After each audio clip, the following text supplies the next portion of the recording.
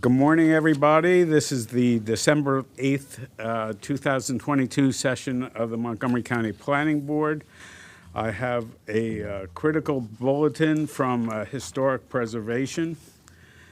On December 8th, 1929, soccer teams from Silver Spring and Rockville played in the first round of the National Soccer Association's Amateur Challenge Cup. 5,000 spectators attended the Silver Spring match, but both teams suffered lopsided defeats. Some things never change. So that's our news for the day. With me today is Commissioner Hill, Commissioner Panera. We're expecting Commissioner Branson shortly. Commissioner Presley will not be with us today.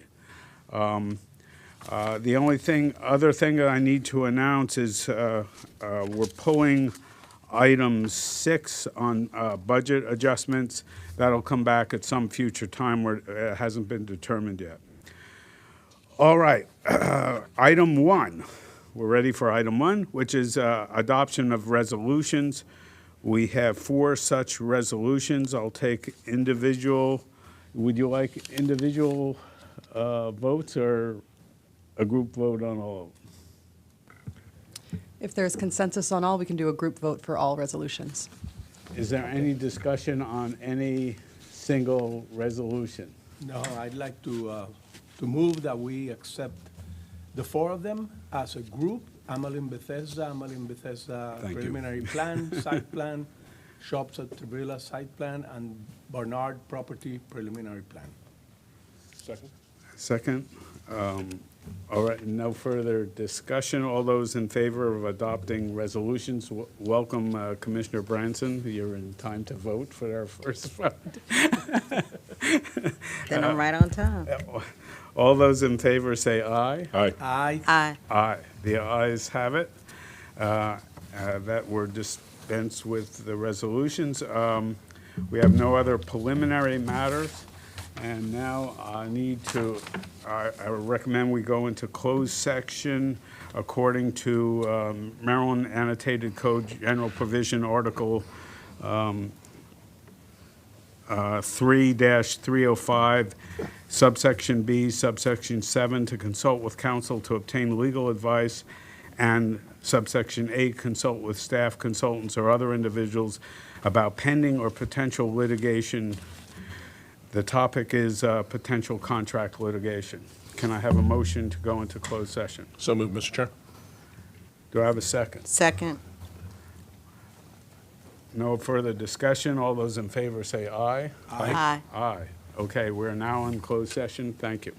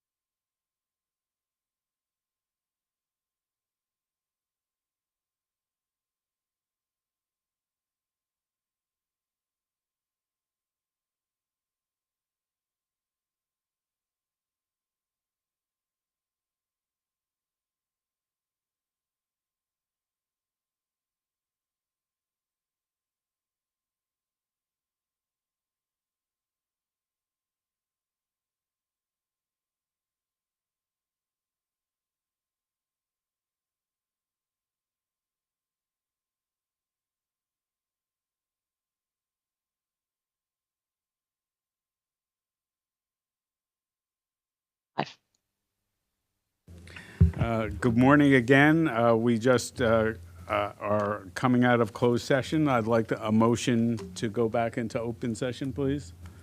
Mr. Chair, I move we go back in open session. I move we go back into open session following the closed session we just did. And we had a second from Councilmember Panera. All those in favor say aye. Aye. Aye. We are now back in open session. We are on item 3, record plats. We have 3 record plats before us, Harding subdivision, Rollingwood, and West Farm Technology Park. Although this is a public hearing, there are no speakers signed up. I will entertain a motion to approve all 3. So moved, Mr. Chair, that we approve all 3 record plats. And I second that motion by Commissioner Branson. Thank you. All those in favor? Any other discussion? I have to remember to ask that. I have a follow-up question, but let's vote. Okay. All those in favor say aye. Aye. Aye. Ayes have it. Record plats are approved. You have a question? Yeah, I just was wondering whether the Rollingwood site really should be publicly posted, because I noticed it wasn't when I was there. I don't have an answer.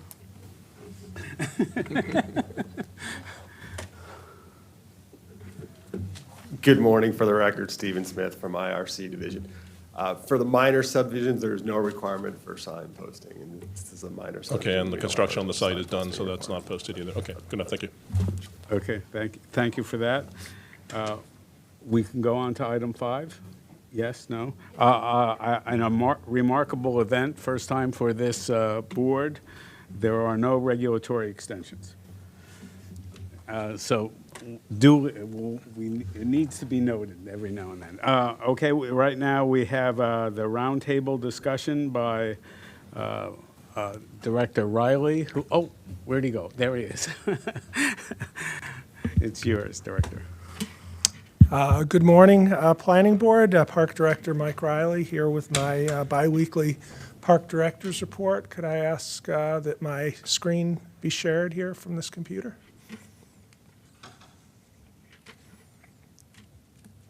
Well, obviously you can ask. There we go. Oh, okay, there. All right, I have a 2-part report this morning, just 2 items. One is I'm going to tell you a little bit about heroic act of one of our employees while off duty, and then in response to inquiries at one of my prior reports, where you're going to get a briefing from Bill Hamilton, a little bit of a briefing about our wildlife management efforts in the Parks Department. But let me ask, do I need to tell any of the board members what this photo is about? I think everybody saw those pictures. Everybody in Montgomery County and the state of Maryland and nationally perhaps are aware of what transpired here. Well, one of our own park employees played a role in this, and I'm going to ask them to come up. Can I ask Tom? And why don't you guys keep Tom company? Mike and Gary and Doug, come on up and sit up front. I don't want Tom to be lonely. So I'm introducing you to Tom Baker. He is one of our park managers in Northern Parks, in the gray jacket there, joined by his management team. I'll ask them all to introduce themselves in a minute, but I'm going to ask the planning board in a moment to join me for a photo op with Tom for a certificate we're going to award him. And I'm going to put him on the spot in a little minute to tell him about his role in this. But the certificate is a certificate of appreciation for Tom Baker and appreciation for your professionalism, commitment, support, dedication, and service to Montgomery County residents during the November 28th, 2022 plane crash. So all of you at the table, please hit your mic and just introduce yourself, and then I'm going to ask Tom to tell us a little bit about his role on that day. Good morning, I'm Gary Burnett, Deputy Director for Operations. Doug Ludwig, I'm the Chief for the Northern Parks Division. Good morning. I'm Michael Jones. I'm the Senior Park Manager at Rock Creek Regional Park. That, I guess it goes to me. So I'm a Park Manager 1 at Rock Creek Regional Park. So I'll just jump right into it. Kind of Please jump right into it and just tell them what what you do off duty, or your public service that you do off duty, and the role you played that day. First, I'm not a very good public speaker, so please work with me.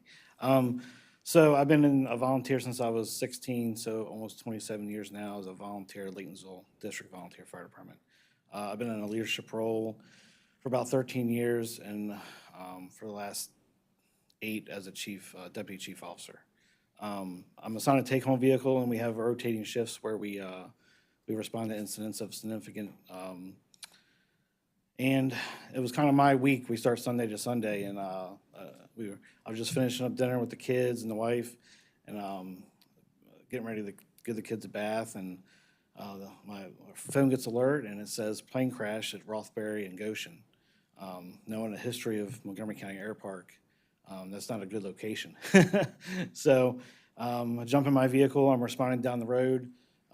Speaking of wildlife, almost hit a couple deer, and continuing the route. The first units on the scene went on the scene with a plane into a tower. You don't normally hear that on the radio. So the adrenaline starts to pump, and I continue on in.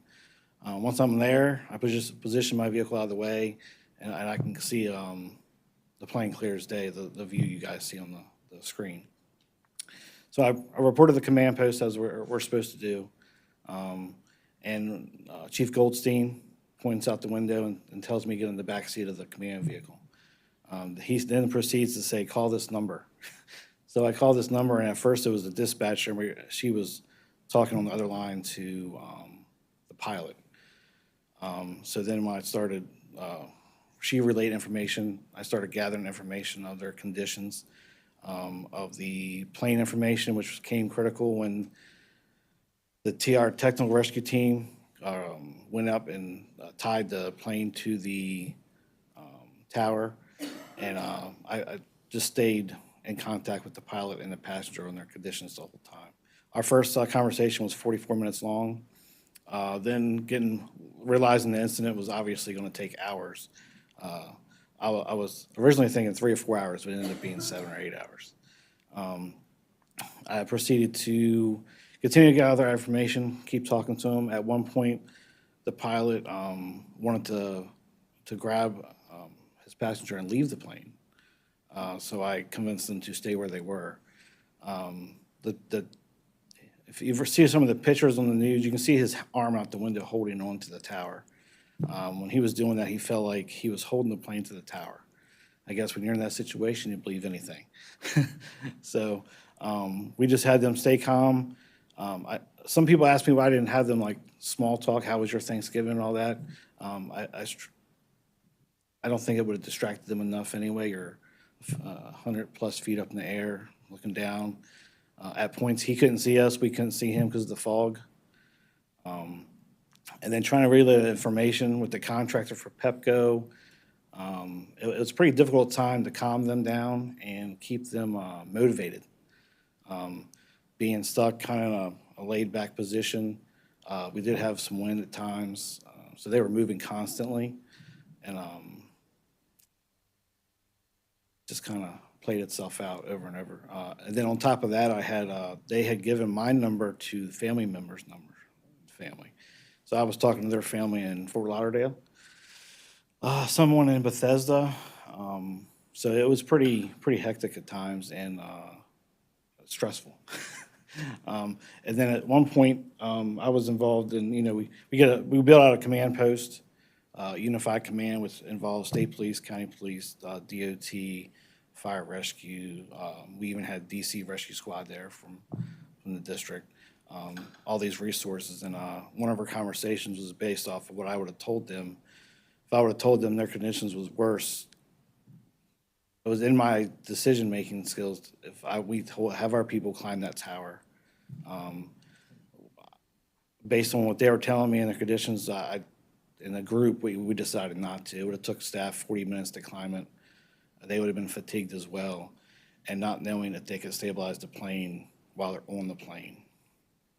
So that was one of the critical moments in the incident, and just kind of weird. But at one point, I was talking to the pilot.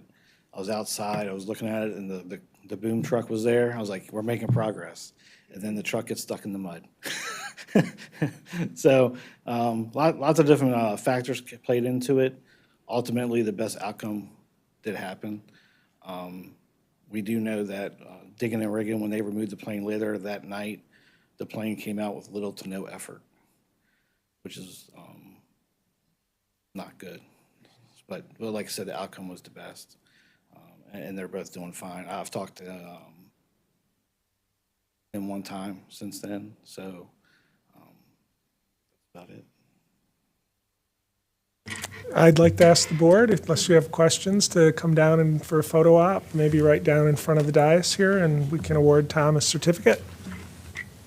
The only thing I want to say is that I really congratulate you because you were one of the first responders right there, right there. I mean, people don't think about what the Parks Department does, but you were the one that was closest to what happened, and you immediately took action. You talked to the person who was driving the plane. You made decisions. You connected with the family. I'm sure the family was very worried about what was going on, and you calmed the pilot. You calmed them. So I really want to congratulate you. I think you did an amazing job. You and the entire group that's here. Thank you. It was a big team effort, and I know over the next few months we're going to have we'll put a team together and talk about it. And I mean, like, this is a once in a lifetime incident, so hopefully I don't get on another one. So, yeah. So, but thank you.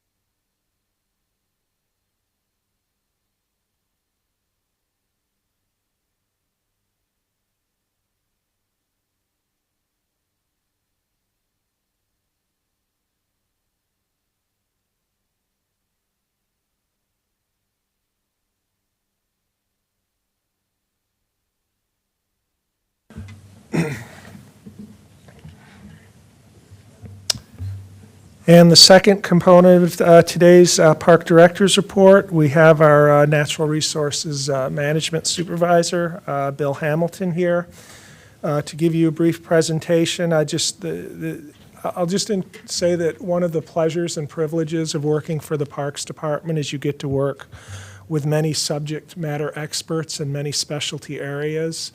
And some of these subject matter experts are probably among the most well-versed people in their field, not only in the region, but in the state. Bill is one of those. So I guarantee if you have a question about wildlife, you will get a pretty good answer. I had to reach out to Bill years ago when some critter got in my shed and chewed off the top of my plastic gas dispenser, and Bill knew right away it was a gray squirrel before I could do anything about it. So, Bill, take it away. Good morning. For the record, Bill Hamilton, Manager of Natural Resources Stewardship. Can I request that the dais screen is shared? As the director indicated earlier, we're here in response to a question of Commissioner Hill to relay the status of wildlife in Montgomery County. I will tell you that's a broad topic to discuss. I'll try to answer your question, but if I miss the mark in any way, please follow up with a question, and we can either find an answer for you today, or we can follow up with a more detailed presentation in session or in person. In addition to answering that question, I'm going to try to provide this board with an introductory to what we do and how, and also to make you aware of some of our key program elements that you may indeed be called upon to address in your time and term with the board. Lastly, I'll note all of these photographs that are part of my presentation today were taken by staff. Beyond just the entertainment perspective, I hope it's proof positive that we're actually in the field and attending to the wildlife stewardship that we've been charged with. And if you have any questions about them, please let me know. So in short, wildlife is thriving in the county. We certainly have some threats and challenges that we're trying to circumnavigate, but wildlife is doing quite well, considerate of the overall plans for the county and the trajectory of those. Mature forest species, by and large, are doing the best. I'll note a few species. Wild turkey, coyotes are pretty much ubiquitous across the county now. That's indicative of mature forest. We also have bears and bobcats that are starting to routinely visit the county. Bears in particular, while they are not known to be year-round residents, we are expecting that that will occur in the short term. It's indicative that overall, our county forests are maturing and providing the necessary connectivity for exploration of new habitat. Any threats to species are most closely associated with climate change. The warming temperature is causing a change of our vegetation and impacting specific species. And then forest stage. And I mentioned we have a very maturing forest, but that's come at the cost of kind of losing some of our grasslands and most notably some of our wetland grasslands. And so species that are in peril, those described as either threatened, endangered, or in need of conservation are most closely associated with those types of habitats. The good news is we continue to try and adapt to both the social influences that cause these and to the habitat change to more closely manage those particular species. Distribution and accessibility of wildlife is much more widespread than it once was. I'll share an example of a slide of our connectivity, mostly the reason, and then also we've just expanded our parkland and those species have taken up residence there. That's a double-edged sword because while a lot of people like to see those wildlife, it also increases the number of human-wildlife conflicts. And we'll talk about those a little bit in more detail. In addition to the broad diversity of responsibilities we have as an agency within the county, there are also a diversity of focuses within the environmental elements. We're here today just to talk about wildlife and the stewardship program's focus, which is to sustain the maximum diversity of native plants and wildlife in our county. We do this primarily for two reasons. One, for heritage, that is to properly steward the species and conditions of the environment that we inherited. And two, we do it to try and sustain some stability in the environment as much as possible. We know that the interrelationships among the ecosystem and ecological functions are very much intertwined, and we don't want to necessarily be holding the Jenga piece that causes the whole tower to collapse, particularly as it might impact humans. I said it before, but it bears on saying again, you know, our wildlife in the county is reflective of human land use and values, both for how humans affect wildlife and how wildlife affects humans. And I can't emphasize this enough, but this is very dynamic. Those things in particular helped shape what we know today, both in our environment and within our wildlife populations, and that will continue to change as our social values, techniques, and so on alter. Just to give you some insight into how we make some of our decisions and do our business, wildlife follows very distinct vegetation communities. And this is just illustrative of the 11 major terrestrial communities of the county. Each of these will have its own distinct vegetation community, and within them are distinct vegetation communities. And so by attending to these, we can make sure that we've preserved and made habitat available for the widest diversity of species. The legend indicates the hottest colors are habitats that are most rare, and then it drops down from there. By and large, we've protected most of the major terrestrial habitats in Montgomery County for future generations. We continue to be attentive to expand those as opportunities arise. As I mentioned, not only are there vegetation community differences within those habitats, there are also micro-habitats like rock outcroppings and dead woody debris and so on and so forth. All of those provide individual niches for select species. One thing I do want to make clear, we are in a unique position here in Montgomery County and in Maryland in general. We are at the polar ends of the northernmost habitat species, and we are at the southernmost habitat. And you've probably heard Maryland referred to as America in miniature. There are 4 different physiographic ranges within Maryland. And so very slight changes in behavior or temperatures and so on can have a distinct impact on species. I alluded to this before, but in addition to just having habitat, you need a variety of habitat within those. This is a simple and traditional secondary succession illustration. Generally, in a secondary succession, a major disturbance follows a 100, 200-year process of conversion from grasslands to mature forest. One of the areas where we are lacking in Montgomery County is this intermediary. We have a lot of mature forest, but that usually ends at some kind of cultivated agriculture or turf grass. And so we are trying to be more attentive and considerate of acquiring and maintaining more grasslands and meadows, and also how we manage those. I will note for the board, forest, we've placed a high value on the forests in Montgomery County, and there are regulatory and value impacts that are ultimately having an impact, a negative impact on some of these grasslands.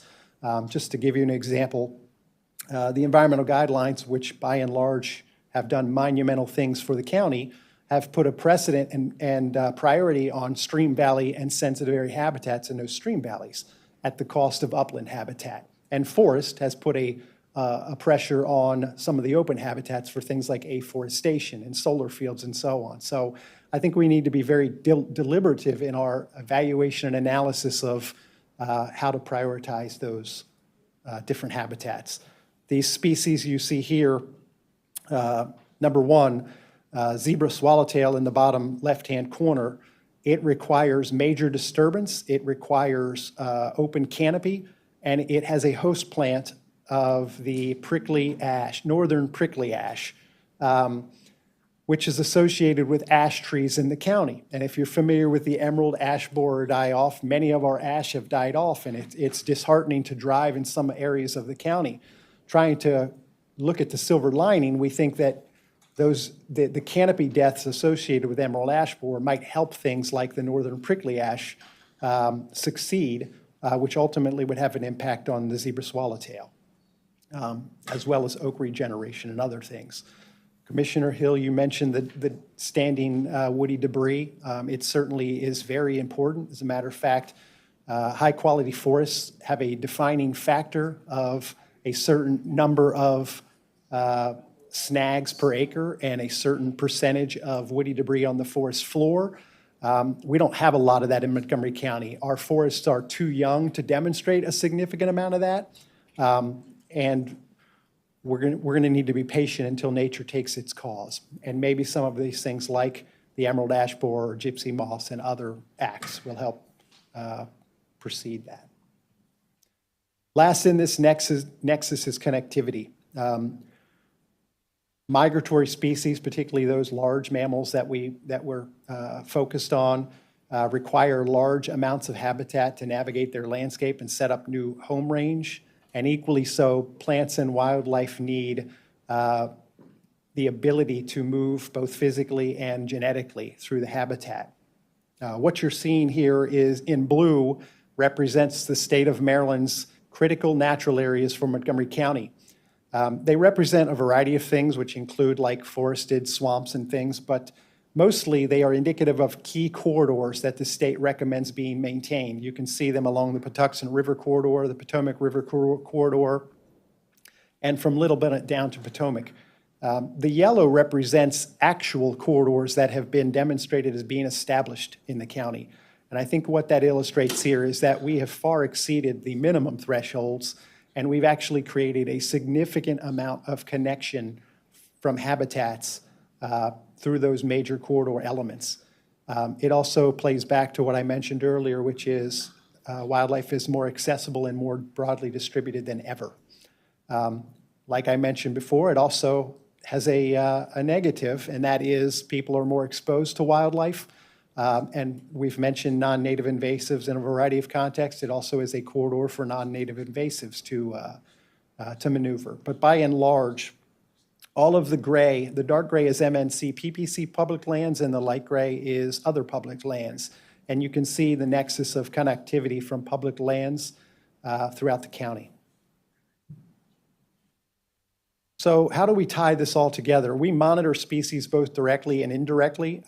While we would have the luxury of being able to monitor every species in every park, I think I don't have to tell you how broad of a responsibility that would be. But this is one indicator of how we manage and address habitat needs in the county. We use breeding bird surveys as an indicator of habitat and habitat health. This is called the Bird Community Index. We have volunteers who go out and do breeding bird surveys every year for us, and we use individual habits of those birds to determine what guilds are necessary and where those guilds exist within the county. In addition to evaluating whether or not the habitat's being used, we can also make broader implications for the success or failures of our management activities and adapt from there. I will note this is intended to be a public-facing product, but it's still being rendered. And so right now, only our volunteers and staff have access, but in the future, the public will be able to go onto this dashboard, and if they have a particular species of bird that they want to understand, or a particular park where they want to know what birds occur, they will be able to play with this, both spatially and temporally. We've found it to be a tremendous tool, and because birds are such a sensitive species, usually the first to react to some kind of negative perturbation, we're able to react and adapt in kind. There are species in need of conservation in the county. I will note that there are no species that have global or continental impacts that we're familiar with or that are listed in the state, but there are species at the state level and at the county level that can benefit.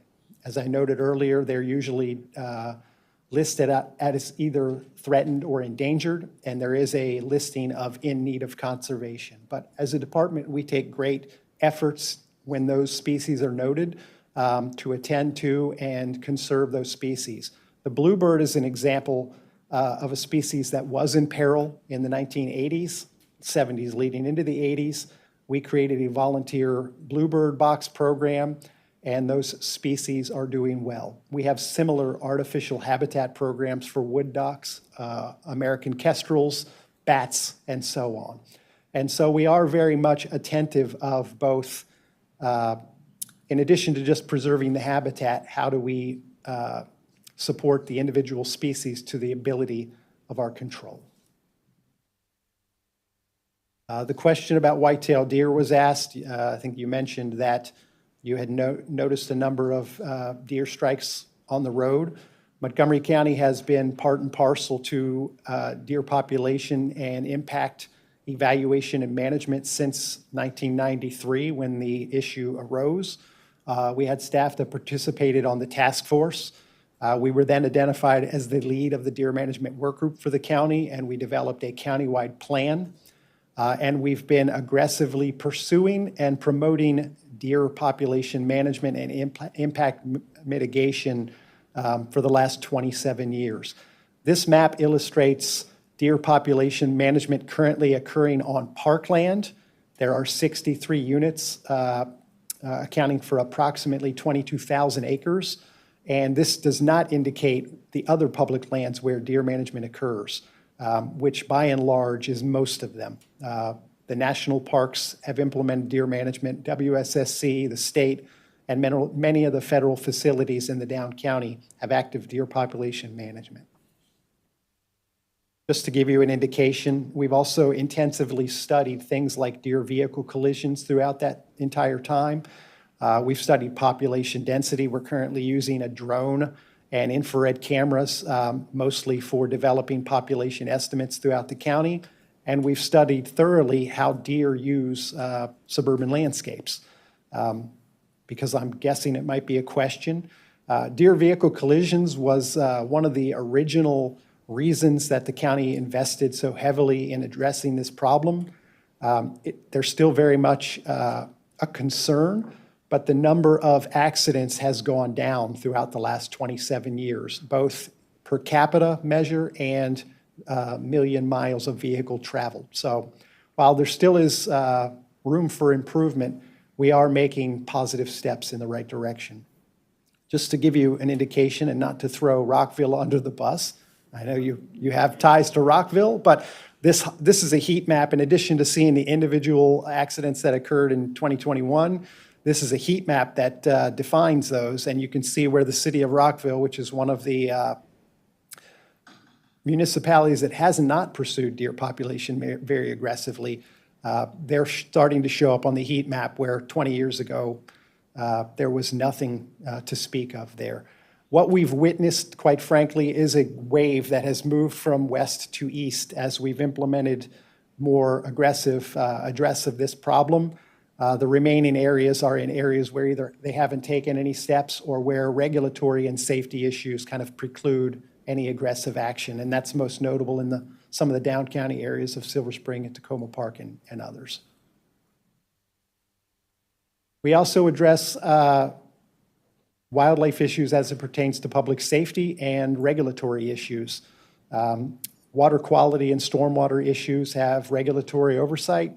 Anytime that a beaver blocks up a dam or a stormwater impoundment, we have a regulatory requirement to clear that for the safety of citizens.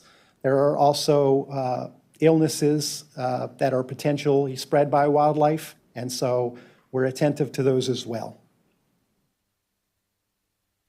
We are responsible for wildlife response, both from a regulatory standpoint and for general care. And so this is illustrative of one of those occasions. It's just one example, but we have a nest of hawks here. I believe that they were red-shouldered hawks, but I'm not certain. But there was a pair of adults and a pair of young in a tree that was decided was a hazard to a home. That tree had to come down immediately. Gotcha. That tree had to come down immediately, and those hawks had to go, but they're federally protected. We were able to remove those hawks, create our own nest, and both navigate the care of the animal and the regulatory requirement that would have prevented it. I just want you to be aware these are the three species that are on our radar for the future. Coyotes are ubiquitous. There have been a few occasions where pets have been preyed upon, and if they exhaust their opportunities at natural prey, they could become a hazard and a nuisance to citizens. Bears as well, just an alarming figure. They're not really a hazard, but they are a nuisance and an alarming figure to citizens. We've had a lot of copperhead reports recently, interactions with human and copperheads. Copperheads are docile and not very aggressive, but they are hazardous. And so we don't have an answer as to why yet. We're evaluating whether it's climate related or related to more activity in our natural areas. And lastly, I'll just say we're being attentive in the future of the following, and I ask that everybody be. We need to be mindful of better balance for habitat diversity so that we are caring for those species that are suffering, avoiding overcorrection of making radical decisions for things like forest cover. We need to focus on investment in wildlife passage. All of those corridors encourage movement, particularly of large animals that can be a safety hazard. And we've been successful on new roads, but these are costly and a challenge to engineer. And so we've been challenged. We're going to continue to focus on finding corridor connections and protection of additional habitats. And then lastly, we're being considerate of and responsible of our lighting practices. Lighting has an impact on wildlife, and we need to be taking responsible measures to utilize practices and best management practices considered of those.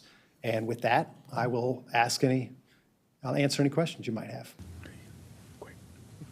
Commissioner Hill. We can talk for hours, and we don't have that time, but let me cherry pick a couple questions for you. Absolutely. One is, I just want to come back and make sure that I'm really understanding that our afforestation as a land use practice may be interfering with grassland habitat. Do I That's correct. infer that? Yeah, so another balance of that might be appropriate. It should be giving thorough and thoughtful analysis. Okay. I observe that we have wildlife corridors, and they're mostly in our stream valleys. Is that an accurate Correct. statement? Now, one of the things I'll observe, and I will admit, I live in the hot spot on your scatter diagram, but it strikes me that one of the problems with the deer population overgrowing in that area is destruction of the riparian zones along the streams.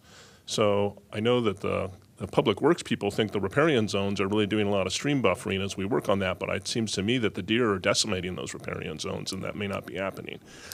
Deer are one impact on stream valley buffers, absolutely. Okay. You also, and I'll just state this as kind of mentioned, the idea of having too clean a forest, right? Woodfall is important there. We have a history of just removing it as we remove the trees, and I think that practice is abated. I'll also mention that I happen to know about pawpaw trees, and one of the problems pawpaw trees are having is that they're primarily pollinated by carrion beetles, and we are cleaning all the carrion out of the environment, so that's impacting the trees. And I don't know if there are other examples you can give of sort of too cleaning of the forest ecology that we could consider as other practices. I'm not sure I followed the question exactly. Are you looking for a similar example? No, I'm just wondering, well, are there other things that we do because we think that we're improving the forest that are actually interfering with the forest ecology? Yes. I will note, though, that the forests that we know today are largely also a result of those things that we did because we thought that they were right or that we needed to do to survive, like fire by the Native Americans or timbering by the early pioneers. They resulted in some uncharacteristic qualities of our forests now that might not be sustained in a natural ecosystem. And so it's hard to parse those out. But absolutely, we are making decisions every day that will influence the trajectory of our forests and ecosystems. But that's carried through, that's in the nature of our genes. Yeah. Is that missing intermediate stage a sort of shadow of the development boom in the mid-20th century that is just missing that period then? It was a highly manipulated forest structure that we've abandoned. You know what I mean? Agriculture techniques have radically changed. Forestry is all but missing. You know, any kind of timber removal is missing. Our forests are becoming much more mesic and homogenized, which will have an impact. It's not necessarily catastrophic, but it could impact the diversity of species at a broad scale. Okay. This is an open question for you. Do you feel that we're missing important habitats in the park system in terms of what we might acquire in the future? I don't. I think that this county has done an excellent job of preserving examples of unique habitats. Most of the rare habitats of Montgomery County are owned by the commission. And we've been responsible, and we've had the luxury of having funding and support from boards like this to continue to evaluate where those important habitats exist and to acquire them as they become available. I think we've done a great job to responsibly acquire habitat. Okay, good. Thank you. Do you have questions? I have a question for you. I don't live in the hot zone where Commissioner Hill lives in Rockville. I live in the Aspen Hill area. And over the years, I have seen an incredible increase of deer in my neighborhood. I mean, it's like packs of deer. And a lot of my neighbors have complained that they really can't have a garden because the deer come and eat the garden. We've also seen a lot of foxes, which, they represent a threat to people that have dogs or whatever. I don't know who in the county whether the Parks Department is responsible. I know that you mentioned that you work with the county and you work with other agencies in terms of deer control. But who ultimately is the main agency for dealing with this? I mean, I appreciate when you talk about the animals that are in extinction and what the Parks Department is doing in terms of, providing, given the climate crisis that you guys are helping those animals. But on the other side of the coin, you have a situation with deers. I myself had a collision with a deer. I know council members have had. I remember when George Leventhal had to have multiple surgeries because of a collision with a deer. So the question is, who is responsible and how do you manage this deer situation? So I'll answer that in three parts. One, we're all in this together. It's going to take a community effort, of all of the agencies and some citizen involvement and a comprehensive approach, and that's what we've presented. Legally, the state of Maryland has authorization and authority for wildlife species of the state. Anything we do on parkland to manage white-tailed deer, for example, needs to be approved by the state of Maryland. And there are limitations to that. We face limitations where we have to be at the negotiating table. So they're the overarching body of authority.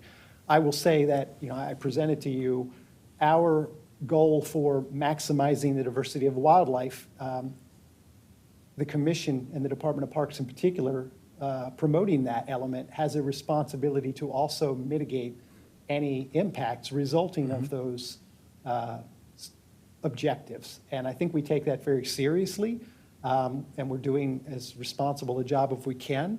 And I'll leave it at that. Certainly, we have an opportunity where citizens like yourselves or board members, be it the case, you can share with us the information of where you're experiencing problems, and we're available to try and help address that problem on a personal basis, but also at the park level. And so, as it pertains to parkland, the buck stops here. Okay. All right. Thank you very much. Commissioner Branson. Yeah, and that was my questions in two parts. One is, for the average, I live in an area in East County that is totally like surrounded by the forest, right? Bambi's my friend. I'm good with it. I just buy deer repellent. So I have lovely hostas as a result. Anyway, here's actually my question.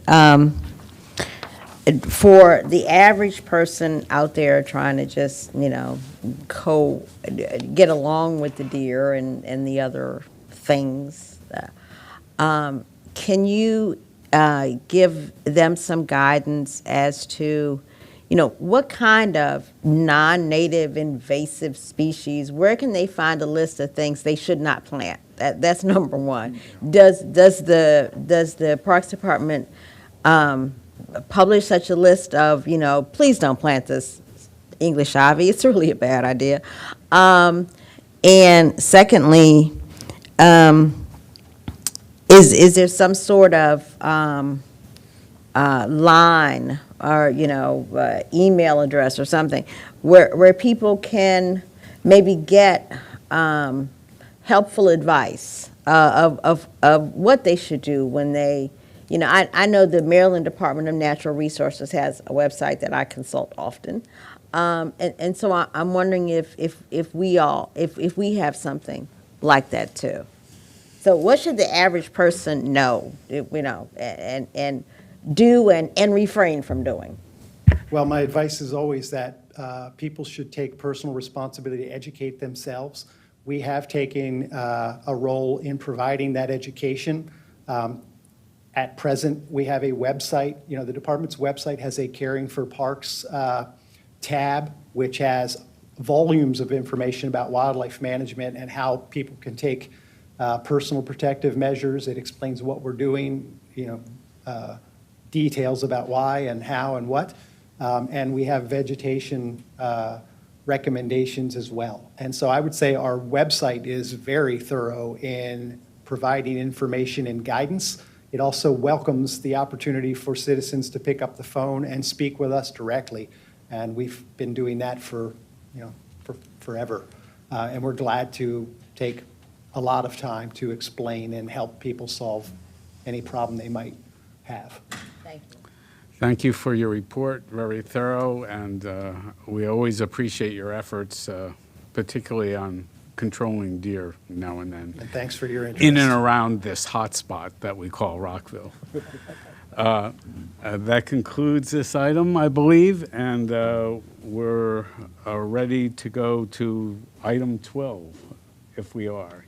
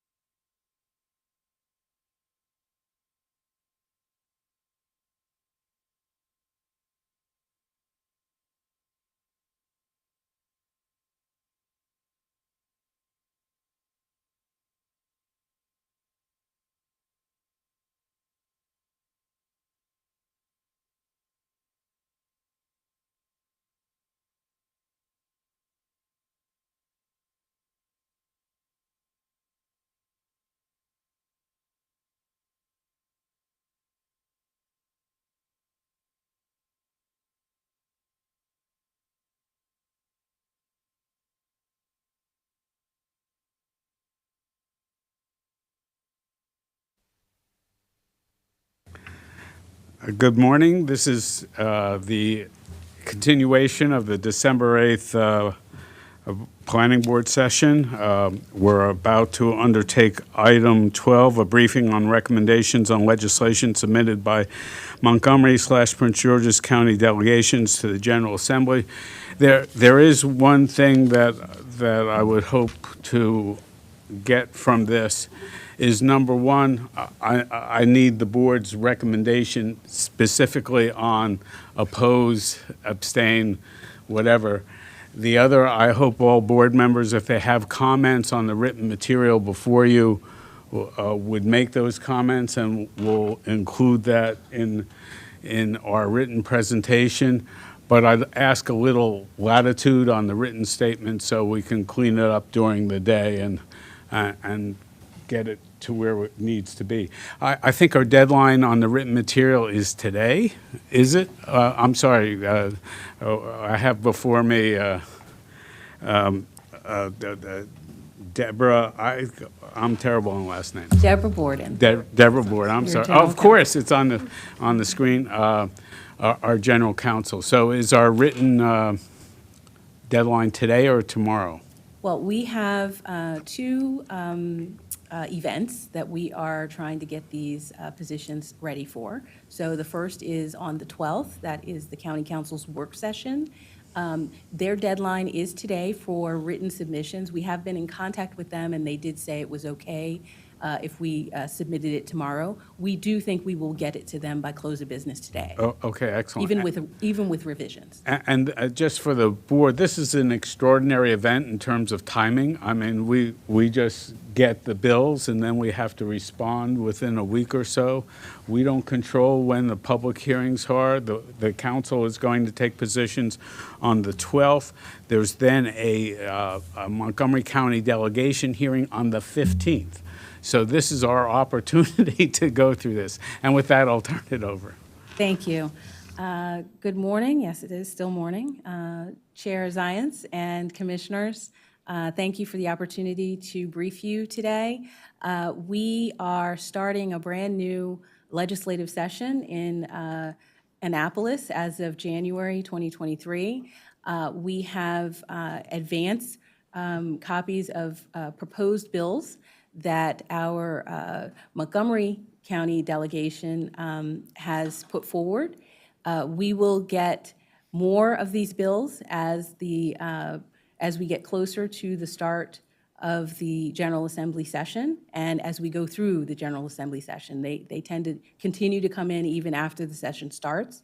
We will brief you as needed as we go along, and as we talk with various members of the delegation, talk through these bills and other bills, we will keep you informed. So this is our first, probably of several, briefings that we will have on the legislative agenda. The first bill that's up is MCPG 103-23. Let me just explain really quickly. Our bi-county bills are often named in this fashion, MC/PG, because our section of the code, the land use article, is a bi-county section and generally has legislation that applies to both. It has separate legislative sections that apply in only one county versus the other. And so generally speaking, these bills have to go in as bi-county bills. So our first one is 103. It deals with adding a provision that requires interest arbitration for reopeners in collective bargaining. The short story is that we had a dispute with McGeo, our union, one of our unions. We had a reopener. It was about the vaccination requirement.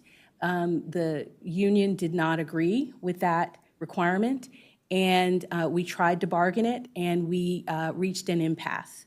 And we were then in the position of implementing our last best offer on the vaccination requirement, and the union thought that that was inappropriate. They thought that that was an unfair labor practice. We shouldn't have been able to do that. We should have gone to a binding arbitration. The law didn't require that, and we went to court, and the court agreed with us that the law didn't require that. So McGeo is now attempting to get the law to require that in the future. So we are recommending opposition to this. We do think that it is important because even though it's a rather esoteric issue, a rather specific issue within the collective bargaining structure, it is important because things like vaccination requirements are policy decisions that really should be made by policymakers and not arbitrators. So we are recommending opposition to 103. 104 is a bill that is entitled Restructuring MNCPPC, and the bill calls for a task force charged with the study of restructuring the commission to remove the Parks Department, Montgomery Parks, and Montgomery Planning from the commission. Of course, the impact of this would be to abolish the commission, because once the commission is gone, it's no longer a bi-county agency. It just becomes, like everybody else, the Parks Department and the Planning Department in both counties would have to then be under the government of each county.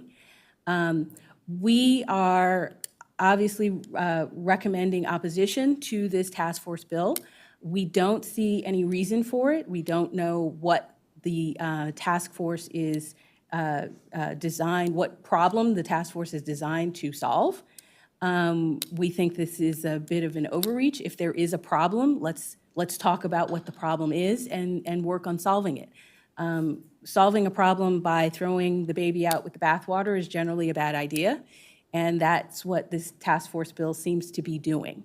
So obviously, this is a big existential bill for us, and we are very concerned and focused on it. We have plans to attend both the county work session in order to answer any questions they might have, even though they haven't said that they're taking public comment at that work session. We do intend to be there to answer any questions they might have and give them any information that they might have. We also intend to be at the delegation public hearing on the 15th. We will have prepared testimony, written and verbal, and we will be there in force to answer their questions as well. So that is a very big issue for us this time. MCPG 105 is called the Trust and Transparency Act. It also has some changes to our section of the Land Use Code. Its various changes include removing the appointment authority for the Montgomery Planning Board Chair from the County Council and giving that to the County Executive. Our recommendation is that we take no position on this bill, that we provide an informational letter that gives information about how these changes might impact our operations.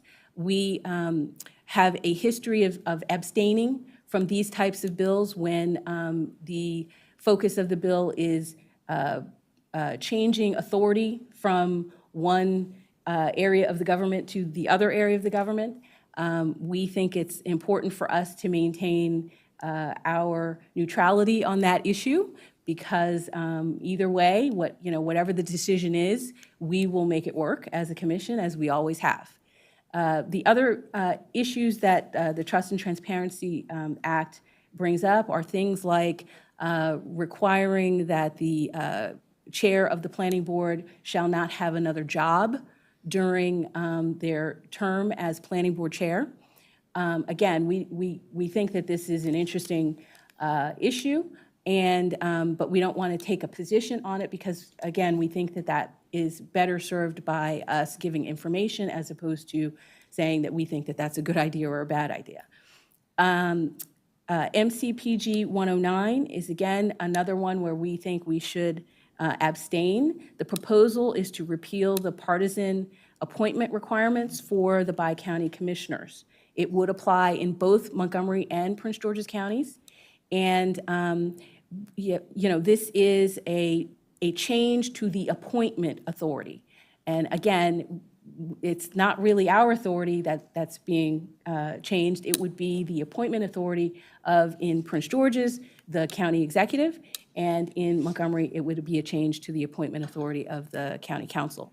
So we think that it's better for us to provide information about that and then step back and let the decision makers do their thing. That's what we have for you today. The important dates are on the screen. We have our briefing today. Our briefing went ahead in Prince George's at their meeting this morning, and they did agree with the positions that we've taken, that we've recommended that we take. They had a few tweaks to 109. They wanted to add a little bit of language about the partisan appointment issue. And so what we would like to do is to be able to share any of that wordsmithing with Chair Zients for his final approval, and also share that with Chair Shapiro for their final approval before we submit these positions to anyone outside the commission. I am happy to answer any questions you might have. All right, if I can go through this one at a time so that we can get positions on the table. Sure. The first one, collective bargaining, the recommendation is to oppose the bill, to retain management's control of what's going on. This is a sort of typical kind of labor bill that we get. Do I hear any motions? Can I just make a comment on that? Sure. I think it's also important that staff brought out and did a good job to say that we want to keep the decision-making in a sort of responsible public domain as opposed to having a disassociated private party making that decision. And you didn't mention that, but I think that's, I think the stronger one for me on that particular point. Okay, we can. I have a comment too. I think the fact that we've already have an agreement with the union, with McGeo or whoever, whichever unions we have, it would be like starting from scratch again. I think we need to honor, and I know the unions oppose this 103, so. No, the unions support 103.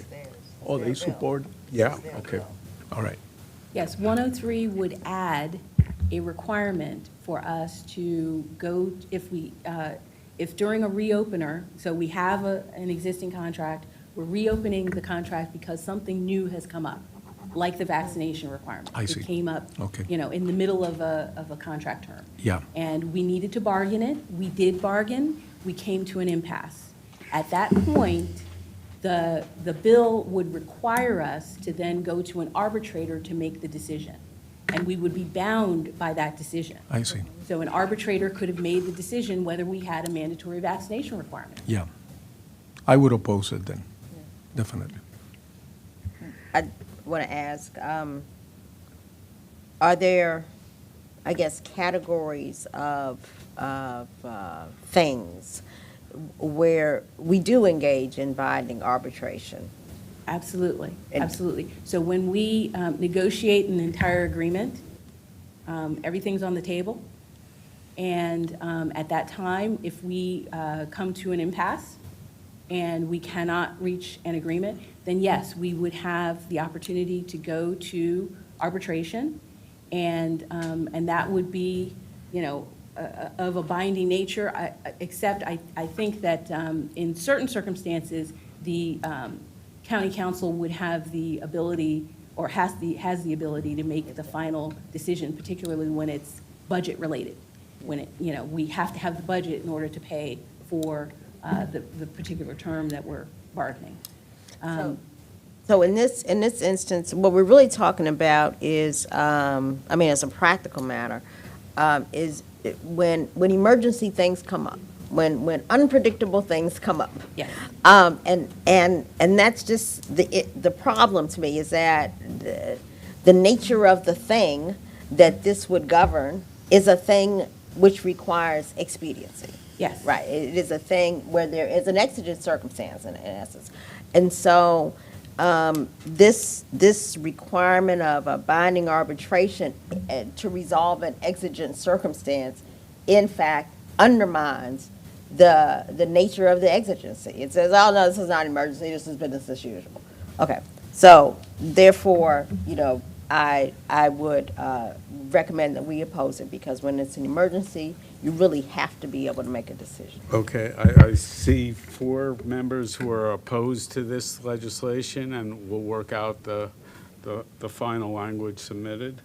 104-23 is the restructuring task force. We have lots of reasons to oppose this. It is a fundamental change to our structure.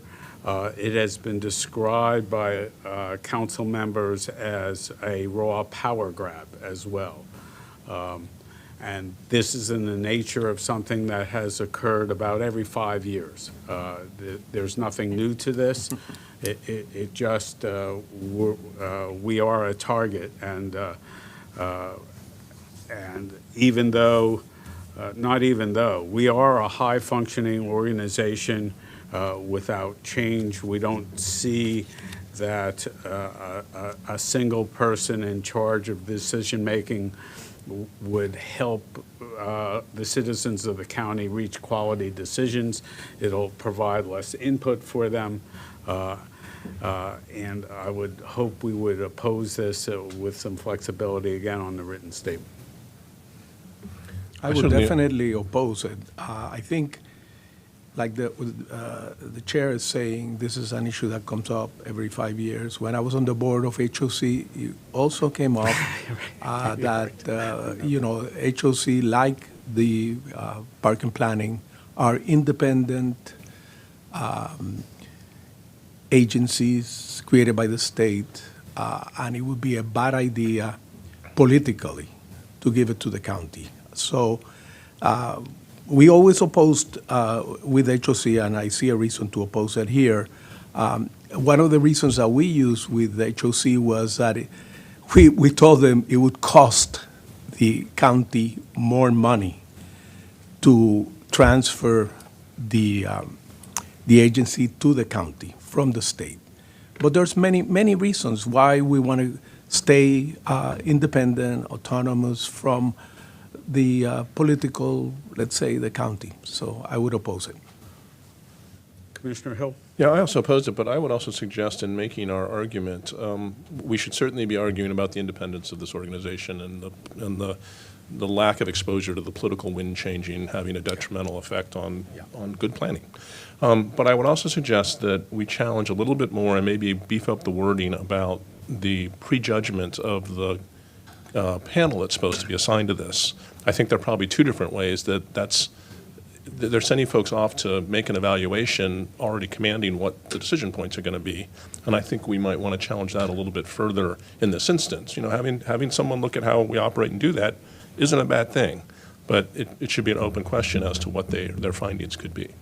And I didn't really get that from the resolution. I'm sorry, I don't have the actual language to propose an alternative. I can do it over lunchtime if today's the deadline, but that's my suggestion. I just would like the flexibility to include that statement within the statement. Yeah, itself. the staff have that. It's sort of a one sentence, the first one, so if you hit them right away.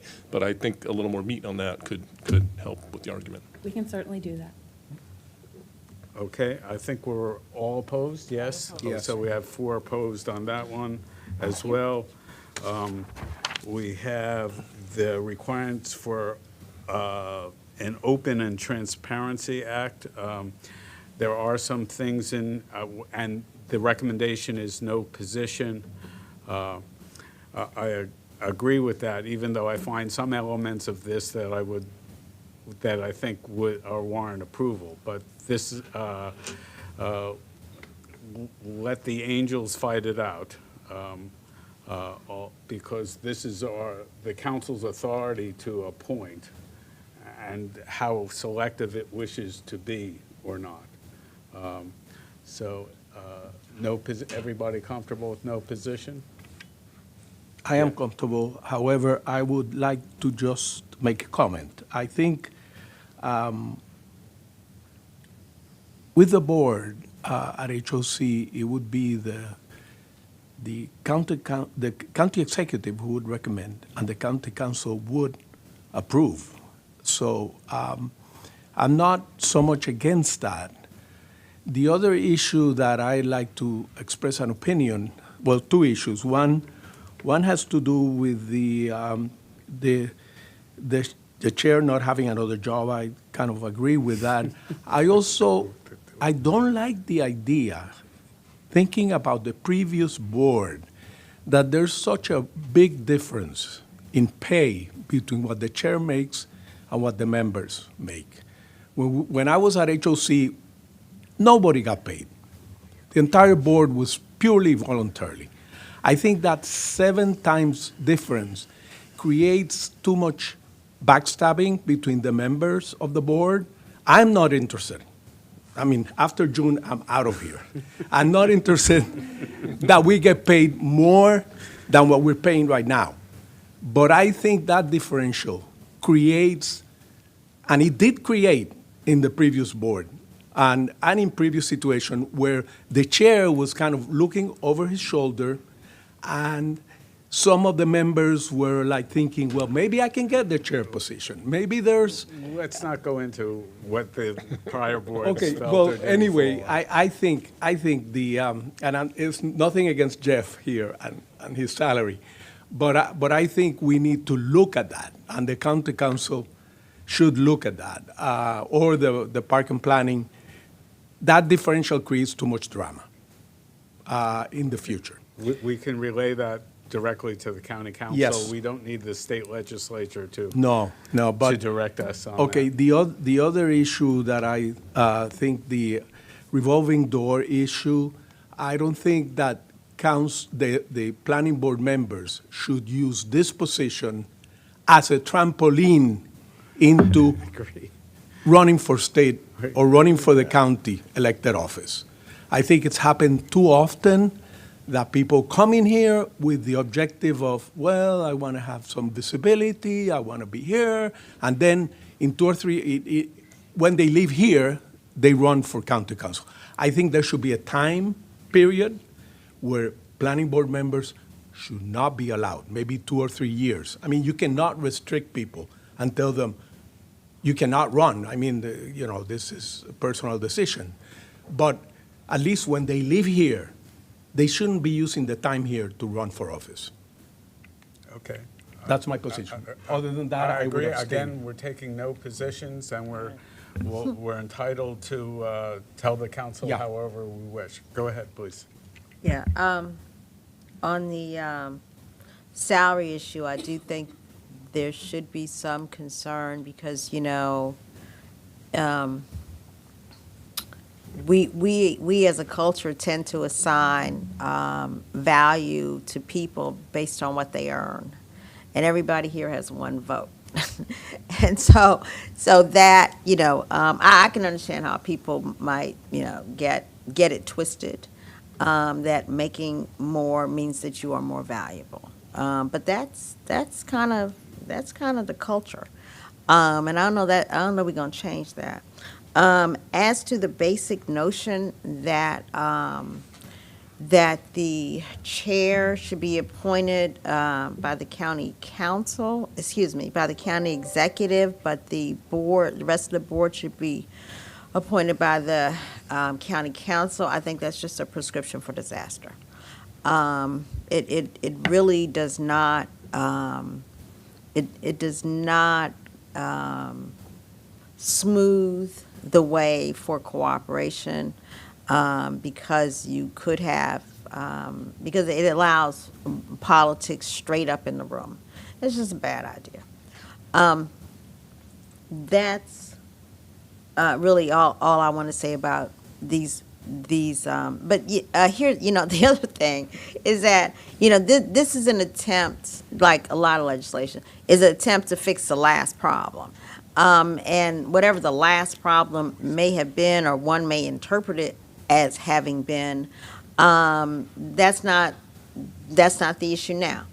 And so, to me, legislation should always be looking at resolving an issue or fixing a problem, and frankly, this doesn't do any of that.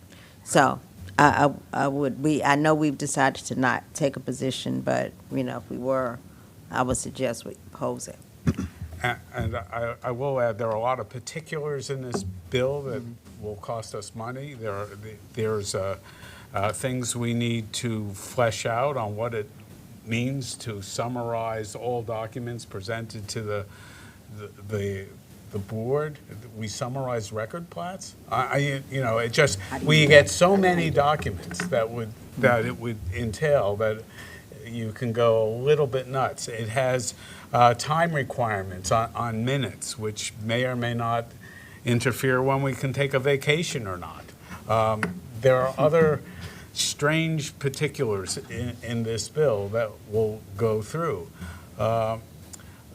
It's somewhat interesting, but again, we're all okay with no position? No position. Yes? I'd like to add one comment, which is I think it's a good tactic on our part to have restraint here to actually make our other point stronger. Right, I agree with that. I'm there too. And look, the second bill, the last bill, 109-23, which would delete the requirement for testing political parties. On a personal level and a professional level, I certainly agree with that. We're an apolitical board. We don't vote on party lines. We don't call our precinct captains to see how we should vote. That is not our nature. And to put that into the selection process just distorts what is going on. Having said that, it is also part of the other bill, which deals with all the criteria that a board member is selected. Having no position on that other bill means we really need to take no position on this, despite my speech. Okay? Okay. Anybody object to no position? No. Okay, I think we have enough to go on. You don't need anything more formal than what we did? I have enough, thank you. And for the record, just for the record, I had nothing to do with my own salary. I never asked about salary in the appointment. I found out what I was making when I read the appointment resolution. So just to put that record, and I agree that other commissioners are underpaid, but again, we'll face that on. Okay, I think that concludes this item. Thank you very much for a lot of work and a lot of forbearance here. We appreciate it.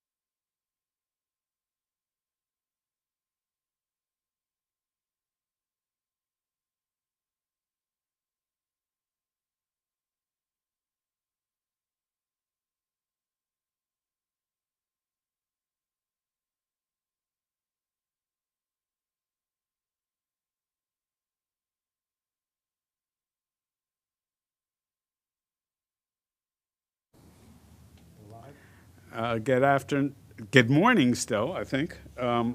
This is the December 8th session of the Montgomery County Planning Board. We are on item 8, climate assessment tool for master plans and ZTAs per bill. Number 7.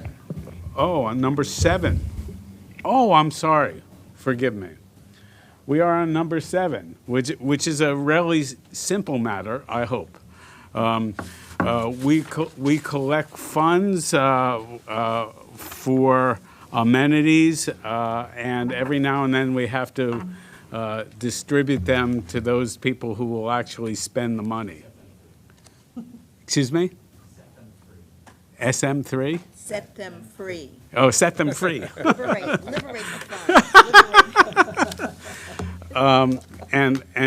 I think we've all seen the packet that has the staff recommendation to give some of these funds to the, not give, but to allow the Bethesda Urban Partnership to use $48,267 of this money, and $30,000 for the Parks Department, a PDF. 300,000. You forget the 300,000, I'm sorry. 485. I'm trying to shorten this, and I'm not being successful.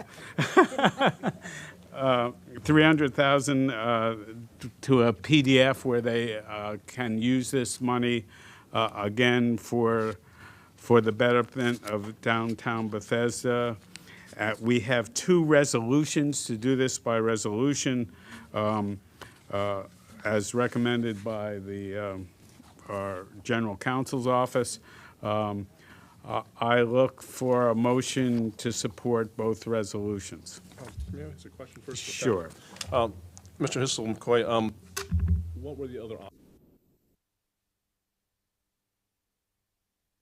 I thought I got it. Were there any other options for how this might be spent that didn't make the table?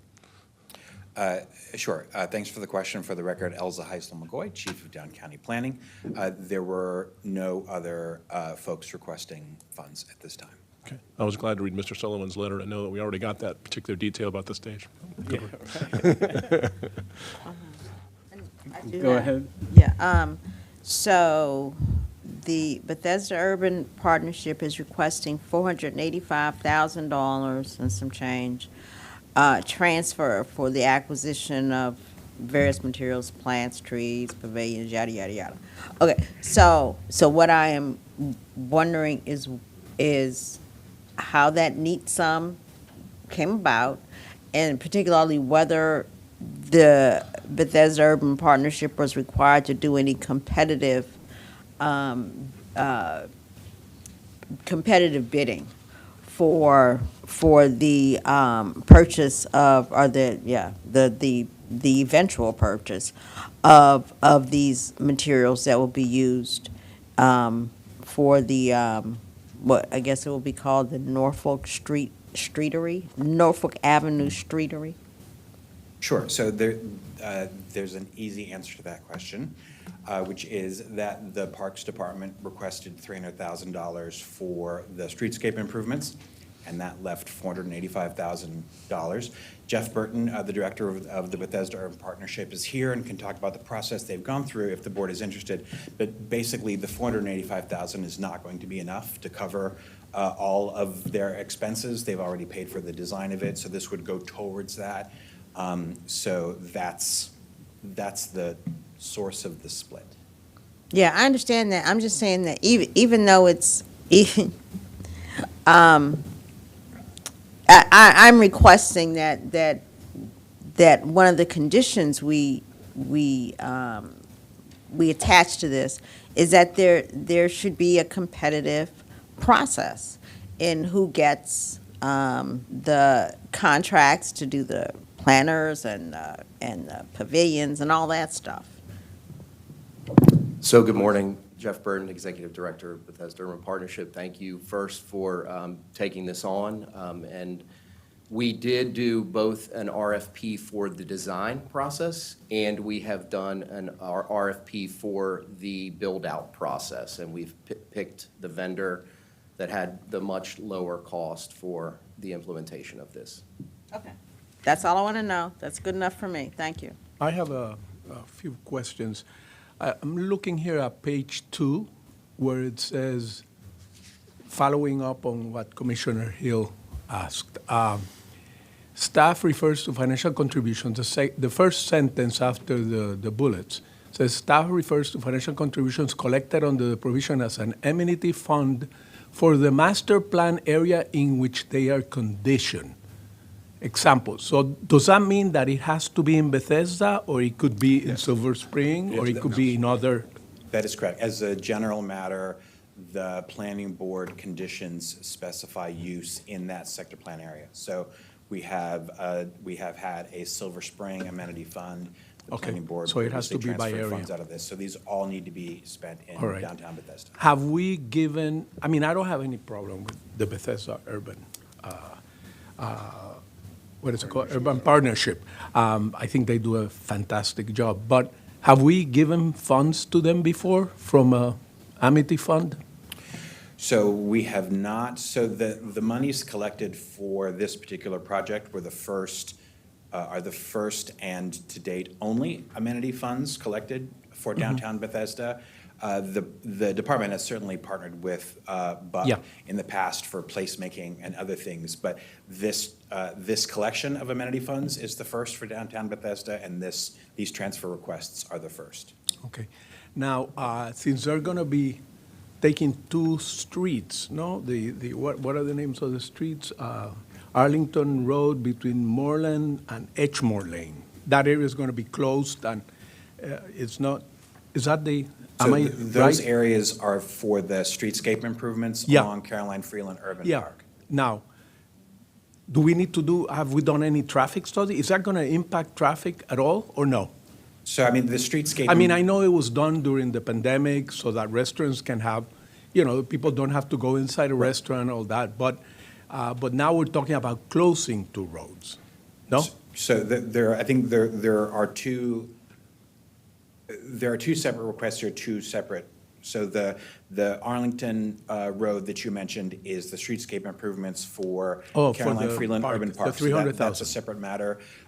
The streetery improvements are temporary.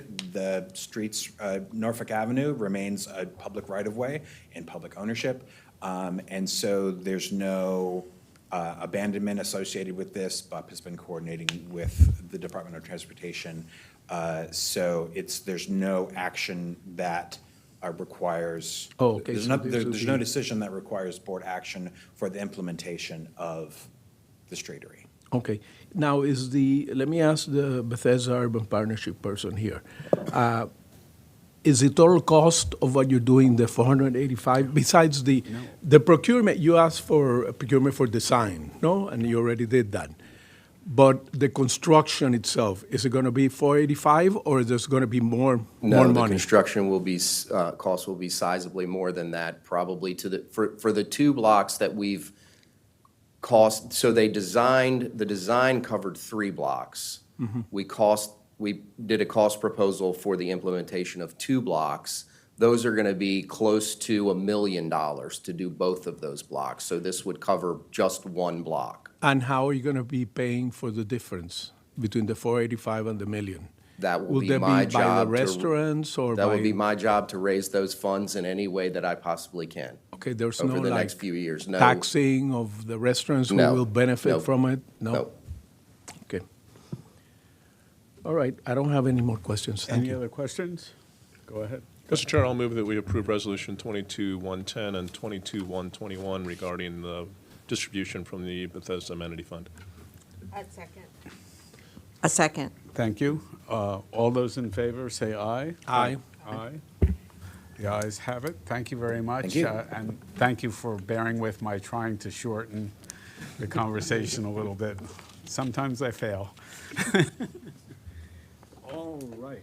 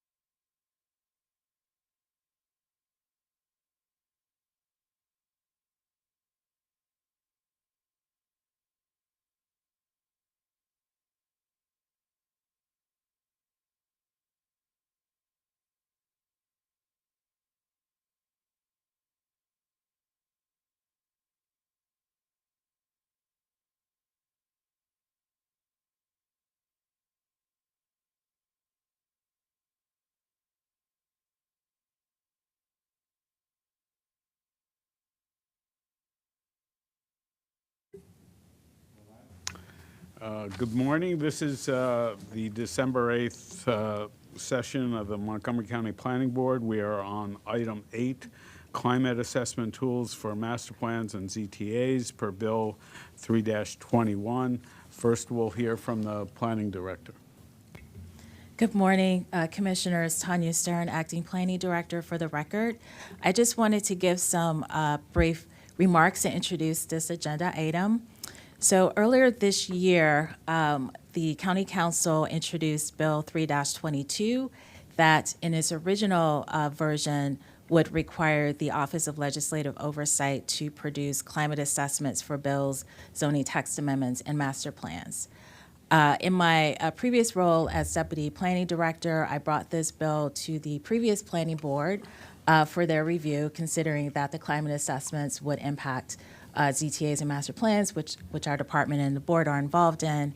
And what came out of that discussion was the board's recommendation that the bill be amended so that the planning board, through essentially the planning department, but the planning board would be responsible for producing climate assessments for ZTAs and master plans, while OLO will still maintain that responsibility for bills.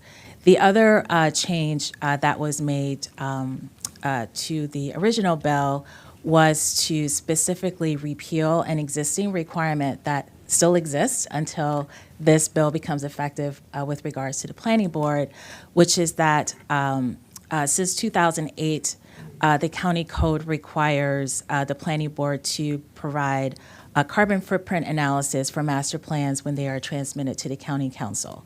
So ever since then, for almost 15 years, when a planning board draft plan is submitted to the county council for their review, there is a document that goes with that, which is the carbon footprint analysis.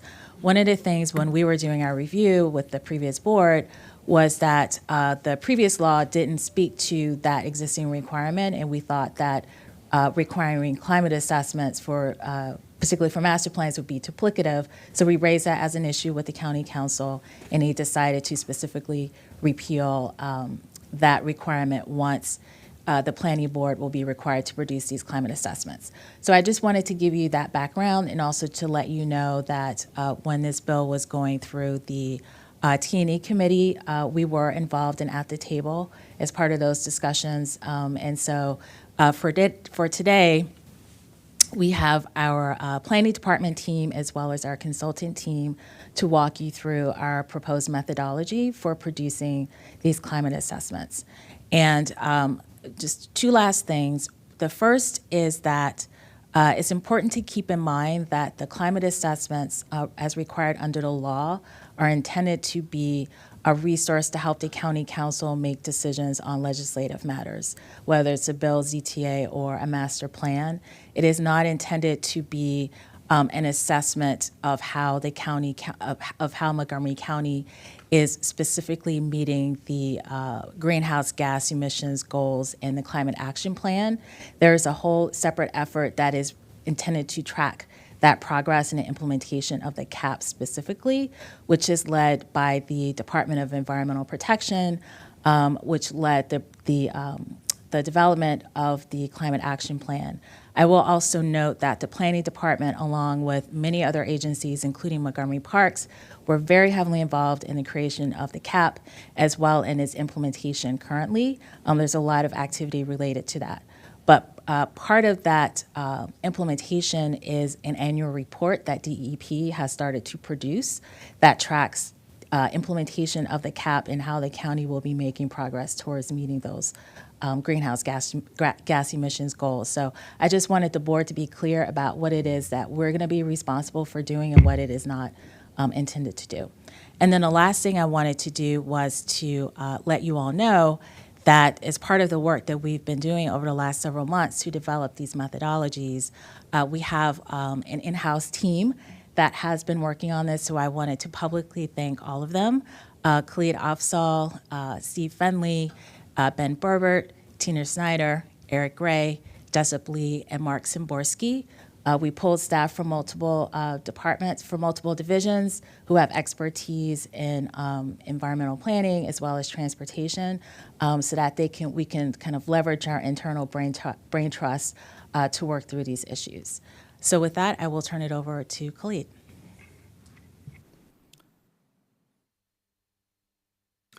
Thank you. For the record, Khalid Afzal, Special Projects Manager with the Director's Office. And with me today presenting are Steve Finlay, Environmental Planner from Mid-County Planning Division, and two members of our consultant team, ICF team, who will introduce themselves when they speak about their slides. And as Tanya mentioned, we also have the full planning department team who worked on this present today in case we have any questions. And Caitlin Simmons from the Office of Legislative Oversight is also participating in this meeting as the Office of OLO is also doing their part of the developing these climate assessments as Tanya mentioned. We are presenting staff recommendations for the Planning Board approval of a methodology and a template to conduct climate assessments of ZTAs and master plans as required by County Bill 322, approved by the County Council in July of this year.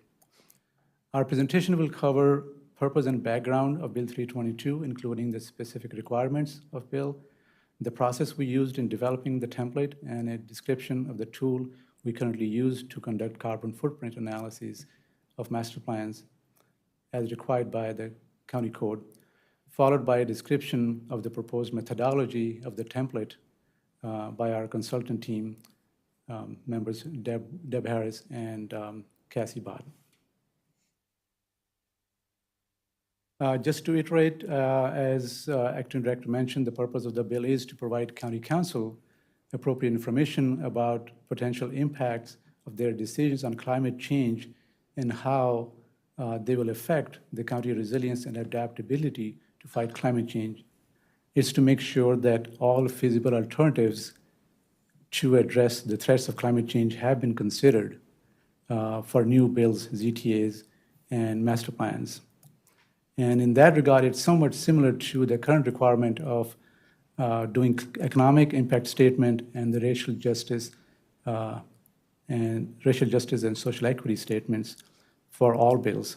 And again, the intent here is to give the County Council a directional estimate of whether there is an impact, is it negative or positive, and where possible, to give an estimate of what's the scale and scope of that impact.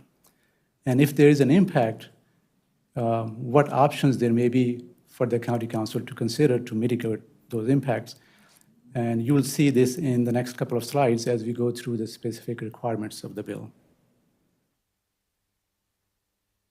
Again, climate estimate is not meant to duplicate, and especially when we are designing, we were working on this tool to develop, that was the intent, that we didn't want to duplicate what's happening already with the Climate Action Plan, as the Acting Director mentioned. Some of the tasks that Climate Action Plan, which already coordinates the reporting of programs and actions performed by all county agencies, including Planning Department, that contribute to achieving the goals of the Climate Action Plan. So they're complementary, they're not supposed to be duplicating each other. Now, specifically, just a question, in that previous slide, what is DEP? Department of Environmental Protection. Okay, all right, thank you.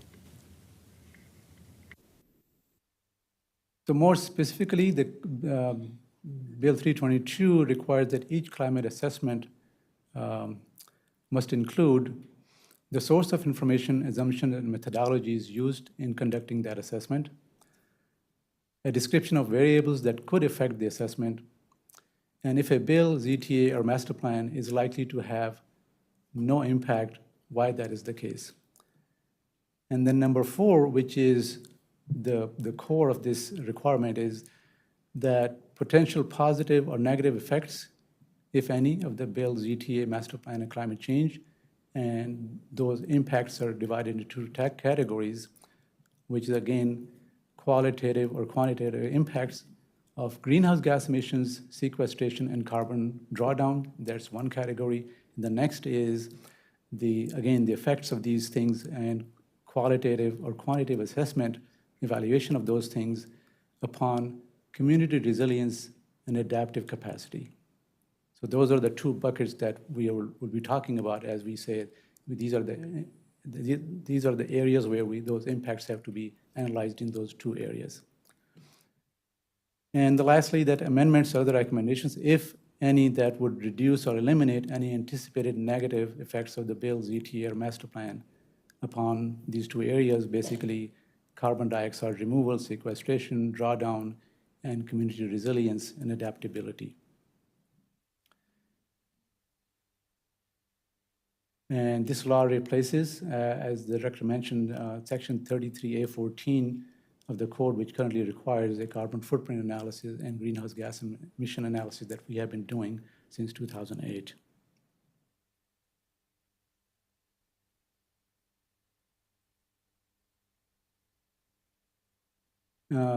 So again, more specific requirements, which requires that each climate assessment, sorry, I think the planning department hired a consultant to help explore. I think rather than go through all the process, we're interested in where you came out at the process, not. Can I actually specifically jump in? I think it actually is very important to talk about the process because the county council asked us specifically to do stakeholder engagement, and that was a significant part of this project. So I would ask that Khalid be able to share that with you so that it is part of the public record.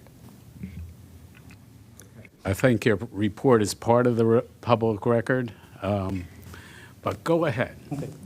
And just briefly again, as the acting director mentioned, we have been part of the process at the county council from the beginning, from the introduction through the T&E committee assessments. During that discussion, the county council was requested by the stakeholders that it should be included in the bill that we have a stakeholders group and the planning department, the planning staff effort that we can do that. It doesn't need to be included because it's a one-time thing and we'll continue to do that. So following that, we convened a stakeholders group that will be described in the more detail in the next slide. We also briefed members of the Maryland Building Industry Association as we were developing this methodology and assessment. And we has consulted with staff from DEP who are involved in implementing the recommendations of the county's climate action plan. And we shared the draft recommendations with the staff from OILO who are developing their own climate assessment template for the county bills. And if I can just add really briefly, just a word of thanks to the Stakeholder Advisory Committee.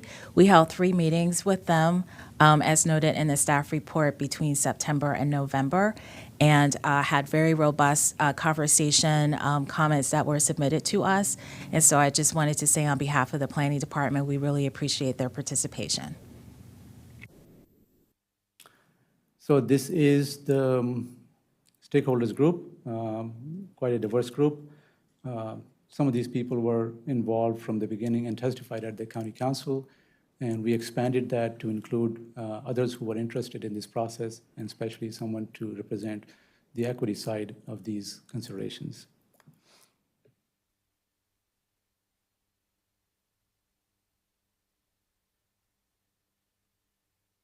Now, just briefly about ZTA and master plans. Any ZTA is an amendment to zoning ordinance with Chapter 59 of the county code, and ZTAs can cover a lot of ground. They vary in scope from small changes, administrative processes such as noticing requirements of applications to minor changes in regulations such as it could be the size of the required signage or property or the changes to the, for example, the fence height. But then they get into more complicated issues ranging anywhere from creating whole new districts or overlay zones or changing, making significant changes to density and height and buildings and everything. So there's a wide range of what zoning text amendments can do. Master plans, when we say master plans here, we use the term master plans to say master plans and master plan amendments. They can include general plan, which is starting now is Thrive Montgomery 2050, functional plans that are topic specific or address a infrastructure system mostly countywide, but but even if not countywide, they cover a large area of the county. And then we have master plans, which are also called area master plans or local master plans, sector plans, and minor master plans, again, depending upon the size of the area or what they're doing. Two kind of amendments, comprehensive amendment and minor or limited amendments.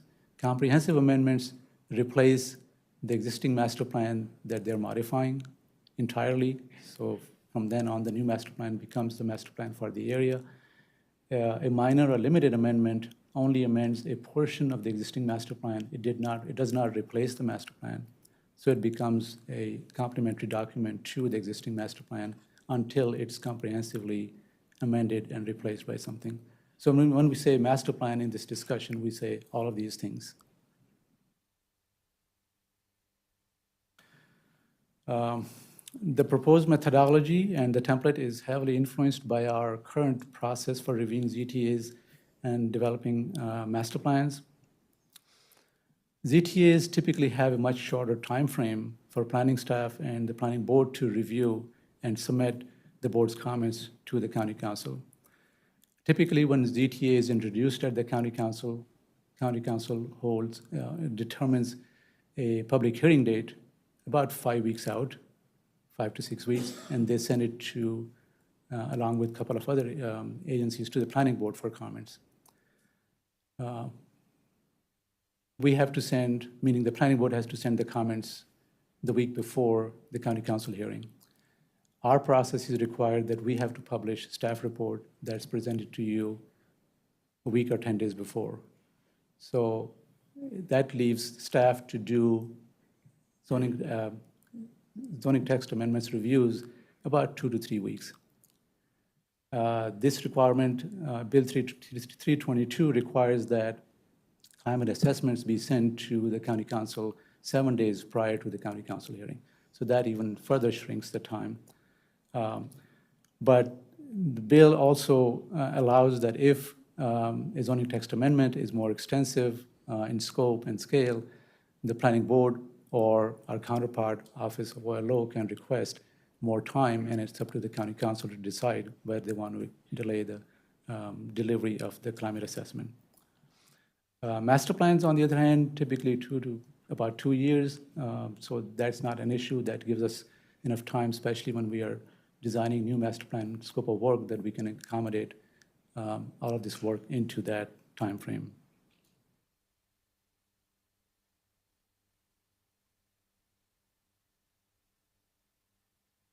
And I think at this point, I will hand it over to Steve Finley to talk about the current carbon footprint analysis that we have been doing. Good morning, Commissioners. For the record, I'm Steve Findley with Mid-County Planning Division. I want to just give you a little bit of background on what we've been doing to this point, because that essentially is kind of our starting point for then where we are going moving forward. So environmental planning staff have been working to estimate greenhouse gas emissions of our master plans since 2008, when the Montgomery County Council passed legislation requiring us to do so. And as noted, these requirements are found in Section 33A-14 of the Montgomery County Code. Specifically, this section requires us to assess the potential impact of our master plan recommendations on greenhouse gas emissions, including a carbon footprint analysis, to consider ways to reduce vehicle miles traveled, and to consider recommendations that would minimize our greenhouse gas emissions. So each of our master plans transmitted to the Council since 2008 has included this carbon footprint analysis and these recommendations. The carbon footprint analysis has been performed at the end of the Planning Department's master plan work, with projections of greenhouse gas emissions based on the master plan recommendations for zoning and density and transportation systems. Bill 3-22 is going to continue that to require that climate assessments be provided around the same time that the master plan is transmitted to the county council, and it adds a similar requirement for zoning text amendments. But as part of our updated approach to conducting climate assessments, Montgomery planning staff intend to begin work on climate assessments earlier in the master plan process in order to consider options for mitigation and adaptation as our plan recommendations are developed. Since establishment of the requirement in 2008, we'll go ahead and move to the next slide. I think, yes, thank you. Since establishment of the requirement in 2008, planning staff have been using a spreadsheet model created by King County, Washington, to conduct our carbon footprint analysis, with adjustments made to the spreadsheet input factors adjusted for use in Montgomery County, wherever that data was available. Staff chose this model for several key reasons, and I want to highlight the first and maybe most important reason is we chose this model is because it specifically looks at inputs that are related to the kinds of land use recommendations that the planning department deals with, such as proposed residential density, commercial development, and transportation systems. Most of the models currently used are not specific to land use. Second, we wanted a model that was transparent.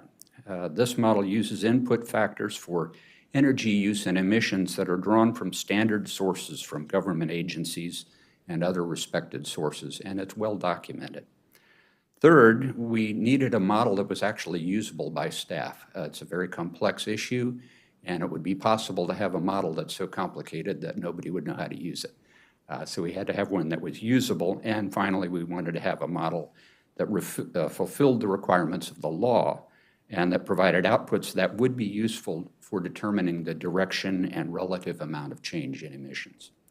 Next slide. So the King County spreadsheet has met those needs so far. It has separate worksheets for estimating embodied energy, sometimes called embedded energy, in the existing development structures, for estimating building energy use, and for estimating the greenhouse gas emissions associated with the transportation systems used by residents and workers in the master plan area. Staff has used the model to estimate greenhouse gas emissions from existing development to use as a baseline to measure against, and then has run the model a second time to estimate the projected emissions based on the master plan recommendations for zoning and density and things like that to determine the direction and the amount of change.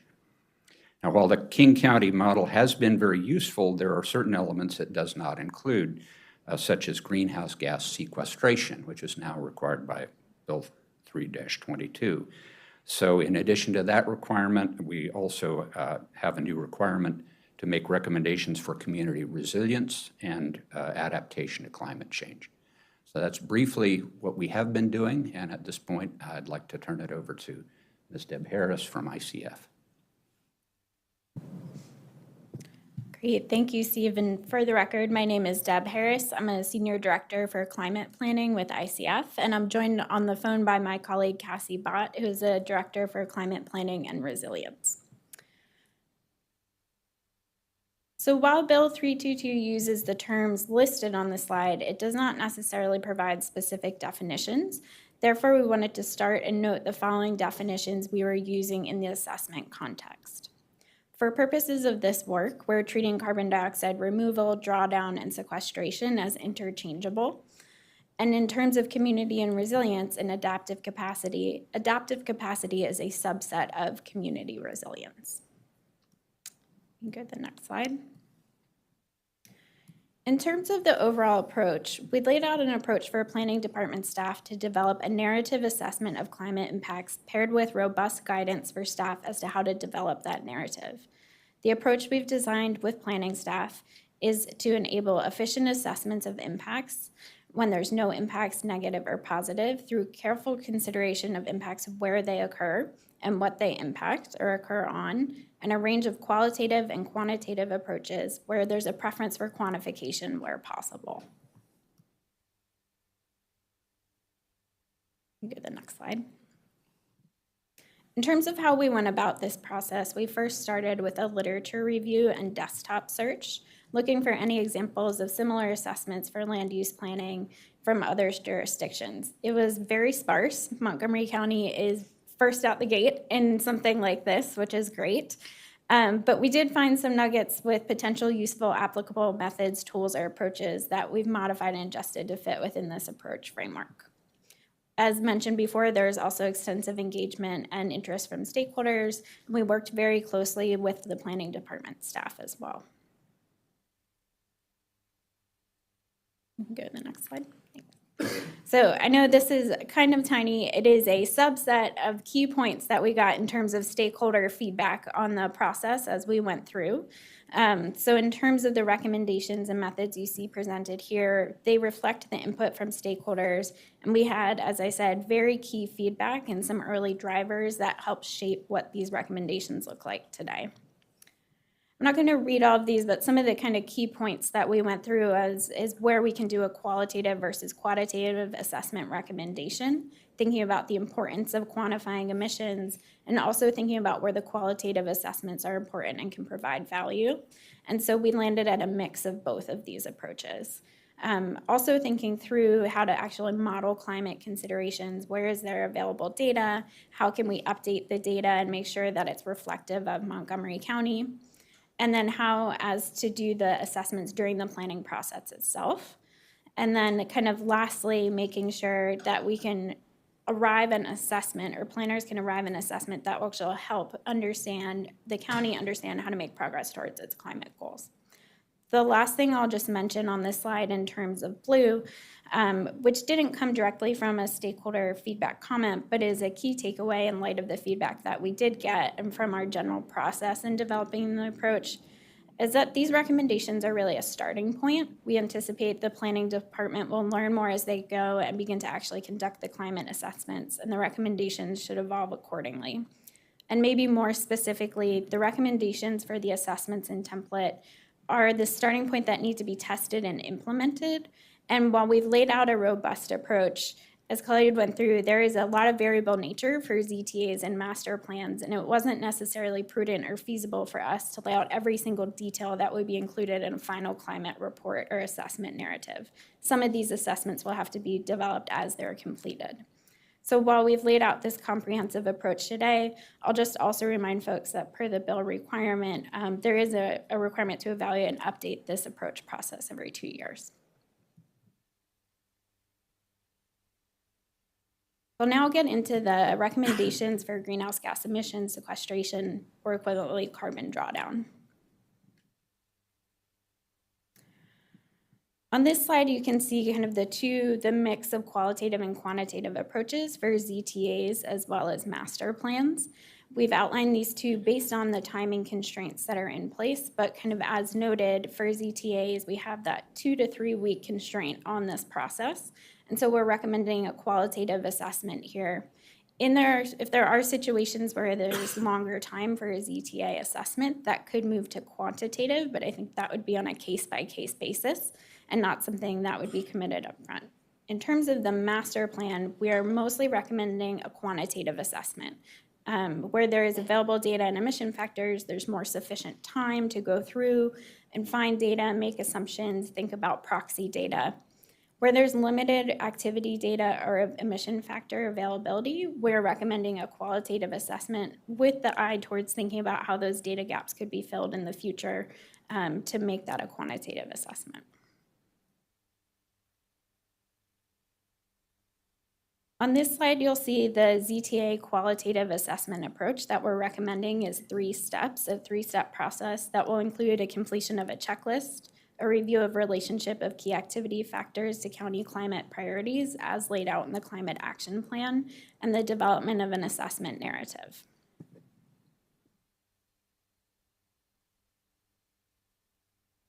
Within step 1, on this slide, you can see a sample of the checklist for ZTA reviews, or the qualitative assessment approach. For each sector listed within here, and it's transportation, building embodied emissions, energy, as well as sequestration, with the eye towards other sectors where they might be relevant, such as waste or agriculture or industry. We've developed a list of key activity data that may impact greenhouse gas emissions or sequestration. For example, for transportation, we've listed out a number of trips or access to electric vehicle charging infrastructure. So this first step in the assessment and using this checklist is to determine if the ZTA will impact any of these key activity data. If there's no impact, planners will document as to note a documentation as to why this determination was made. In instances where there's expected to be an impact, staff will need to assess whether that could be a positive or negative impact and where the positive would result in reductions in emissions or an increase in sequestration. Within the final report, ICF provided guidance to assist staff in assessing if the activity data has a positive, negative, or no impact. For each of those activity factors, we went through kind of a guided process in thinking about how they may affect emissions as well as sequestration. We do also recommend, though, that when completing the checklist, a desktop literature review is conducted to help facilitate the assessment. And just one note I'll make here, in situations where it could be potentially unclear for staff to make a determination about the directional impact, we would recommend not selecting no impact and selecting positive or negative and fully documenting what those uncertainties may be so decision makers have the appropriate information. You can move to the next slide. As a next step in here, Montgomery County staff would be looking at step 2 and determining the relationship of a specific activity factor as it correlates to a core GHG reduction or sequestration action within the county climate action plan. Within that county climate action plan, there is an indication of a relatively high, medium, or low reduction potential, and that's documented within this template. And it also provides an indication in using this potential from the CAP of the relative importance or contribution of each of these factors to overall county climate goals.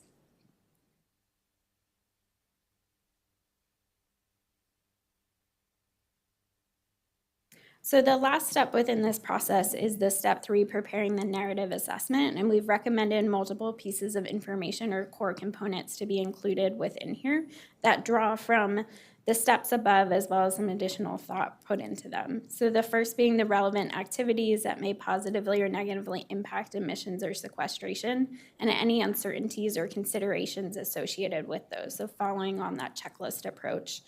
Then thinking through any options to potentially mitigate greenhouse gas emissions, and also thinking through the timeline of the ZTA and any relevant impacts and options that may occur over time. We'd also recommend the relevant papers or resources be used and documented so that is clear and transparent, and a qualitative discussion as to how the county or the ZTA contributes to the county climate action plan and reduction strategies as assessed within step 2. So moving into the master plan, we've outlined a 4-step approach that looks to first assess data availability, leverage the quantitative and the qualitative assessment tools that we're providing, as well as prepare the assessment narrative, which would be similar to the assessment narrative for the ZTA with the added component of the quantitative approach.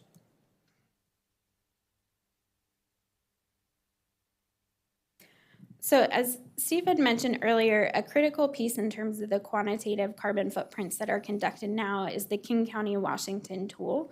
And the recommendations here are to actually leverage that tool and update it, and I'll talk about that kind of through this process right here in terms of what that update looks like. So it would be incorporating revisions and additions to the current sector calculations. This would include adding in the sequestration piece, as well as taking a look at what those calculations are, reviewing them for consistency with any updated protocols or guidance that have occurred since the publication of that King County tool. Also, updates to emission factors that are in there. These are a core component of emissions calculations. For example, the Maryland Greenhouse Gas Reduction Act has certain targets and goals in it. So taking a look at what those published state reductions are, what those emission factor trajectories are, for example, for electricity consumed, and making sure that's incorporated within this tool as well. As I mentioned, adding the sequestration piece, so land use change, and forestry. And I'll just note in particular for there, compared to other sectors, this is a little bit sparser in terms of available data. And so we're pulling in what is best available data now. There could be improvement in this space over time. And then creating a dashboard with graphics and providing more space for documentation of assumptions. And then again, that recommended regular interval of reviewing calculation methods, assumptions, and emission factors to make sure that leading science and industry standards are captured.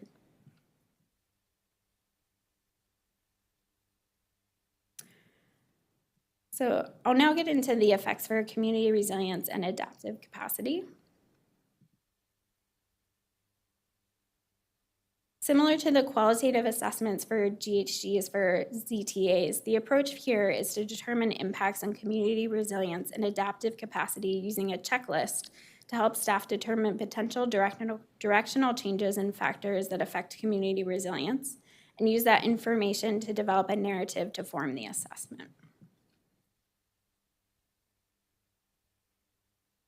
To help planning staff complete these assessments, ICF has developed guidance to determine potential impacts to community resilience and adaptive capacity, consisting of two core things: a streamlined checklist of resilience factors for Montgomery planning to quickly review and determine potential positive or negative impacts to community resilience and capacity, impacts from proposed ZTAs and master plans, which is paired with more detailed guidance and example assessment text that Montgomery County can build upon to craft the narrative explaining how each ZTA or master plan affects these core components of resilience and adaptive capacity.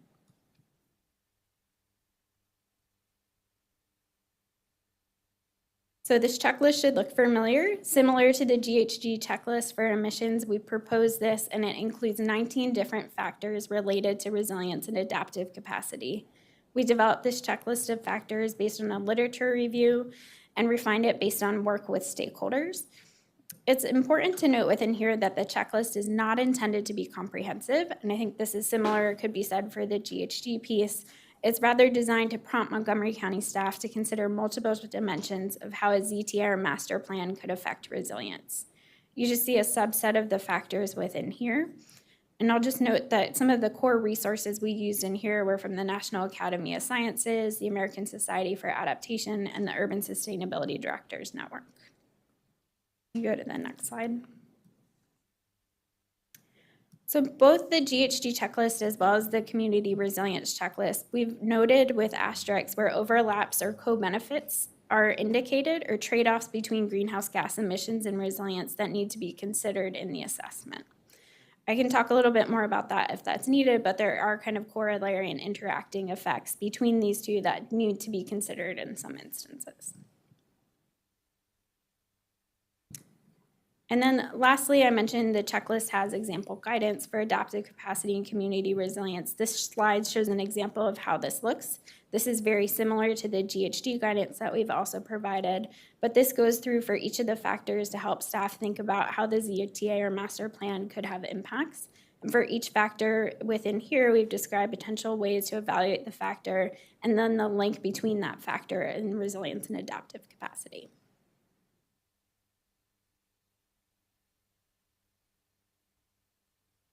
And then lastly, I'll just mention that there's checklists within here, the climate assessment template, and kind of carrying those checklists into what that template looks like. Here's an example template that draws upon the recommendations that has some of these core components that I was talking about earlier, looking at kind of a summary to start with, the background and purpose of the ZTA or master plan, and then talking through the anticipated impacts in those kind of two buckets that we've been talking about for resilience and capacity, as well as greenhouse gas emissions.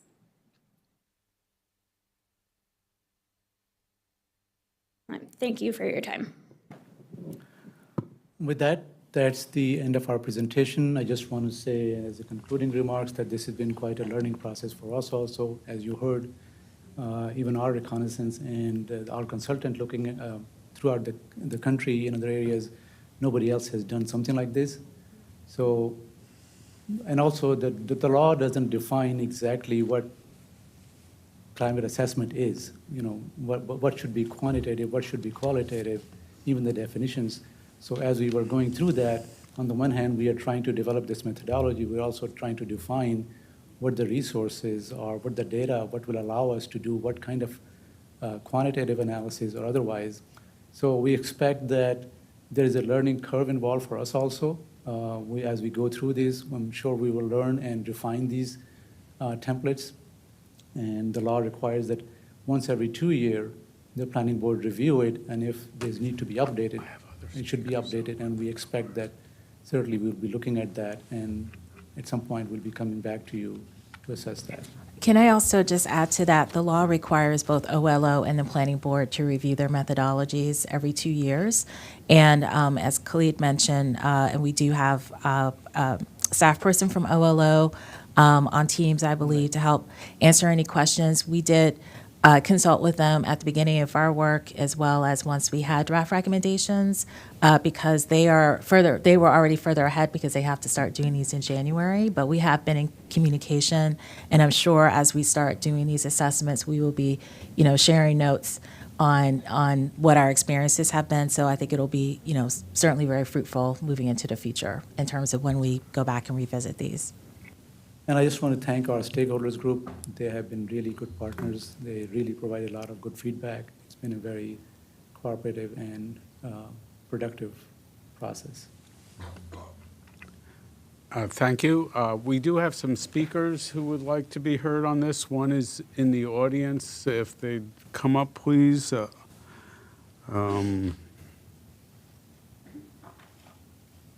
you Denise? No. Or Karen? Karen Macias? Thank you. From Montgomery County Climate Action Plan Coordination. Please go ahead. Hi, great, thank you, and congratulations on your appointment to the Planning Board. This is a historic piece of legislation, and I hope that you will take on the responsibility to make sure that it's well implemented. My name is Karen Metchis. I'm speaking on behalf of the Montgomery County Climate Action Plan Coalition. We are a coalition of more than 15 grassroots organizations and many individuals.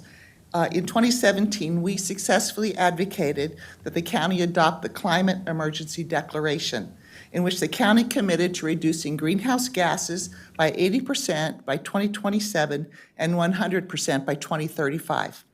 Since then, our coalition has worked with the county executive, the county council, and county staff to adopt legislative measures as well as executive branch programs to work through these goals. Our goal is to ensure robust and equitable implementation of the Climate Action Plan consistent with emergency action. Over the past few months, we have greatly appreciated working with the planning staff and truly appreciate the financial and staff resources that the Planning Board dedicated to developing this template.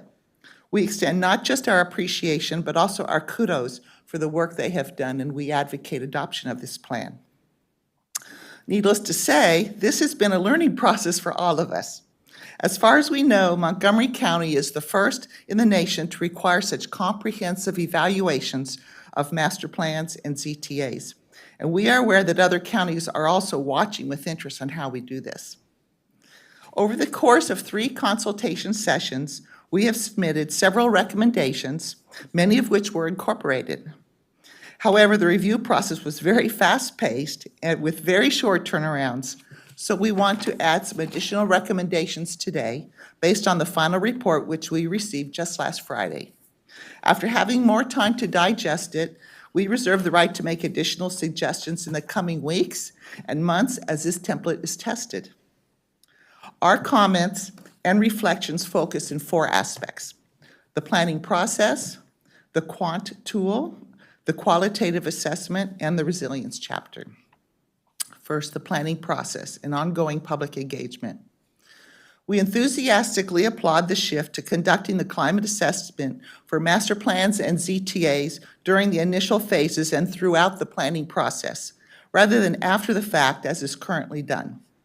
We hold the expectation that all master plans and ZTAs from now on should embody the goals to intentionally reduce greenhouse gas emissions, advance carbon drawdown, and build resilience.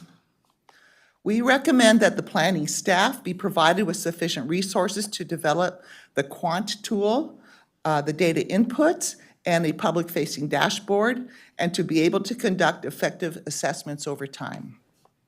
We request that stakeholders, including the CAP Coalition, be allowed to further comment on the results of the pilot testing of the template for both the master plan and ZTA, and ongoing as the template and data are reviewed in coming months and years. Second, the quant tool and data.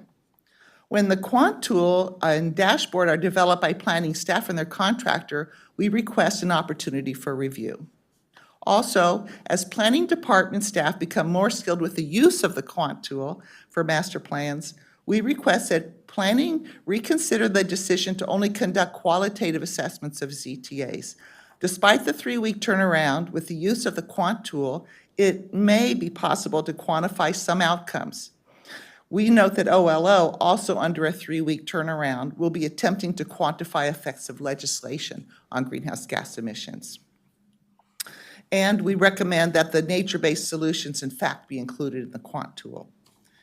Importantly, we urge the Planning Department to mount a systematic focus on improving the availability and quality of climate change-related data for the county to ensure optimal outcomes. Planning staff have done a great job identifying appropriate recent data sources for this proposal, but the shortcomings of the current county-specific data and lack of frequent updates could lead to inaccurate conclusions without improved data collection and data quality. The fact that sequestration effects are not assessed in Table 2 of the final report illustrates this point.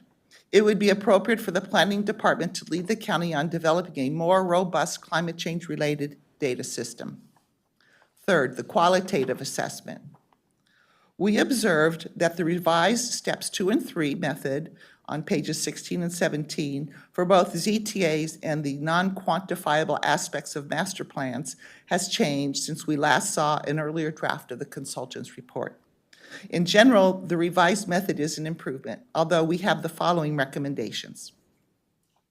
The consultant's report, Table 2, provides a qualitative greenhouse gas reduction score for each activity based on the 2021 County Climate Action Plan.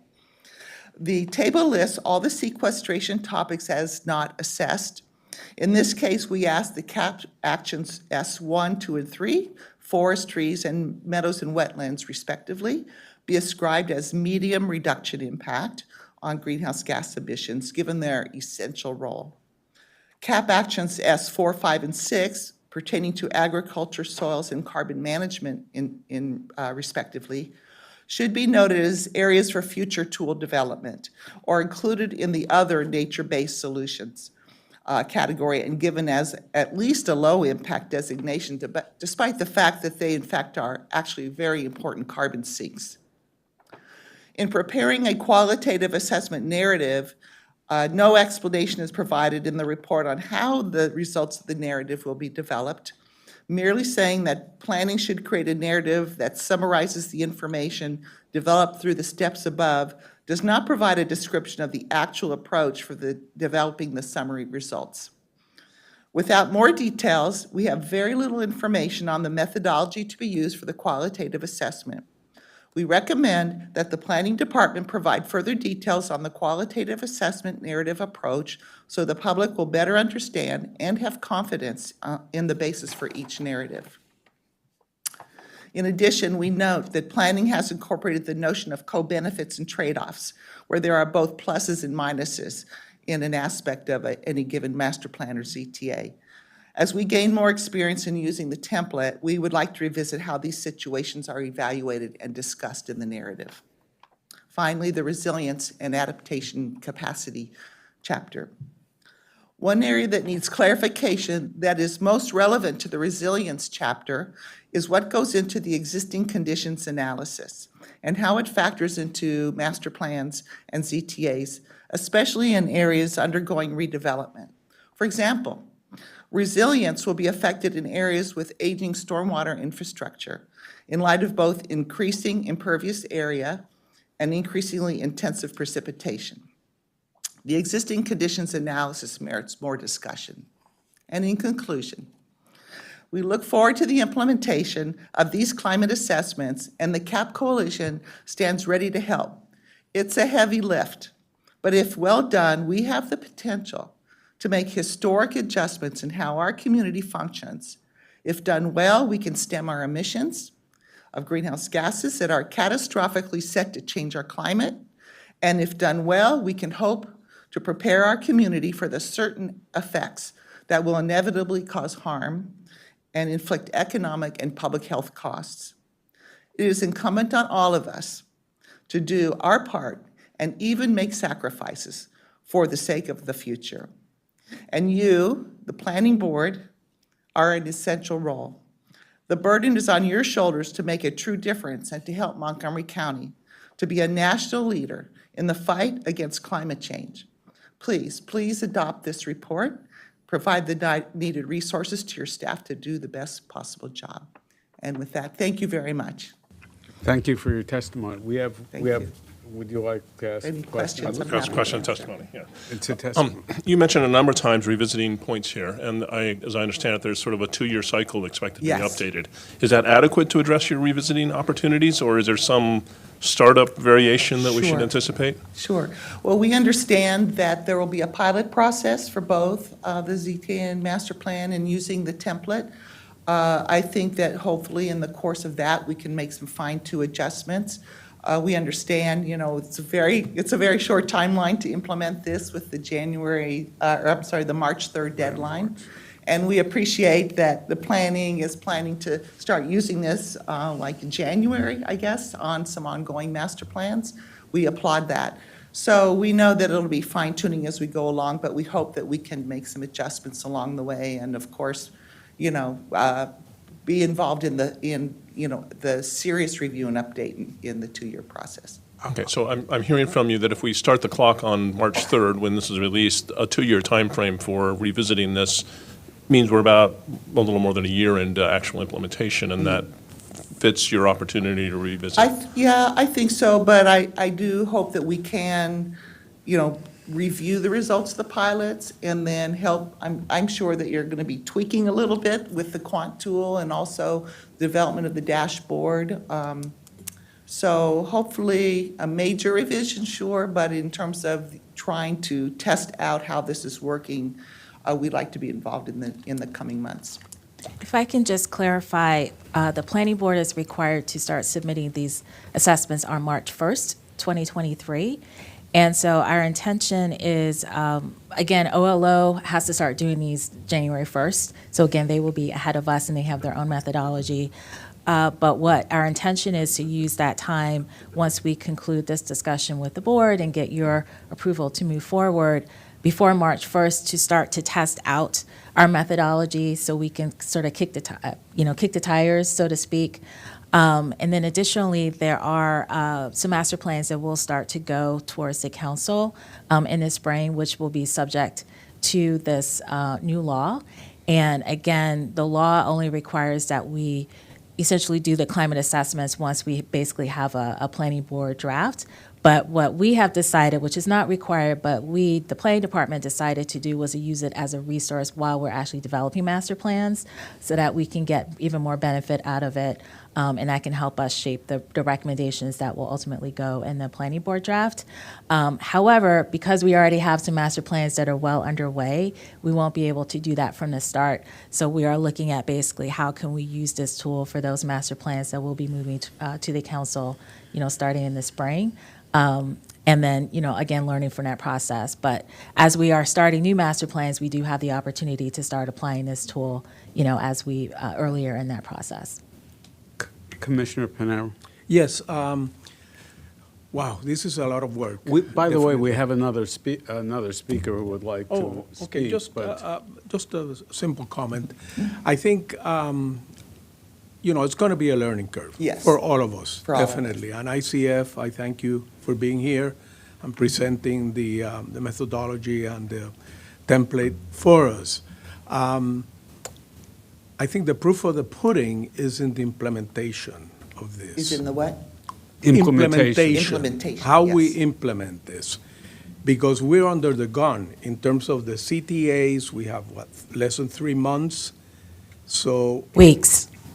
Yeah. The time frame for ZTAs, in terms of our review process, for our staff It's review and for the 3 board, weeks? is 3 weeks max. 3 weeks, I'm Yeah. sorry. In 3 months. I said 3 months, I wish. Yes. But for the We'll master have to plan, start we have with more time, and based on what the director said, we're going to be working on new master plans, Yes. not on the existing, changes to master plan. So that gives us a little bit of, I would say, a little bit of leeway there.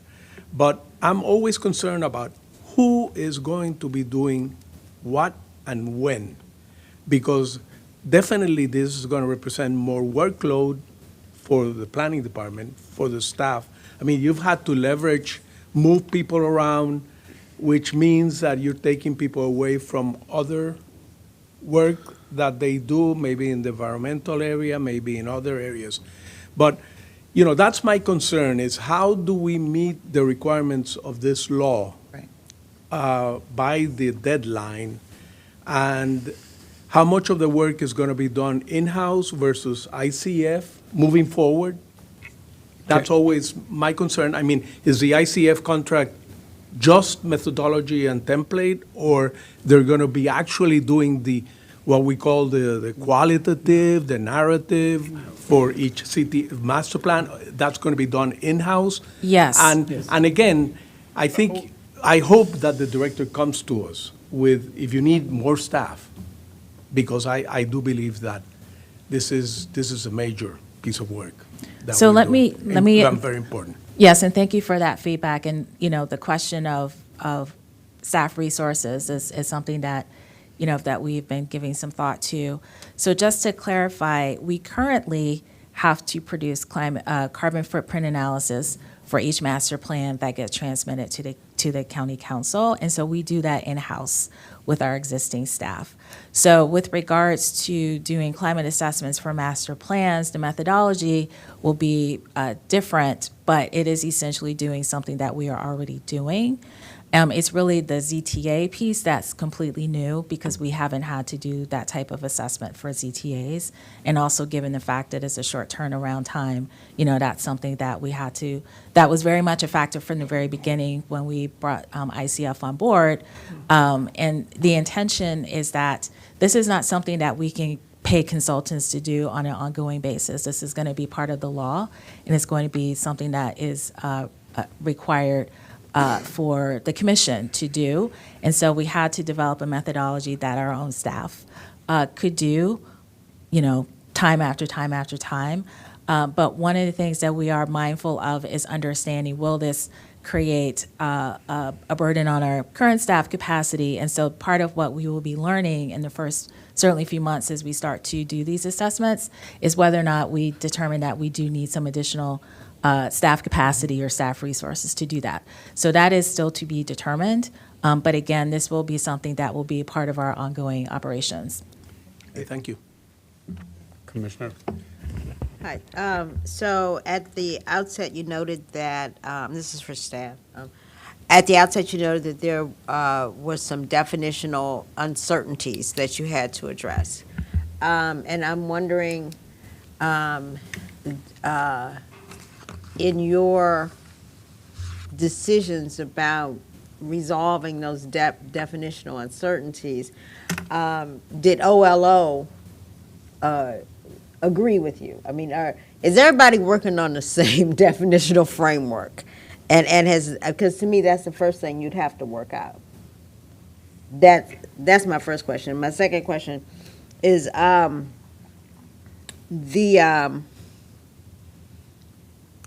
what, if anything, maybe nothing, but what, if anything, does using this methodology or this tool, probably better to say, change in what we may, or what you may require of others? Will people on the outside have to submit something different or new to you because of this? Is there some sort of trickle-down effect that, you know, that's not apparent here? It looks like you all did a great job. I'm just wondering, can you market it? Because everybody's not going to be able to do this, so maybe we could make a little change off of it. You know, those are my things. So I will start with the last point, and perhaps Steve Fenley, if you can weigh in on this as well, because you have a lot of experience with our carbon footprint analysis. Just to clarify that, again, in terms of the existing requirement of, that we have to do these analyses for master plans, and then with this new law for ZTAs and master plans, this is not tied to what, for instance, the staff may recommend to the planning board to require as a condition for a development proposal. That's completely separate. But what this does is give us the opportunity to particularly with regards to master plans, because we want to use this as a tool earlier in the process, it helps us to craft better recommendations if we identify the opportunity to help improve climate change through any of our recommendations. And so that's really why we decided as a policy direction to use this earlier rather than just wait until there's a draft plan. But Steve, maybe if you can also address that question, if there's anything you could add. Sure, thank you very much, and thank you for the question. Yes, we don't anticipate at this point that we'll need to be asking outside, applicants or whatever for any information. We'll be using standardized information that will be part of the quant tool and the information in the template, supplemented by our best professional judgment and the things that we know about within Montgomery County. We also, just to establish the context, we do a lot of other analysis as part of the environmental review of our master plans. And so the climate assessment is a part of that, but we'll be looking at human health issues, we'll be looking at biodiversity, we'll be looking at air and water quality issues the way we always have. And we'll be looking at those factors and how they intersect with the climate assessment work as well. And then the final piece, as the director noted, is that by working on this earlier, by starting the climate assessment work earlier in the master plan process, we're hoping that that really just kind of brings all of those issues to the forefront as we're looking at the full development of our master plans and how our recommendations interact with the climate change requirements, so that we can have that kind of in the forefront of our minds, kind of change the way we think about the process a little bit, so that we're more aware of what we're doing all the way through the process and able to make recommendations that reflect that to make improvements. Let me ask a direct question. What are we approving? If we're approving the methodology and templates in this book, we just have testimony that says we should amend them. Does the department wish to the opportunity to respond to all the testimony you've just heard from the one witness? These are a number of issues that have come up in our conversations already with the Stakeholder Advisory Committee. And what I recommend, maybe just as a process point, this is not sort of the board is approving a document that is set in stone. This is really the board giving, because this isn't a master plan, it's not that nature. The law doesn't require the planning board to specifically approve anything. What we're doing is basically seeking to get the board's sign off on us moving forward with using the methodologies that we've developed so that we can start to use these to develop the climate assessments. And what I would recommend, rather than sort of stopping and directly modifying this template at this time, as we start to test it out and actually start to implement them, we will, can continue to be in communication with the stakeholders. Again, these templates are required by the law to be posted publicly. And the reports that the assessments themselves are also going to be public documents. So there will be an opportunity for us to continue to be in communication and to continue to work with the stakeholders and to make any modifications as we see will be needed in the future, even before the two-year time period required in the law. Okay, understood. We still have somebody who wishes to speak. Can that person speak first? Yes. Yes, it's by online. Thank you. Denise Gutierrez. Oh, thank you. There you are. You appeared magically. If you could go ahead and give your testimony, please. Yes, good afternoon, Montgomery Planning Board. My name is Denise Guitarra. I'm the Maryland Conservation Advocate for Nature Forward, formerly Audubon Natural Society. We thank the Planning Board for the opportunity to testify on the climate assessment tools for master plans and CTAs. We also like to thank the planning staff for the opportunity to have Nature Forward volunteers as part of the Climate Assessment Stakeholders Work Group. Overall, Nature Forward supports the planning staff's and ICF's recommendations listed in the final climate assessments report. And you can find more details in my written testimony, which I submitted ahead of today's hearing. We support the connection of the Climate Action Plan to the Climate Assessment Report by including a review of the CAP recommendation actions into the CTA and Master Plan review process. We support the focus of vulnerability, exposure, sensitivity, and adaptive capacity in the Community Resilience and Adaptive Capacity Checklist. And we also support the commitment to work on a full GHG emissions and sequestration report on master plans, given that they have a longer review period. Additionally, Nature Forward has two clear recommendations that can further strengthen the climate assessment report process. Number one, we recommend that some ZTAs will need to have a more comprehensive GHG accounting than the report recommends. We recommend that some particular impactful ZTAs, like ZTA 20-07, will also receive the same four-step climate assessment review process that is proposed to be done for master plans. The workflow for deciding on the assessment, whether it be 3 or 4-step, can be based on the qualitative analysis that will be done on ZTAs as a first step. Number two, we ask the planning staff to continue to use the best available data to create the most up-to-date and accurate climate reports.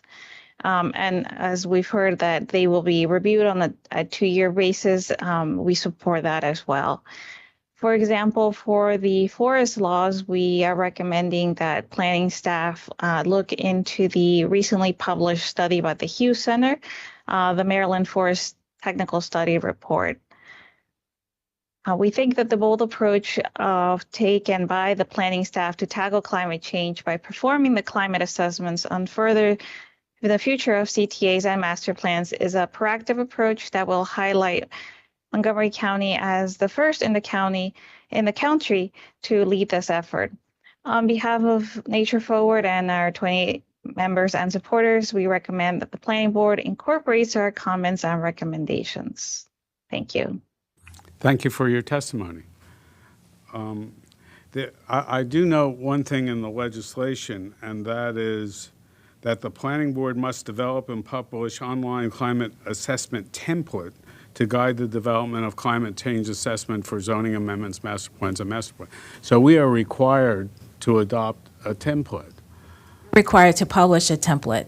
Yes. Yes. And so the don't we approve that template to be published? Yes. But what I was saying is that with regards to additional changes that are being requested from the individuals who spoke in the testimony, that from our perspective, we don't need to make those changes specifically at this time because, again, we haven't even started using this methodology, and we want to be able to start to test it out. And then even with some of the changes that are recommended, we would still need to figure out if we thought that that was something that we could move forward with, how exactly that would work. But in the meantime, we still want to make sure that we meet the law's requirements so that we do have a template that's published by the time that we have to start producing these assessments. So the timeline is March 1st? That we The need to have timeline for anything for that the planning template. board, if it's a ZTA or master plan, if the planning board transmits comments on a ZTA or a planning board draft to the county council starting March 1st, a climate assessment has to be attached to it. So you are asking us approval of the template that's embedded within this report? Yes. Yes. Okay. And you have no recommendations to make any further changes based on testimony? Not at this specific time, but that we would like to continue to work with the stakeholders once we start to use it to see if there are opportunities to make modifications. And again, the 2-year time frame, I believe it was the council's intention to make sure that the templates and the approaches are revisited on a certain basis, but that doesn't mean that we can't revisit it before the 2 years are up. I'm just worried about whether we revisit it before March 1st. So intending for us to do it now, and that will hold for till March 1st and then be reviewed 2 years thereafter? What I would recommend is, again, because we have not started using these templates at all at this point, that the board allow us to start to actually use them. And again, we have these additional recommendations from the stakeholders that we can also consider as we start to use the methodology and the templates. So that's why, from my perspective, I don't think it's worthwhile to come back to the board before March 1st to make changes, because we don't know yet, once we have ZTAs and master plans for which we have to do these assessments, whether or not we haven't had a chance to actually test it out on the ground yet. And so that's why we would prefer to get the board's approval of what's before you now, with the understanding that the planning department is certainly willing to consider making changes even well before 2 years are up.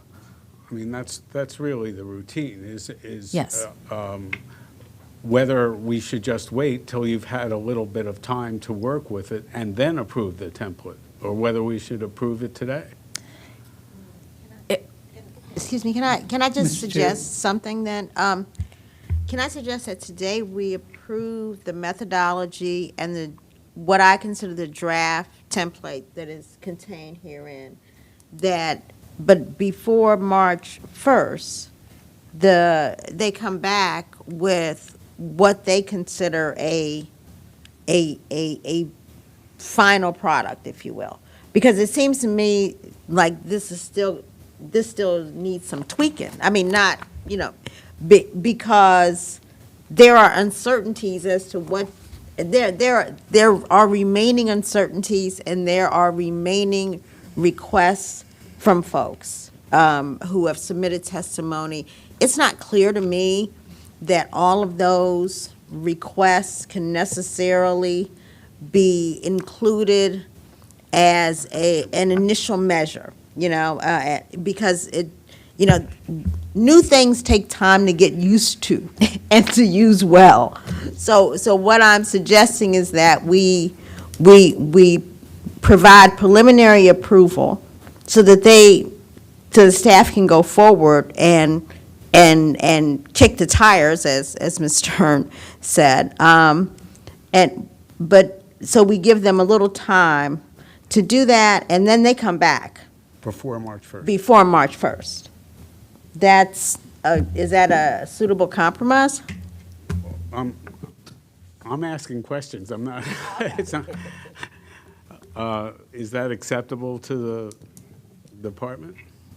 Mr. Chair, we were seeking approval of the template that we can start using, looking at it, especially for the master plans that are already in the process, and that'll be coming to you after March 1st. The thing about this template is that only the planning board has to approve it. And the requirement is that at least once every 2 years. It doesn't mean that if the staff uses it in the next 2 months, and if we want to come back to you to say, we would like you to amend it, it's all internal. We can come to the planning board at any time, whether it's 6 months or years or 2 years. We don't have to do it after 2 years. So our intention is that we can, if you approve this, we can start using it. If you like, we can address some of the questions that have come up in the testimony today. So as to why we did not do some of the things that Ms. Matches mentioned in the testimony, there are reasons why we did not include some of the details in the template right now. And we can discuss that. And if that would be satisfactory to you, we would ask that you can approve it. But of course, if you want us to come back before March, we can do that too. But our intention was to have an approval today so we can start looking at it and start get some sense of how difficult, how extensive, different things. And if we need to, like I said, March 1st or June 6th or whenever we feel that we want to come back to you to say, we applied to 2 or 3 different things, we think we want to tweak it, but this is the methodology that staff has to use, at least as a minimum, to conduct these things. That's why we need your approval, because it'll be published for the public to see. Understood. I have one basic thing in your template, if you're on page 28 of your report, or any other where you have a chart, you say no impact, yes impact. A lot of times you're going to be completely in the dark of whether it has no or yes. Shouldn't you have a column that just says unknown?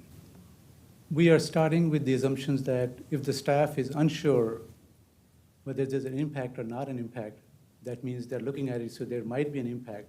They'll put it into the category of yes, and then go through the full checklist to say, is it imperviousness? Is it water quality? Is it air quality? Is it heat? Is it stormwater management? And that will determine whether they can finally, in this say, determine, yes, there's no impact, or what's the scale of impact. And I would like Deb to explain more on that as to how that process will happen. Yeah, certainly. So in terms of how the checklist is set up, when there is a no impact selected, that stops the review process essentially. And so the determination to move into a positive or negative impact will be conjoined with a review of the factors that we've described within the recommendations report, along with a desktop research review. So by saying uncertain, I think that still leaves a lot of ambiguity in terms of how to actually, certainly, how to actually make an assessment of what the climate impacts may be. So instead, having the positive or negative impact and describing the uncertainties associated with that based on a review of literature or information out there is what the recommendation is, to provide more robust and better information through the template and assessment itself. And if I can also add, the template is for the assessment. The checklist is really a tool to help us determine the outcome of that will be described in the narrative of the assessment that is actually attached to the ZTA or the master plan. So that is something to keep in mind. The checklist is not sort of the where it stops. We just check some things off and send it to the council. It is intended to be a systematic way for our staff to be able to conduct this analysis to make sure that they're considering all of these different factors.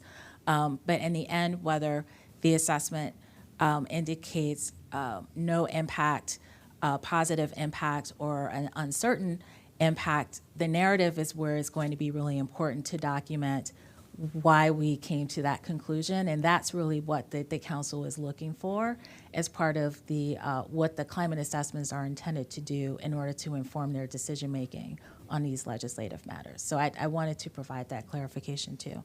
I'm just humble enough to know that sometimes you just don't know. I would suggest we don't know. We leave That's that correct. one blank until we know. That's correct. And that gives us the space to tell the council, we're not certain, here's why we think so, here are some things that may need to be taken into consideration, and we can explain that. Sure, I'd like to bring up a new topic. So I think what we heard here was that it's an inadequate amount of time to do quantitative review on ZTAs.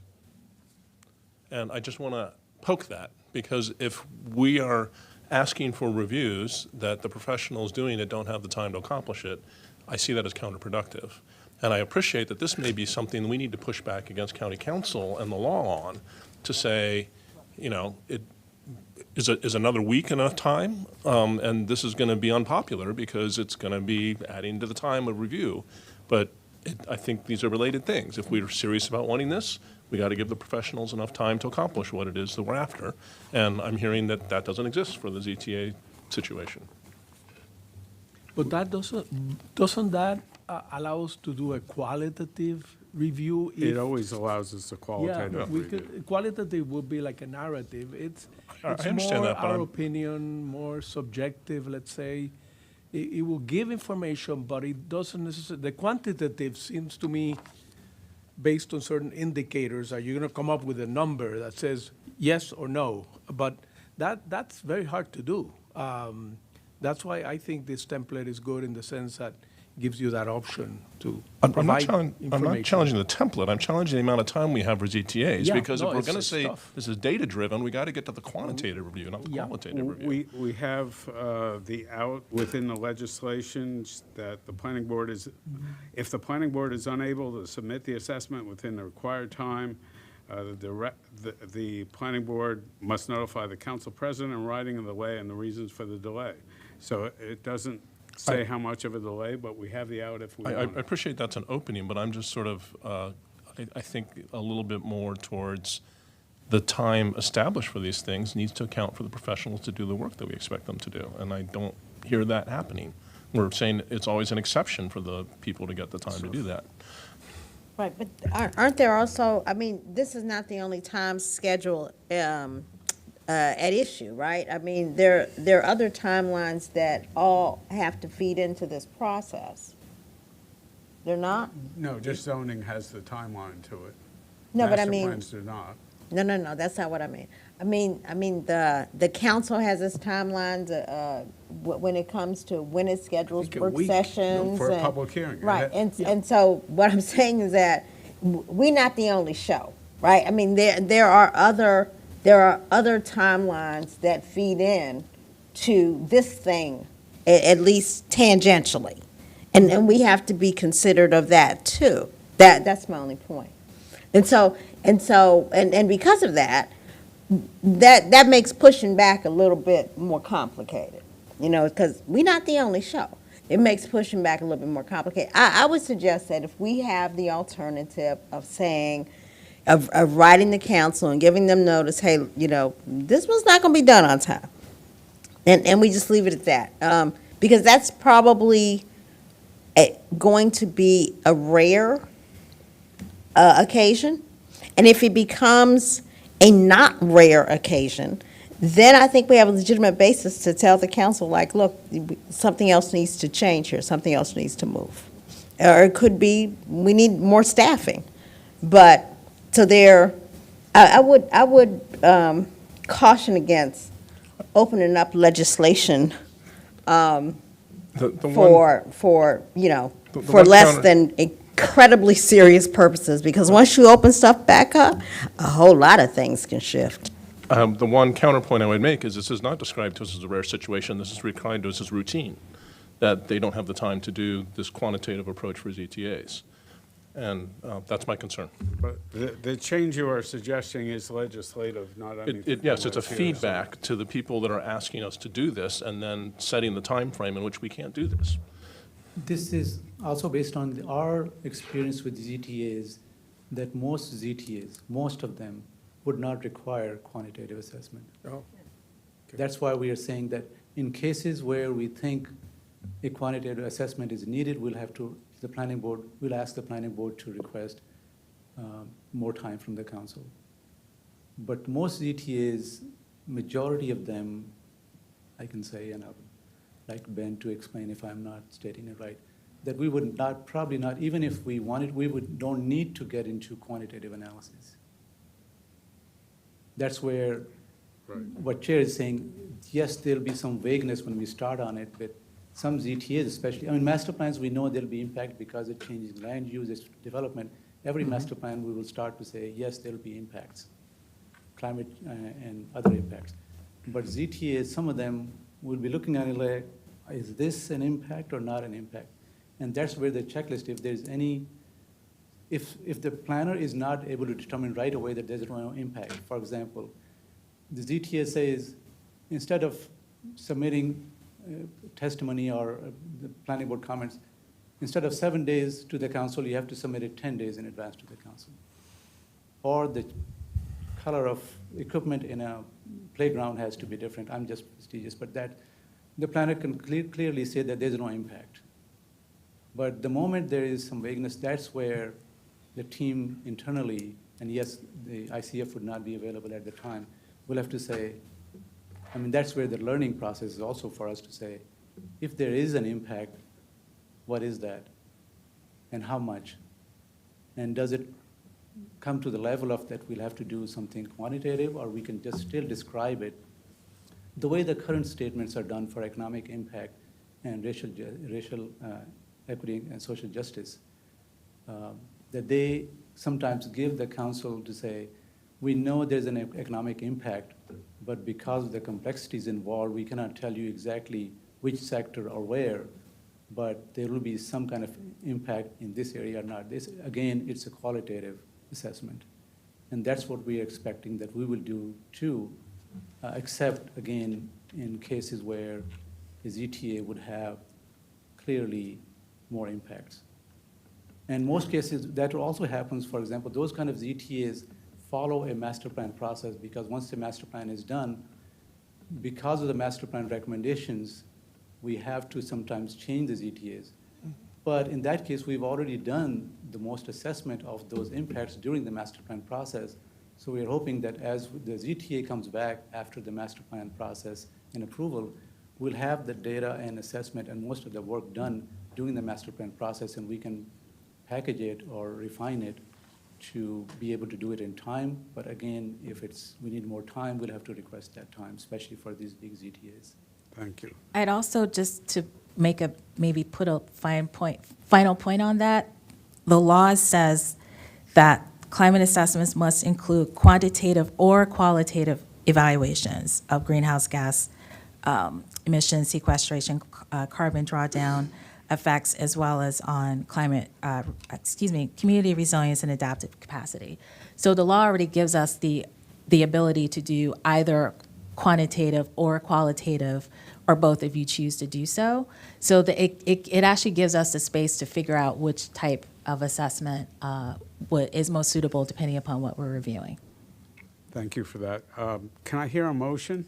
Yes, Mr. Chair, I'd like to move that we adopt the template as a work in progress or a draft, whatever you want to call it, so that the staff can start working on it, testing it, doing a pilot, doing whatever they need to do, and it starts the clock ticking for us in terms of the 2 years.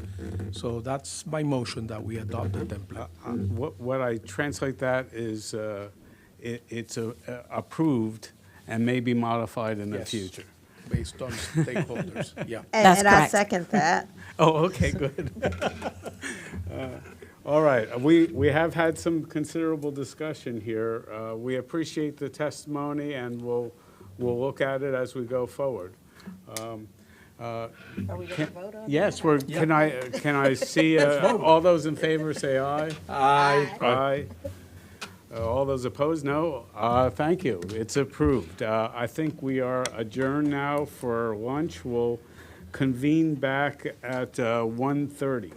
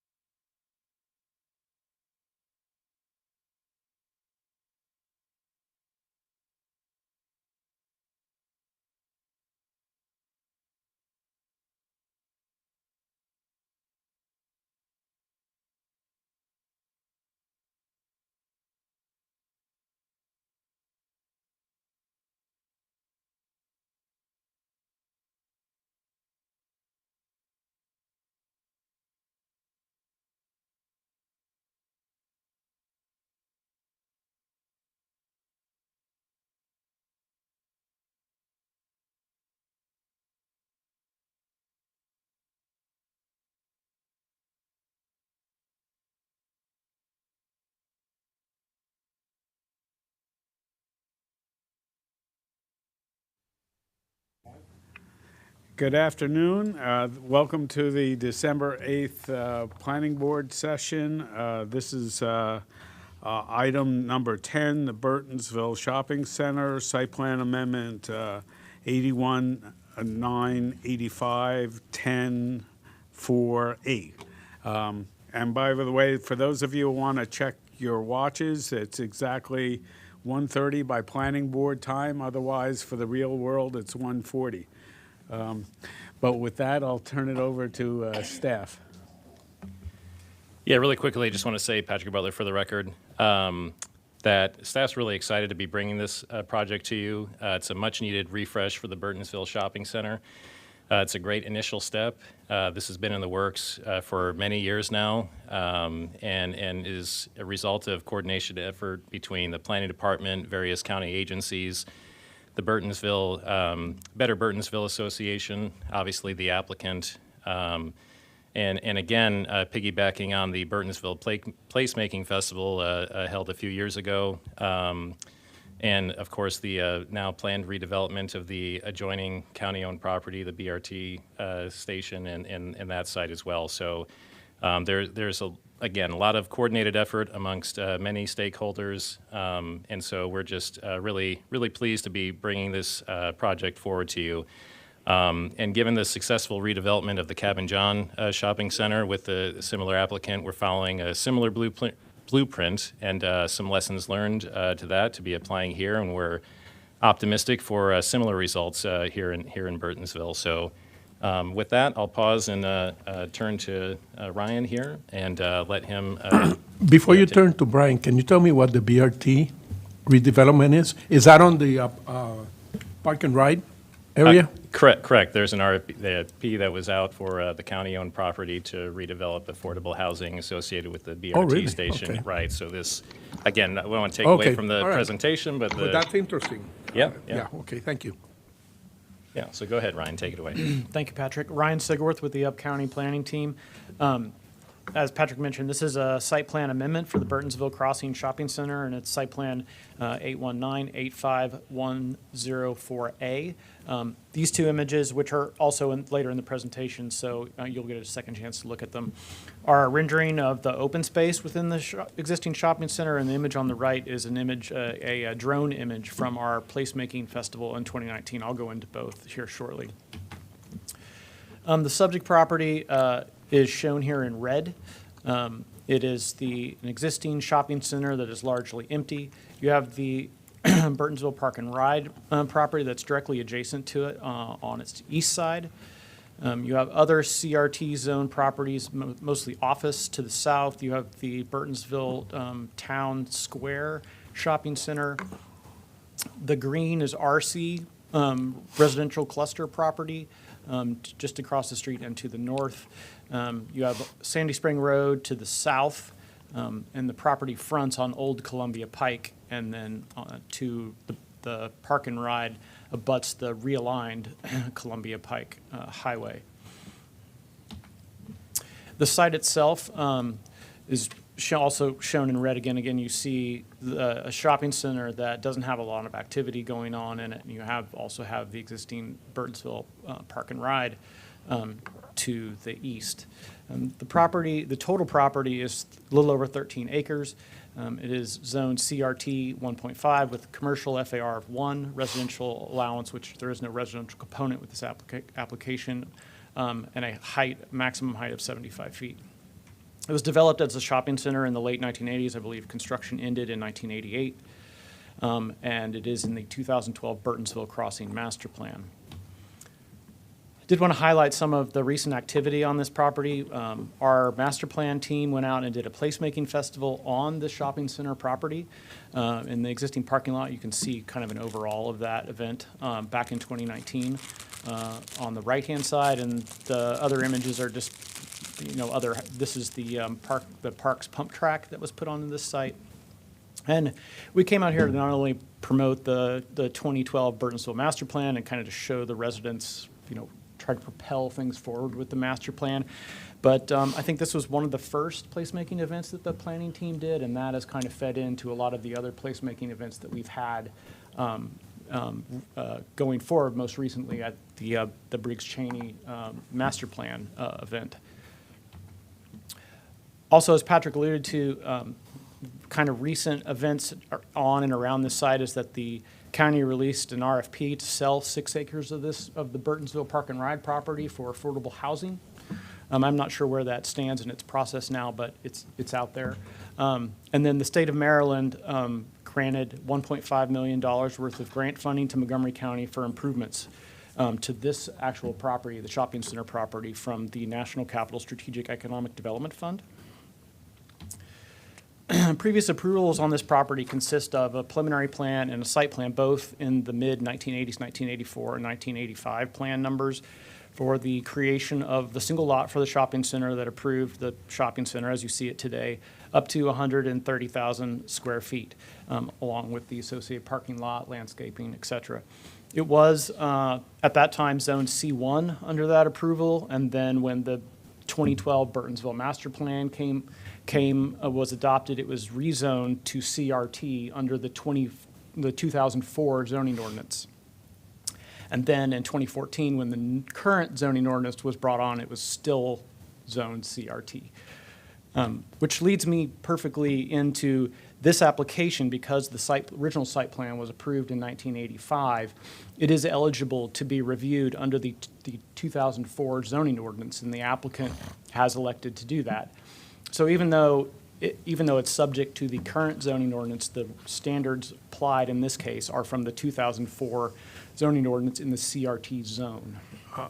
And having been involved in the grandfathering provisions of the new code, I apologize. That was a mouthful, but I wanted to make that clear. The other thing I want to make clear is that this site plan application amends only 6.9 acres of the property itself, out of the total little over 13 acres the shopping center sits on.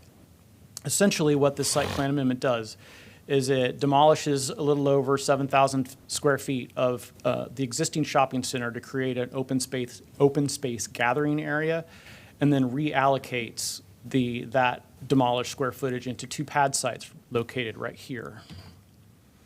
So this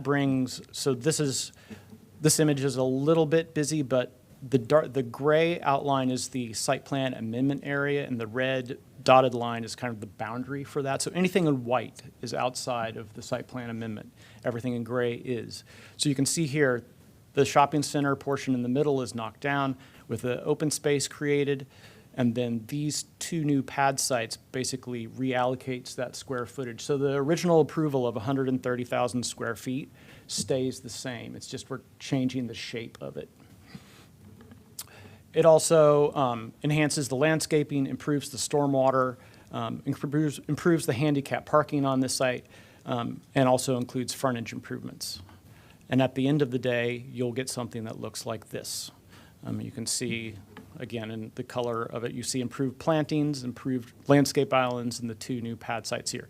These 2 properties, the Burger King, these 2 sites, they're not actually properties, are existing today, as well as the rest of the shopping center. This is a rendering of the central gathering space. This image is actually looking out towards the parking lot, towards Old Columbia Pike. And on the right-hand side, that's what this area looks like in plan view. You see this small stage area with the benches. You see the outdoor dining here with the demolishing of this area. It opens up opportunities for additional retail on those sides and activate the entire central part of this. This is the same area, but looking in from the parking area towards the park and ride. This is an image of the 2 new pad sites. You have building A1 and A2, which would be either restaurant or bank pad sites with 2 new drive-throughs. You see a drive-through on this side and a drive-through on this side, along with some landscaping, some sort of common open space areas along this. This is the central access point that exists today on the shopping center. Public use space, and I do want to reiterate, this is reviewed under the 2014 zoning ordinance, so open space, green area, and public use space operates very differently in that zoning ordinance than it does in the current one. And under that one, 10% of the limits of disturbance of a site over 3 acres is required to be public use space. This particular amendment, within the limits of disturbance, provides 71%, so we're well over what the zoning ordinance required. And you can see where that is sort of laid out in green in this image. This is the architectural elevations of the 2 new building pad sites. You can see it's sort of a standard freestanding pad site and some of the materials, the palette they're working with. As Patrick Butler alluded to, this is the same applicant that has revitalized the Cabin John Shopping Center. So if you've been out to Cabin John, you kind of see I would hesitate to say precedent images, but you see what they have done on other properties. And then this image is, when we were talking with the applicant and looking at this, knowing that a lot of the affordable housing was coming online with the Burtonsville Park and Ride, this image is actually of the back of the shopping center where affordable housing residents and users of the transit center would see this from the rear walking through the shopping center towards Old Columbia Pike. So this is what users would see, trying to link those two things together and look at all the properties in this area more holistically. So as you can see, this is the centralized gathering space. The stage is here, and this is actually the back of the shopping center building. So you can see how we've tried to sort of activate this area as best as possible from all directions. And again, this is the same plan view looking at it from the back side of it. We did receive some community correspondence on this, one that I believe is in your packet. One of the letters I received didn't agree with the frontage improvements and didn't feel like they were that useful and were a waste of resources.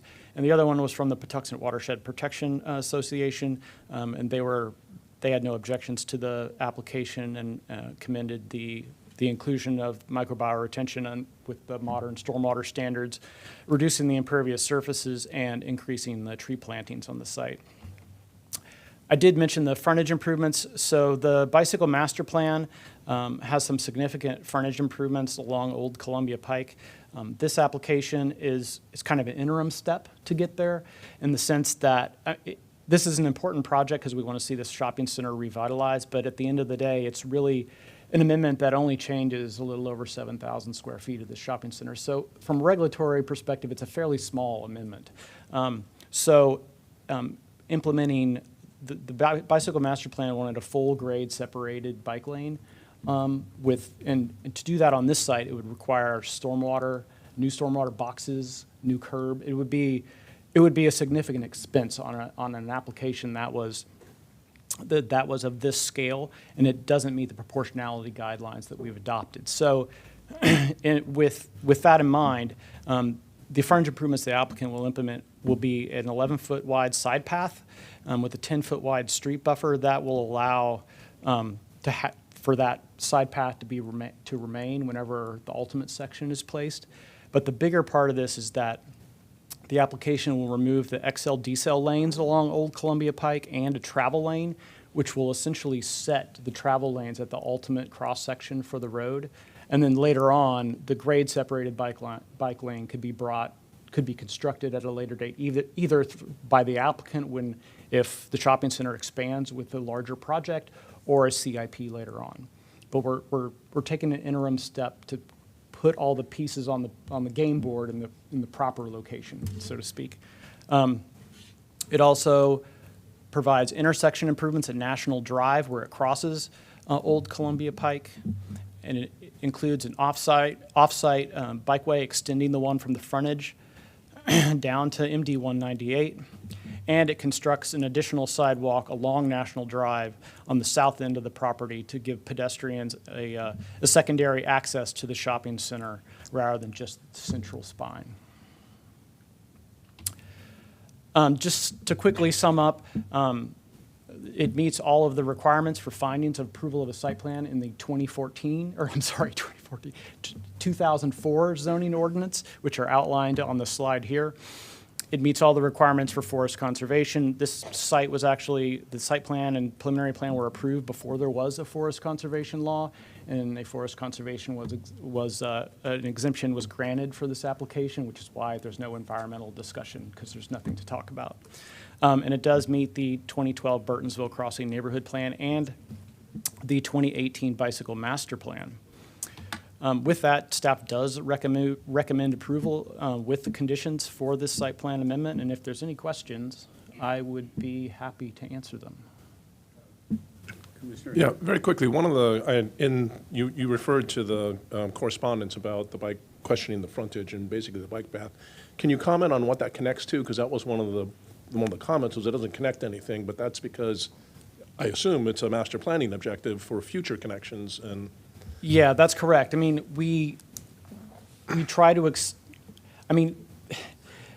we implement what the master plan wants. That's part of our directive. And if we can't pick and choose which properties we apply them to. We have to apply them uniformly. We're also trying to create some sort of momentum for additional improvements, either through the county or with other applicants. If an applicant came to us with another amendment for a big project that was adjacent to this, and we didn't implement the master plan improvements on this site, then how would we be able to do that on other sites? So we fill in gaps, and we create gaps, and we try to create momentum to push things forward. And if we don't do that, it doesn't occur. I agree with you entirely. But all I'm trying to say is I believe the master plan is trying to make a long-range bike path up Old Columbia Pike. Yes. And this is the first piece that's being built in, so it looks like it's hanging out there without a connection, but that's the intention, right? That's true. The intent is to create a much larger network, and this is a small piece of that. Well, it's an interim step towards that small piece. Okay. Commissioner Branson? Thank you. Well, first of all, this is my neighborhood, sort of. I mean, this is where I go to the grocery store. So, so I really want to thank you for doing something about this site that people in this community have been really complaining about for quite some time. So that's a good thing. But here's my problem, is this bike lane. And the reason the bike lane that is on Old Columbia Pike is my problem is because I said, I'm in this shopping center about 3 times a week. And what I can tell you is that the removal of that turn lane from Old Columbia Pike to Sandy Spring Road means that all the traffic that exits that mall that ends up will end up in one spot. We will now have one access. We will now have one exit spot, and that means that it's going to be a lot of people backed up. Between this new facility, this new mall, this new property, I should say, and across the street is the other mall. I assume there will be traffic flowing between the two malls, right? That all works out really well. This bike lane kind of messes it up. I mean, just from a practical, everyday, I live out there point of view. So I really wish you could, I wish we could give some reconsideration to this. Because I can tell you, it's going to become a nightmare trying to figure out how you enter and exit that particular location with the bike lane where it's placed. Commissioner Panera? Yes. Before the applicant gets to talk still. Yes, well, maybe the question that I have may lead into the applicant presentation. But anyway, you know, I understand the issue of the bike lane. I hope it doesn't affect the traffic there because we're getting rid of one lane, but I think it's the lane heading, I guess, turning from Sandy Spring, turning left, going north, I think. So it might not affect the traffic coming down south. Having said that, I guess this may lead to the developer, presentation. I thought, okay, I didn't know about the affordable housing, but on the other hand, I'm looking there at the access to this shopping center or whatever you guys are creating. It would have been great if you had access from Sandy Spring Road. So I'm wondering whether you thought of developing some kind of a partnership or purchasing that property which is south, where you have an office building and a bank, to give you a better access to the area where you're trying to develop. Because obviously the traffic coming on Old Columbia Pike, is limited because of the new 29. So it's only people who are coming from 29 who are going, I guess, are turning right into either the other shopping center or turning right into the Sandy Spring Road. And I don't know how much traffic is there, but the times that I've taken that road, it doesn't seem like it's a lot of traffic. People going north are going to the, Meadow, something to buy plants, whatever. There's not a lot of development there. Now, you may have some people coming in from the affordable housing, which is, and that's another question I have maybe for you. Is it because the Wright Transit area is being underutilized that the county decided to turn some of it into some kind of affordable housing? Again, the question I have for the developers too is, how much parking space are you providing? Is it enough? Are you reducing the number of parking spaces? Have you estimated how much traffic is going to be, how much parking you're going to be needing based on your concept of how you're going to develop this property? Let's have Having staff- said that, I will be silent. Let's have staff answer what they can. Yeah. Sure. I'm trying to figure out where I want to begin. Maybe across the street on the BRT. Well, let me start here. So you talked about having this property have access to Sandy Spring Road, and I do want to mention that it's off the image here, but there is a connection to Sandy Spring Road to the south through, I assume there's an access easement there, but all these properties are interconnected. Yes, I know that. And there's an access on Sandy Spring Road. It's not, the shopping center is not visible. That's why I thought, wonder if they could do some kind of an arrangement, some partnership with the office building and the Yeah, I'll and leave the that. bank. I'll leave that discussion Okay. for the applicant. Yeah. There was a traffic study submitted as part of this application because the inclusion of drive-throughs increased the number of trips quite significantly, which was a new use on the property. And so there was a traffic study that was submitted and approved both by our transportation staff and MCDOT, and we didn't find any issues in terms of the traffic load and Okay, generation. I will say in regards to the bike lanes and things of that nature, SHA looked at that and taking out the lanes, and they did not provide any negative comments on it. That said, there will be construction plans that have to be drawn up, and there is more details to work out in terms of exactly where things should go and how it should be designed. And this is at a preliminary phase. Okay. So whenever that happens, SHA will have to review it as part of their standard access permitting. So we don't have like a very detailed plan drawing for you to look at. That comes down the road.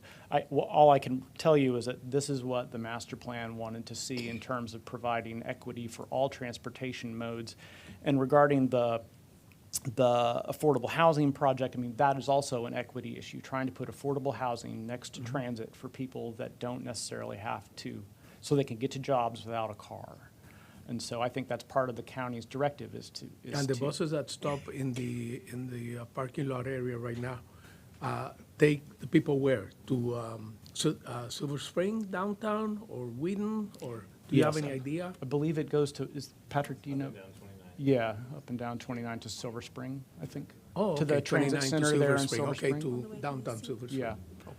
Okay. And I did want to mention that in terms of parking, the applicant has, in the CRT zone, there's a range, a maximum and minimum of parking, and the applicant, in terms of the total parking, is right in the middle. So from a code compliance standpoint, they have plenty of parking. Yeah. They could have more, but they have more than the minimum, and from a code standpoint, there's no issue there. Anyway, I think it's a great project, and I wish you succeed. Let's let the Thank you. applicant tell us how Yes. great a project is. And Yes, please. Then we might all agree. If you would like to proceed. Thank you. Good afternoon. Erin Gerard with Miles and Stockbridge on behalf of the applicant. To my right is Jim McKenney. To my left is Ryan Laurie, both of Eden's. We have other representatives of Eden's and the consultant team, either in the room or on the phone, to answer any questions that you may have. I did want to apologize and thank you for your patience. When there was a delay, we decided to avail ourselves of the wonderful eateries in Wheaton, and the service was a little slower than we would have liked. So thank you for your patience. We are very excited to be here. As was mentioned, this has been a very, very long time coming, and we think this is a good project. It is very difficult from a planning and approval standpoint to revitalize these centers because it's not a scrape and you start new. There's weird things that come up as far as, what you're keeping, what you're removing, how that impacts leases. So we want to thank staff for all of their time and diligence there. We did have the backdrop of Cabin John where we went through this that kind of helped us figure out how to do this one. So we do think this will be a catalyst and that this will be the first of perhaps other amendments as this site continues to evolve and kind of go through its rebirth. So we don't really have a formal presentation for you. We just are available for any questions that you may have. As far as the bike lane, I think the other thing that maybe was mentioned and I missed it, but obviously when they came through with the realigned road, that moved all of the traffic that used to be on this road over there. And so I think when we did the traffic study here, we realized that other lane really wasn't needed from a traffic standpoint. So it made sense to turn it into a green buffer with a bike lane as is proposed. So if there's questions I missed that you wanted us to address, please let me I know. don't think at this time we have one speaker who would like to go ahead for 3 minutes. Come on up. And state your name, please.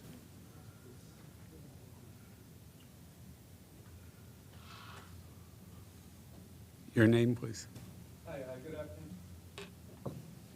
Good afternoon. Okay, good afternoon, Planning Board and Chair. My name is Sebastian Smoot. I'm with the Better Burtonsville Association in full support of this project. This is a long time coming. I think we've all heard that a lot. And I just want to applaud the applicant for working so closely with the community over the past few years, especially with the placemaking, presenting site plans to us and taking our feedback, going to Burtonsville Day, incorporating feedback from the neighborhood. And so I'm very pleased with what we're showing, especially the community space in the middle. The one thing I do want to point out is on the rear of entrance of the shopping center. I'm so happy to see that rendering of the back. It looks excellent. And so it's going to make it very welcoming from people entering from the park and ride. With the sidewalks, though, I want to point out there's actually 2 bus stop areas. Mm-hmm. And right now there's a sidewalk shown just to one of them. And I think that it would make sense to provide a crosswalk, marked crosswalk to both sides of the bus stop. Okay. That's all I have to offer. Thank you. Thank you. Thank you. Would staff like to respond to the bus stop request or the crosswalk request? I'm going to assume that the bus stop is the one on the north side of this property that's shown right here. We looked at intersection improvements there, and there's a significant amount of grade to try to make all that crosswalk work, and then that creates handicap accessibility issues in terms of getting that to work. So at least with this step, we did not pursue those options. Just from an engineering standpoint, it's pretty difficult. Thank you. Any board members have further questions? Yes? Commissioner Hill. Yeah, well, there was an expression of concern by the community about the existing businesses that are there. I think there's a restaurant in the center and there's a Burger King out front. I appreciate those are not within the area of disturbance, so to speak, but I just wanted to express that community concern and see if you had any comments about sustaining those businesses that you already have. Thank you, yes. They continue to operate and will do so for now. We've had discussions with the Burger King about continuing their lease, and we'll continue discussions with the other restaurant tenant that's there. Okay. Then just one other operational question. I observed that there was a whole lot of tractor-trailer parking, particularly on the road across the north side of that. I assume that's an opportunistic condition and may not even be in your control, but I just was wondering what's happening with that. There's been a whole lot of odd things happening there over the years due to the lack of activity there. I think we've worked with the county police over the past couple of years to make sure there's not issues like that that arise. So we'll continue to watch that. And I think as we redevelop here and bring life back to the center, we'll see much less of that. Right, because there'll be activity and people will know and there'll be eyes, right? Okay, good enough. Thank you. Seeing no other lights, I'd like to thank the applicant for walking into a shopping center that could use the help.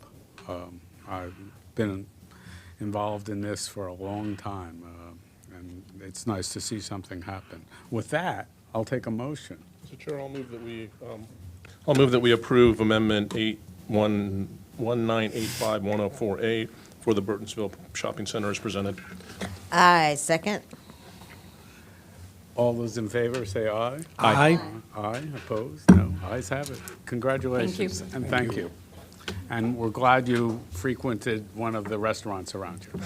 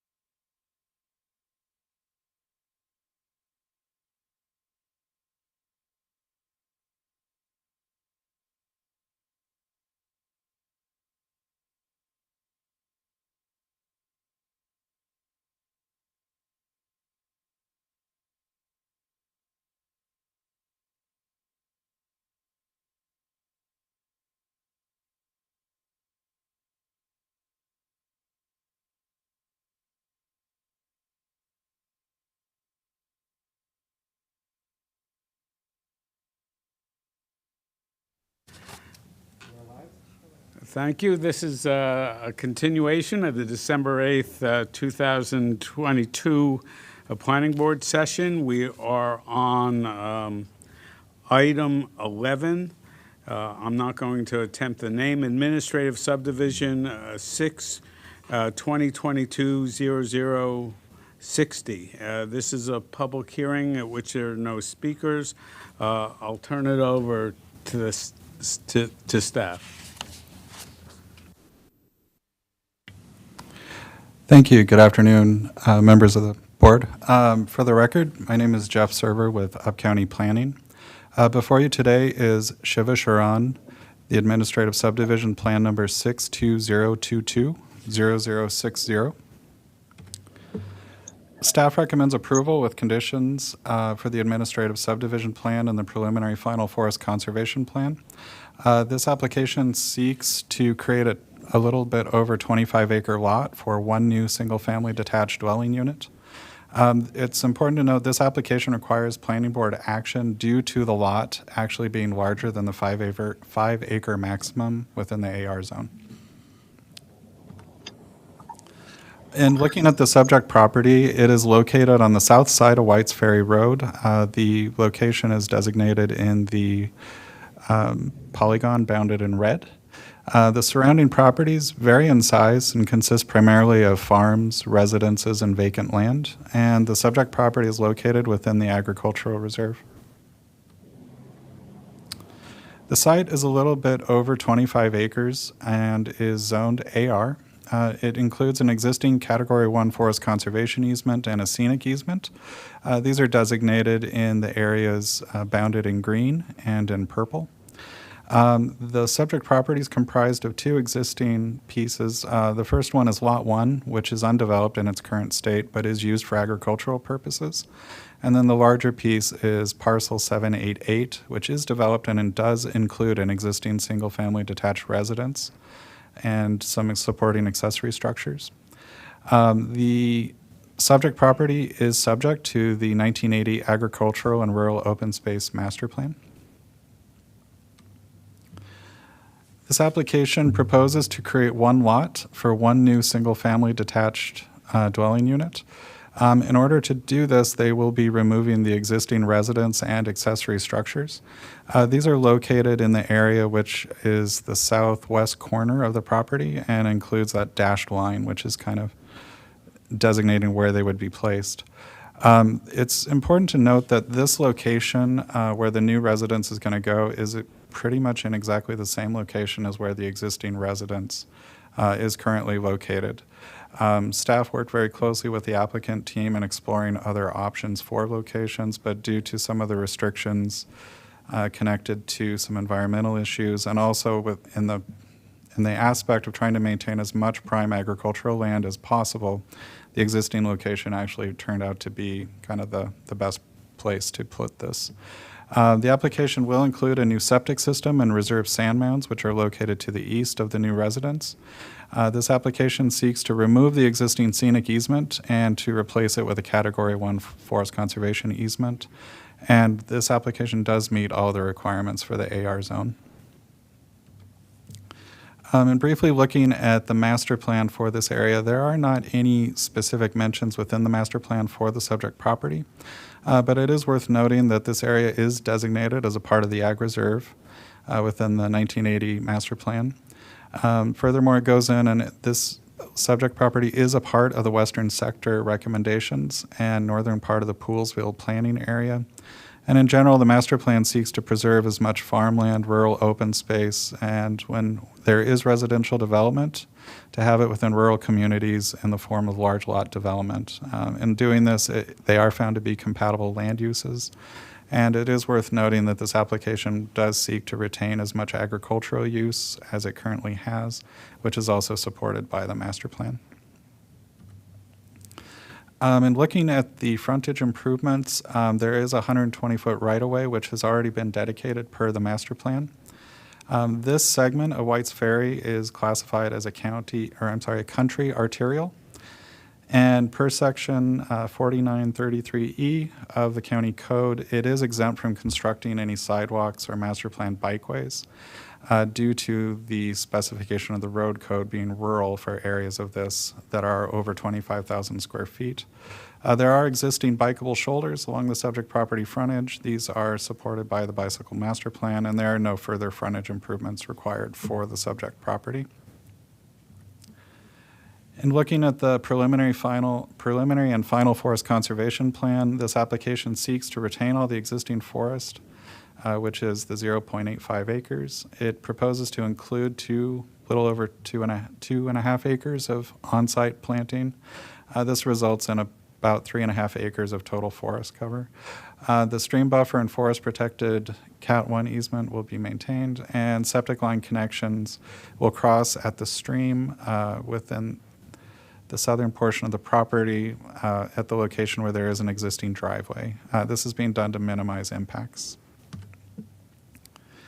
In looking at the forest conservation tree variants, there are 5 protected trees where the critical root zone would be impacted by the LOD. These are designated by the large green circles that you see. The tree protection measures during construction would include fencing and root pruning. And in summary, looking at this, it does meet the fewer than 50-person trips during peak morning and afternoon periods, so there was not a traffic study required. As conditioned, the right-of-way does meet the master plan recommendations. The site will be served by private well and sandman systems. Stormwater management requirements will need to be met and approved prior to record plat. It does meet all fire access and water supply requirements. And there's not a school adequacy test required, as there is not going to be an actual net increase in the housing. This does conform to the master plan. The public facilities are found to be adequate, complies with all the provisions of the subdivision regulations, as well as meeting all the requirements of the AR zone. The lot is appropriate in respect to a size, shape, width, and orientation for the proposed use.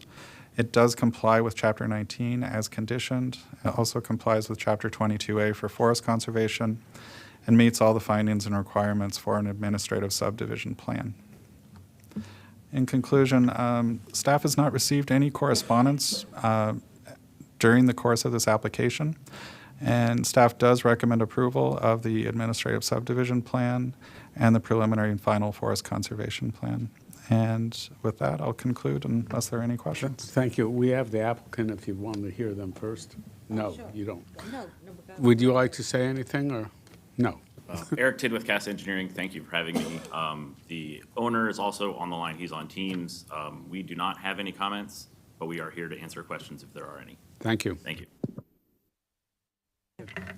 Thank you. I just have a couple little questions. I thought I read that this part of White's Ferry Road is not in the rustic road master plan or whatever. Is that accurate? And knowing that we are about to undertake the rustic road master plan, is this something we should take note of? That's first. And second is, I was a little uncertain as to what the removal of the scenic easement meant, what its significance may be, and why it was replaced with something else, and what the significance of that thing is. So if you can just flesh those two things out, that'd be great. Sure. To the first question regarding this section of White's Ferry Road, you're correct. It is, you did read that correctly. This is actually not a part or identified as a portion that is rustic in nature. In fact, it actually does not become rustic until you're a little bit northwest of Poolsville itself. And I actually put a map up here that kind of shows where that would be designated. So White's Ferry runs along here, and you can see it's identified here. So where it is green in color, it is not classified as rustic. As you kind of move across Poolsville and continue along, you can see it still maintains its country arterial status. And then at this point right here where it crosses with Edwards Ferry Road, then it actually is designated as a rustic road. So I hope that helps to address that. Yeah, and so and so, as we undertake the Rustic Road Master Plan soon, this would have no bearing whatsoever. Correct. Okay, just wanted to be very clear about that. At least it's not recommended in the draft master plan that we have. Right. Okay. And then the second part of my question is about the significance of removing the scenic easement and what you replaced it with. If you can just, tell Sure. folk what that. With that, I'm actually going to defer to my colleague, Mary Jo Kishter.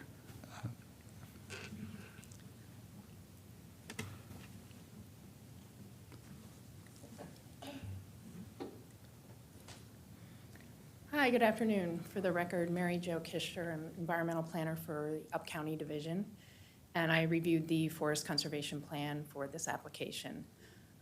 When the application came in, there was a existing scenic easement on the property, and we researched the record. It's pretty old, I think from early 80s, I believe, is when it was recorded and granted to Park and Planning. And it was really for protection of the stream, just kind of designating, and the current owner at that time, which is different from the owner at that time, which is different from the current owner, granted the easement to Park and Planning. And in looking over the terms of the easement, I think we did include it as an attachment on the staff report, if I remember right. The terms of a Category 1 conservation easement, which is what we're proposing to be placed on the stream buffer and forest resources, is stricter. It offers more protection, and it's our standard today that we use. So that's why we, and rather than overlay it on top of that easement, they didn't exactly match up. We felt the Category 1 would cover the entire stream buffer and forest resources, and it is what our standard is today and offers greater protection. So that's what led to that decision. Thank you. I think it's important that people understand the protections are still Yes. intact, and thank you. Thank you very much. You're welcome. Commissioner Panera? I just have a simple question. Notice at the end of your presentation that it says there was no correspondence, I guess, in favor or against the proposed subdivision. Was there a requirement for the applicant to post a sign? Yes, there was. Okay, all right. Yes.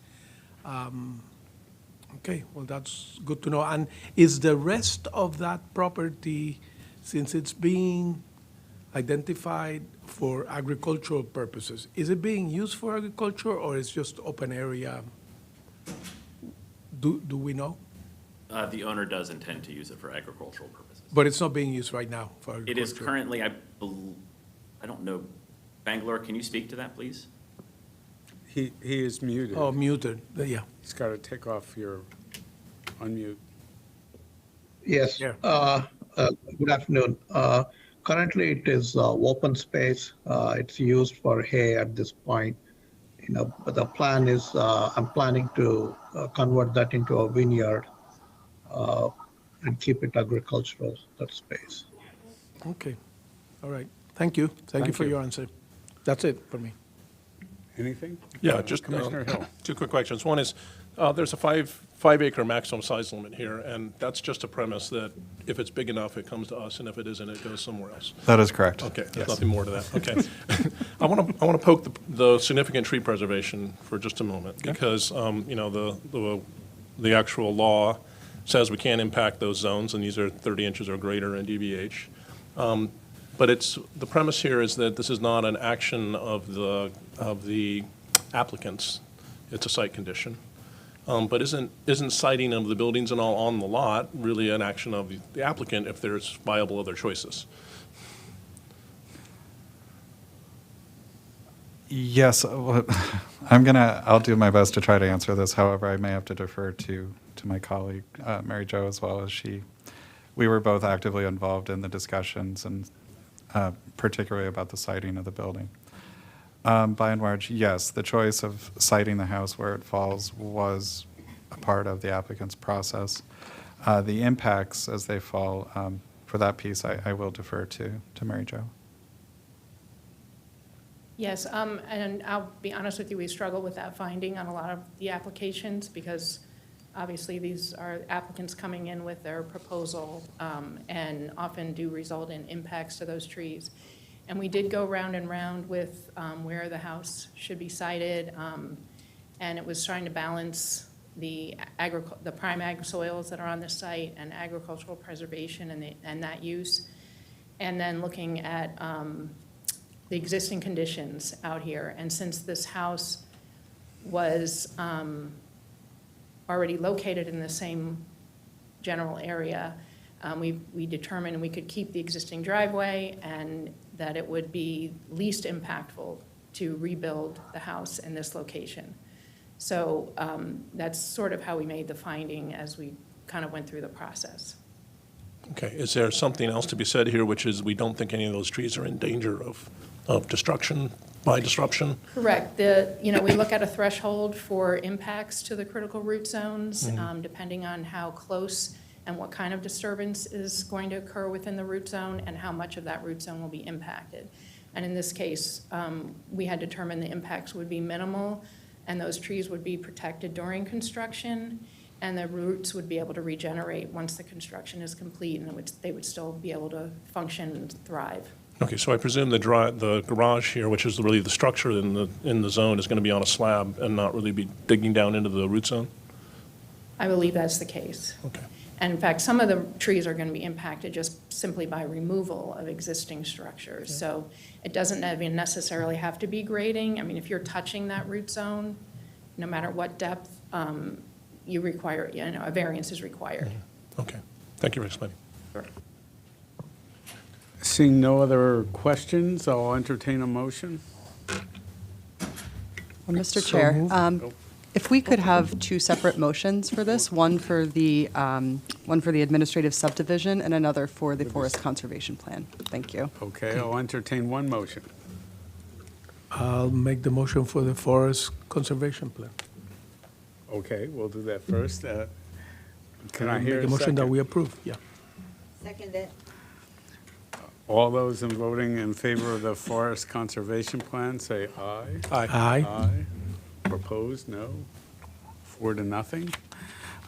Now I'll entertain a motion for the subdivision plan. Mr. Chair, I move that we approve the administrative subdivision plan number 620220060. And I second that motion. It's been moved and seconded. Can all those in favor say aye? Aye. Aye. Aye. Opposed, no. 4-0. Thank you. Thank you for your time. Thank you.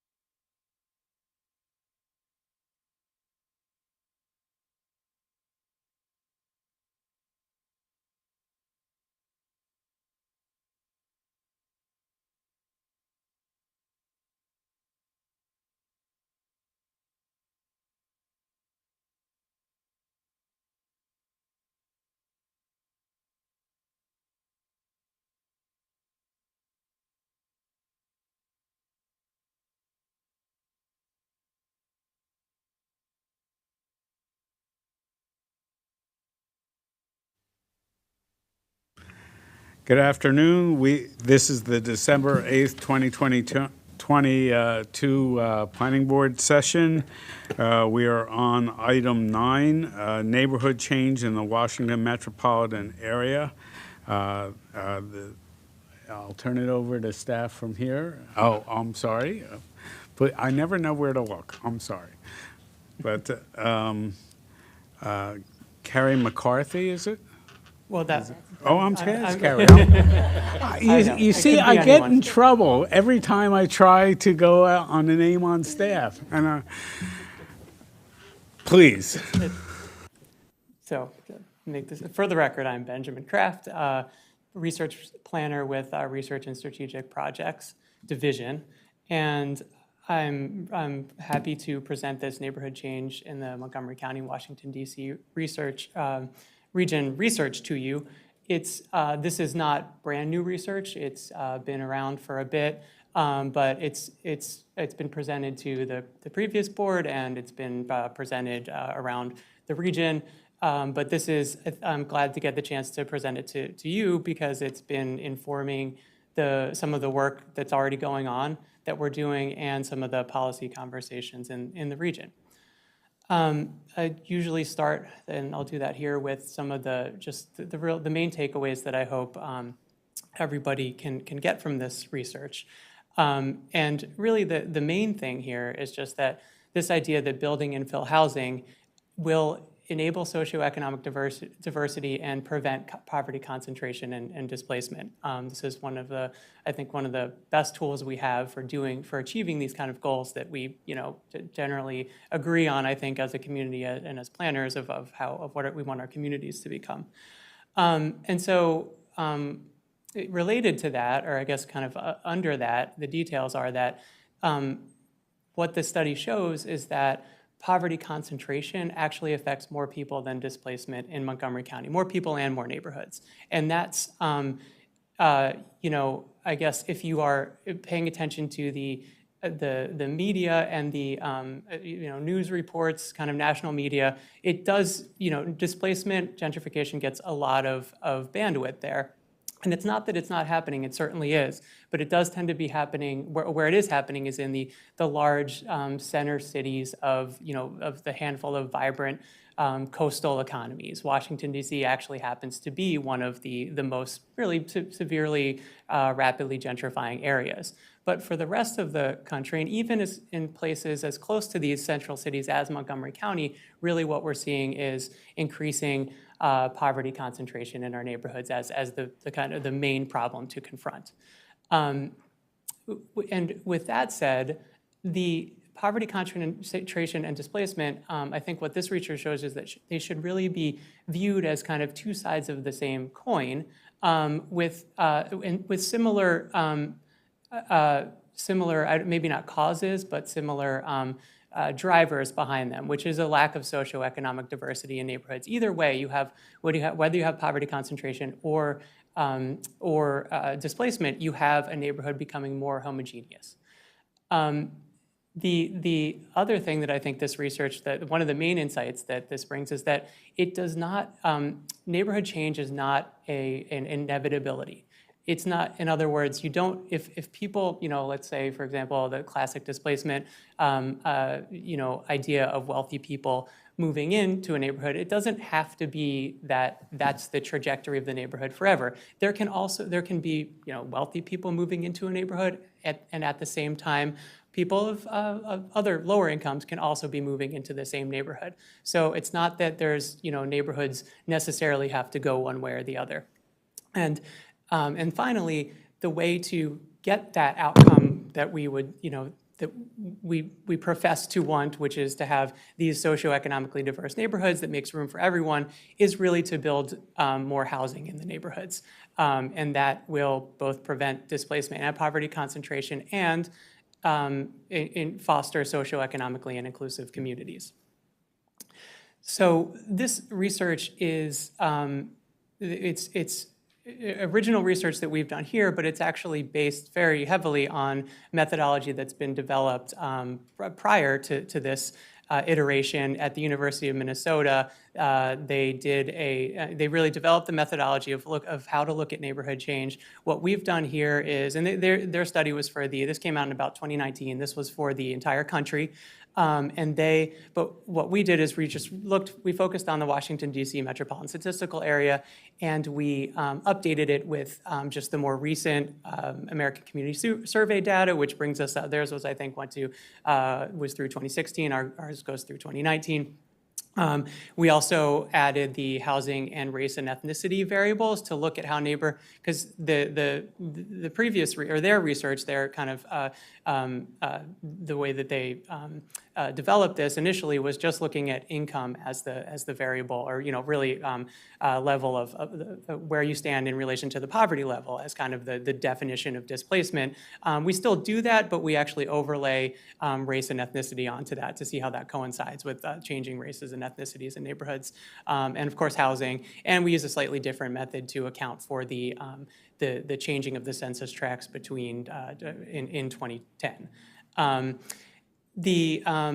really, the findings are very similar, which is encouraging, because you were almost in a sense replicating this research, and we're really finding the same thing. And one of the big, one of their big findings was that, just like what we're finding in most of the country, with the exception of the handful of large economically growing coastal metros, poverty concentration is really the number one neighborhood change related problem that we're facing.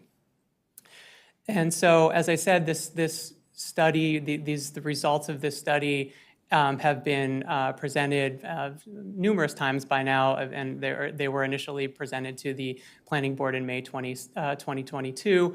I've presented it at Montgomery County Affordable Housing Summit, and Makeover Montgomery. It was covered in the press in the Washington Business Journal back in August, and it actually was cited in Thrive's Racial Equity and Social Justice chapter. So it is already kind of being incorporated or codified in the work that we're doing. So, and now that I've just talked about how many times I presented this, it finally occurred to me this time that I probably should define some things a little bit. This actually slide, of course, it occurred to me this morning. This slide's not in your packet, but rather, before I jump into the methodology, this probably, I usually get asked these questions. So, one of the main terms, or the main variable that this research hinges around, is this idea of middle high income versus low income. And this research classifies, so every person is one of these. You're either middle high income or low income. And middle high income means you're at or above 200% of the poverty level. Low income means you're below that. And these are, so the change that we're looking at is about the change in these groups of people. And it's broad, it's vague, it's not as precise or as fine-grained of a measure as really any of us would want to study something like this. There's obviously a lot of nuance in those very broad categories, but because of the way data is collected, because of the technical problems it's really just kind of the only statistic that we can reliably get and compare over time to do this kind of analysis. And then also, just for context of what this means, what the federal poverty level is or was, is in 2019, which is kind of like the last year of the data for this study comes from, it was about $51,500 for a family of four, which is equivalent to about 40% of the area median income in Montgomery County for a family of four. That was in 2021. So that just gives you some, they're always changing with inflation, and, but that just gives you kind of an idea. And so being, even if you're at $52,000, that's still, we might in Montgomery County consider that poverty or something like it. I will, as I go through this, use poverty concentration interchangeably with low-income concentration. It's just quicker to say, and it's, for all intents and purposes, I think if that's your annual income as a family for Montgomery County, you're really struggling, and so I think that's a fair way to say it. And then, of course, the study, we're measuring the change from 2000, from what it was in the 2000 decennial census is the starting point for measuring what the neighborhood was like. And the ending point is the 2015 to 2019 American Community Survey. Now, that's like if the American Community Survey is like a rolling average for all of those years. So it's not that it's exactly how it was in 2019. It's really just kind of an average for how the neighborhood was over those years, but it's the best that we can get when we're not in a decennial census year. So this here is this diagram is the high-level abstraction, I guess, of how the neighborhood change framework works. So you can think of it as a matrix with along two dimensions, where you're either gaining or losing middle-high income people on one dimension, and you're either gaining or losing low-income people on the other dimension. So the top left, the green, and these colors will factor very prominently in the rest of this presentation. But the green in the top left shows that you are gaining both low-income and high-income people, and that's what we're calling inclusive growth. That is what we want for our neighborhoods. We want them to be increasing their socioeconomic diversity, gaining all types of people. If you move over to the top right, the blue displacement cell, then you're losing low-income people but gaining middle-high income people. And this is classic displacement or gentrification, where you're pushing out low-income people in favor of high-income people. Diagonally down left, that's where low-income concentration is, the pinkish color, and that's really it's the flip side of displacement. Now, I don't think the middle-high income people are necessarily being pushed out. They're probably leaving on their own volition. But you have middle and high income people leaving and low-income people entering the tract. But crucially, generally in this case, the tract isn't shrinking. The tract is actually either staying the same or growing, but it's growing with more low-income people, which means that there's a higher concentration of that. And then finally, at the bottom right is where you have abandonment, and that is where everybody is leaving this tract. And this is not something that shows up in the Washington, D.C. region.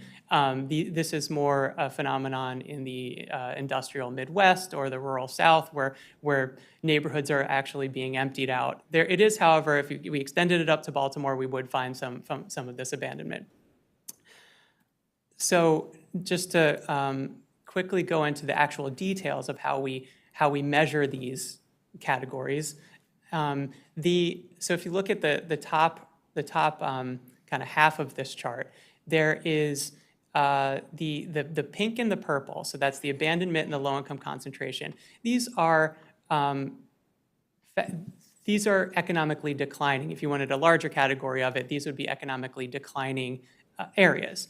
And both of these groups meet these first two categories here, which are the percent. So first, the percent change in the number of middle-high income people would have to decrease by at least 10% in this neighborhood. So if you started with 100 middle-high income people, you would end the time period with 90 or fewer.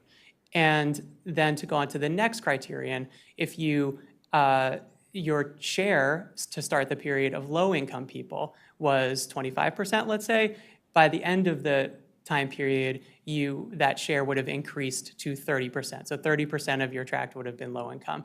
And then to get into your ultimate category here, either abandonment or low income concentration, that depends on the absolute or net change of the number of low income people in the tract. So, and these thresholds, the 1 to 699 and then over 700, these were developed. These are part of the original University of Minnesota research, and we just kept them. That's how we get the kind of the varying strength of the phenomenon, and that's just that's notated with the different shading. So the darker shade is the strong version of this type of neighborhood change, where you're seeing either 700 or more low-income people either moving in or out. So again, for low-income concentration, you'd meet those first two criteria, and then you would also have at least one low-income, net new low-income person in that neighborhood. And then so the economic expansion, that's the tracts that are seeing displacement or inclusive growth. It's really just the flip side of that. So instead of seeing a percentage change going down in middle high income people, you see the same percentage change going up. You start with 100, you end with 110. Same thing with share of low income people. You start with 25%, you end with 20%.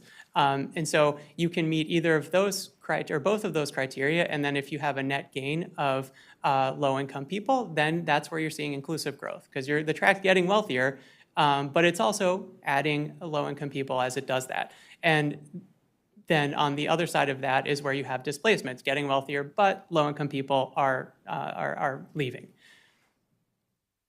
And so this, I'm just going to go through each category kind of one by one here, so we can just see them in isolation across the region. This is the displacement map, the map of where the tracts that are seeing displacement. And now this is a tricky one because the large blue tracts on the outskirts are, population-wise much smaller than this cluster of blue tracts within the city of DC and in the nearby suburbs like Arlington and Alexandria. But this is really ground zero for displacement. This cluster in central kind of eastern Washington, DC is really where we're seeing the bulk of the displacement happening. And that's really brought into relief when we look at the low-income concentration map, where it really there's really nothing in that central part, just a few tracts, and most of that action is happening outside of the central jurisdictions. So it's more of a suburban phenomenon, and especially along the 270 corridor for us, and then and especially in Southeast DC and Prince George's County within the Beltway. Inclusive growth tracts there's much fewer because it's hard to do, and it takes work and takes intentionality to do this. But there are a few, and I'll talk about this with. So in Montgomery County, we actually have numerically, well, DC has more than we do, but I think we are the second highest in number of inclusive growth tracts in the region, and almost all of ours are in our densely populated, transit-oriented downtowns, Rockville, Silver Spring, Bethesda, even a portion of Wheaton is where we find our inclusive growth happening. And I'll talk a little bit about why we think that's going on. And here's just a map with everything together. So this very complicated chart and table is just to illustrate the differing degrees of the types, the extent of the types of neighborhood change that are in and this is the 5 core jurisdictions of the DC region. So the bar chart on top tells you the percent of total tracts within each county in each neighborhood change category. The table below it is the same thing, but just showing you the number of tracts in each county. So the key piece of information to glean from this chart is that on the left, where you have Prince George's, Montgomery, and Fairfax to some extent, where it's just even, the red bars, the low-income concentration bars, are higher than especially in Prince George's and Montgomery County, are higher than the displacement bars. Just once again, emphasizing this idea that while we do have displacement going on, we've got more poverty concentration, low-income concentration than displacement. Fairfax County is kind of close, a little bit goes the other way, but then as you move to Washington, D.C., and Arlington and Alexandria, you have displacement is by far, and even in the disparity between the two is much greater. You have just a lot of displacement happening, not so much low-income concentration. So as you move from jurisdiction to jurisdiction, you've got a very significantly different problem. So this chart is showing the same thing as the other chart, but it's not showing it by neighborhood or by tract. This is showing it by number of people that are in neighborhoods that are experiencing this phenomenon. So and this is, similar. Here's the region without Montgomery and Prince George's County on the left, where you've got about a 3-to-1 ratio of people living in tracts experiencing displacement to those experiencing poverty concentration. And that's reversed in Montgomery County. It's a little closer, but it's 8% to 6%. And then it's a little bit more than 2-to-1 for, people experiencing poverty concentration as opposed to displacement in Prince George's County. So this chart is, again, there's a lot going on in it. But the point here is that it's kind of the same point, but this is has to do with, this is moving on to the question of which racial and ethnic groups are seeing displacement as opposed to poverty concentration, in a sense, like who's bearing the brunt of this. And so in Montgomery County, in this chart, what's showing is Black and Latino people, both at the beginning in 2000 and at the end of the time period in 2019, are continuously experiencing more poverty concentration than they are experiencing displacement. I mean, they're in the tracts that are experiencing both. They're distributed across both all types of tracts, but just quantitatively experiencing and bearing the negative effects of displacement more. It's, again, reversed when you get to the region, not counting Montgomery County, where you have Black and Latino people in tracts that are seeing displacement much more than they're seeing poverty concentration. And I think one thing to note is that in the region without Montgomery County, the displacement bars fall off when you get to 2019. There's a pretty big drop in the number of Blacks and Latinos still living in tracts that are experiencing displacement in 2019. And I think that's where you see kind of the difference in the phenomenon, because they've already been displaced. There's fewer of them living there at the moment. So they may have ended up in tracts where there's poverty concentration. Hopefully, they may have ended up in inclusive growth tracts. They may have left the region. But I think that's just one kind of, incongruity between the two, even though I think that the root causes are similar. And just so sticking with that for 1 minute, this shows, or that was showing kind of the racial and ethnic composition of the tracts by neighborhood change category in the beginning and end. This is showing the net flows of people of different racial and ethnic categories in each kind of tract through that time period. So a couple things worth noting on this tract is that so if you look at the displacement category, over in the region without Montgomery County, it's a much more classic what we think of when we think of displacement. There's a lot of white people moving in and a lot of Black people being displaced. In Montgomery County, it's not so much that. There are white people moving in, but very few, and there are Black people being displaced, but the quantities or the kind of relative quantities are very small. You'll notice, in both tracts, or in both categories, Hispanic and Latino people are both, increasing their populations in those tracts. And I think, and what I don't want to do is kind of say that there's some dynamic like Hispanics and Latinos are displacing Black people. I don't think that's what's happening. I think that, obviously the category, lumping all Hispanics and Latinos into one category is not adequate. Again, it's kind of what we're stuck with the data at this level. But I just want to note that we've had, the region has had such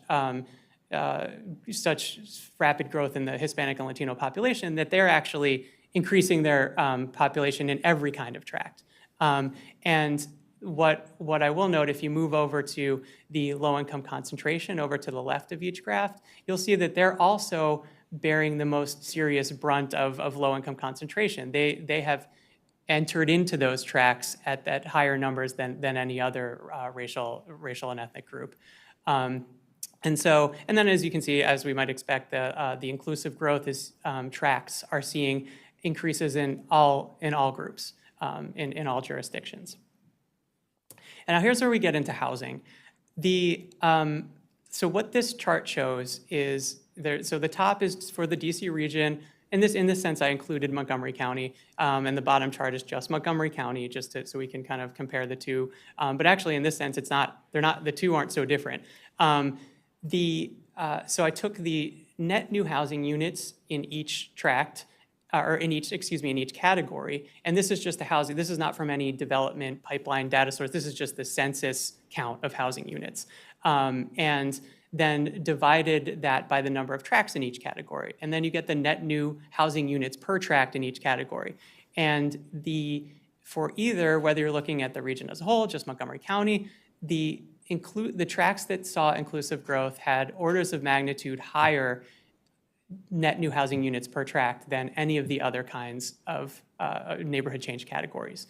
And I think notably also the low-income concentration tracts had the least. Granted, there are far fewer inclusive growth tracts than any of the other types of categories.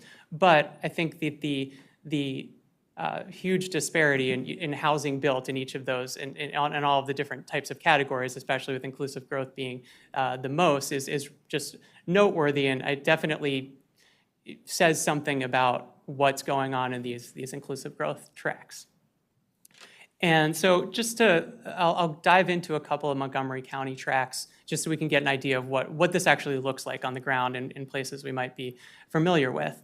And so here's 4 tracts that just showing you the numbers behind the neighborhood change categories, where you can kind of just see how it works, how if we focus, for example, on the Lake Forest Mall tract, and that's I believe the tract is the Lake Forest Mall itself, I believe it's in Gaithersburg, but the housing that it's measuring is actually in unincorporated Montgomery County.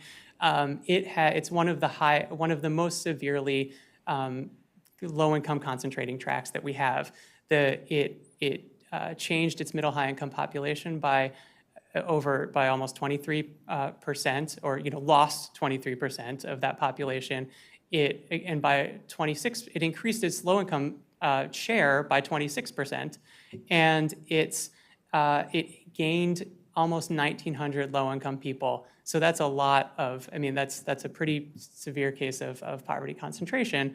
And it only, during that time, it gained all those people, but only built 36 housing units. So probably something going on there. I'm sure we've seen, so there's overcrowding, there's things that would go along with that kind of, with poverty concentration.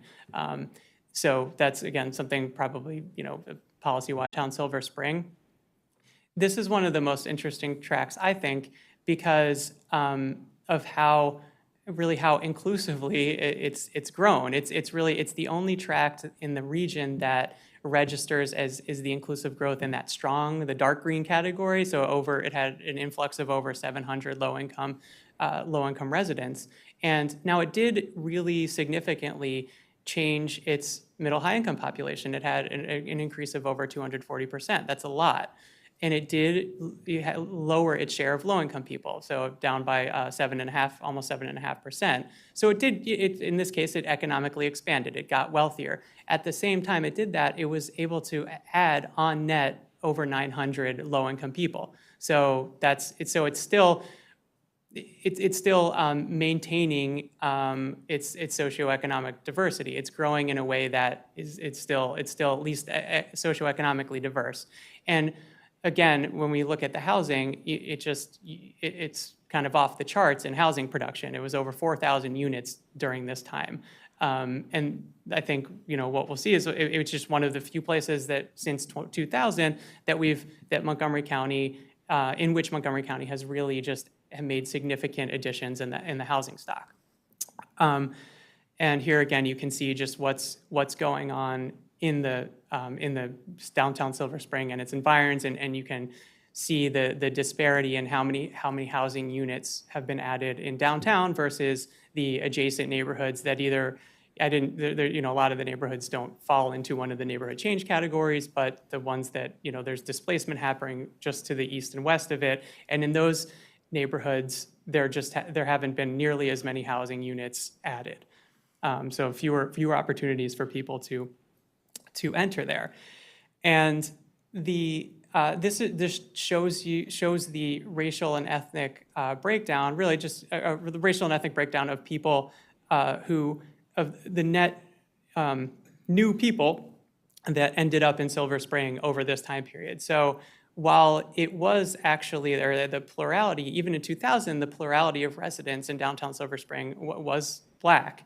And it actually maintained that plurality all the way through this time period. It added, while it did add over 2,200 white people, it added just almost as many Black people, but still maintained that plurality of Black residents. So, and I haven't dived too much into this phenomenon, but I think they would be challenging to find this almost anywhere else in the country, if not that, where you have a tract that is, or a neighborhood that is increasing in this way, by kind of like adding just as many Black residents as it is white residents. And I think what this leads into, and what we'll talk about, is that this is a testament to the success, actually, of the moderately priced dwelling unit program. The fact that our inclusionary, Montgomery's county's leadership in inclusionary housing, there's always room for improvement in that, but I think it really shows that what we've been doing, when we've been building large housing developments and requiring 12.5%, 15%, I think that's working. Otherwise, I don't think that there's any way that you could have such a, that you could include at least 900 low-income people in a economically expanding area. And so this just, we've kind of towards the end of this presentation, we're just trying to throw in some of the odds and ends that I think are important to kind of take away, but don't fit neatly in some of the other narratives. But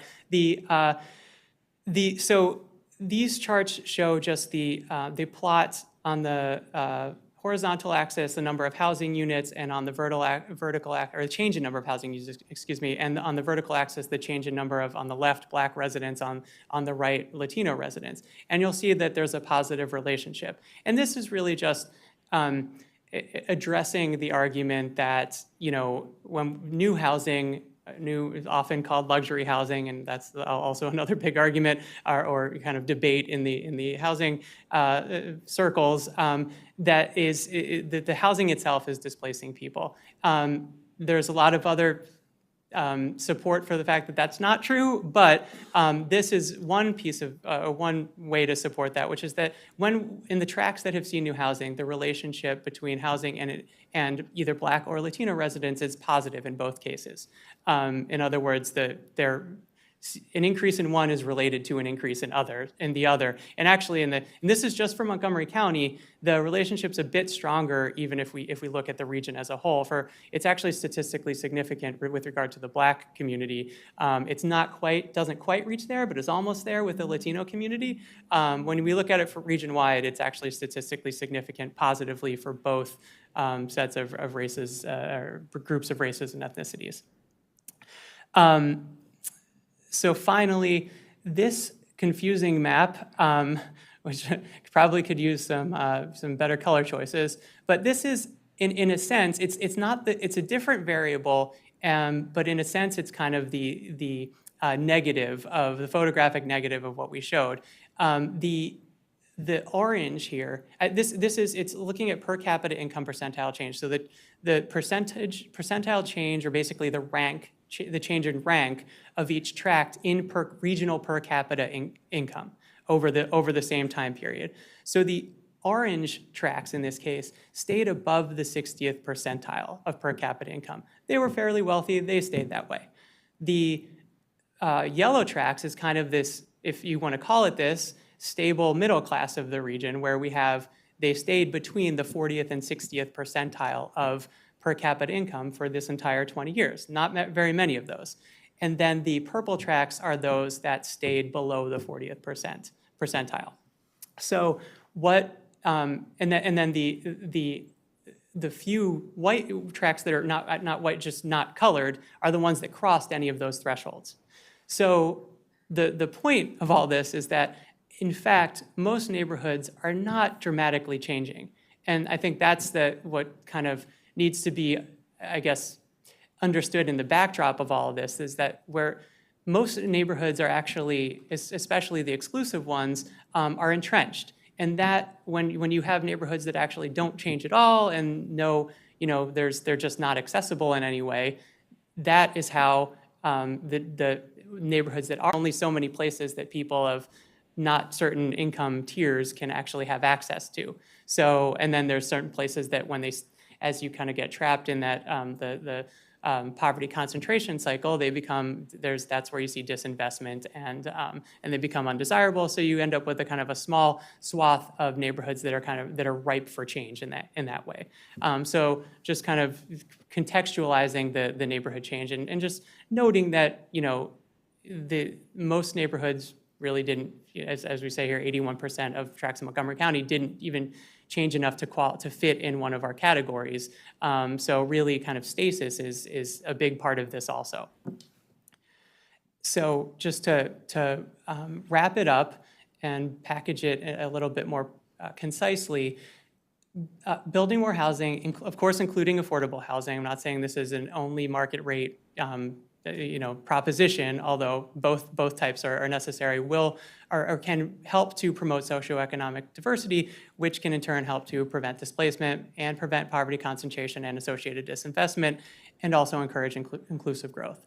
And so that is really the end for today. All this data is public. It can be accessed on the data repository, and there's plenty of where you can explore on your own, or the public can from our website. We've got an interactive map there also.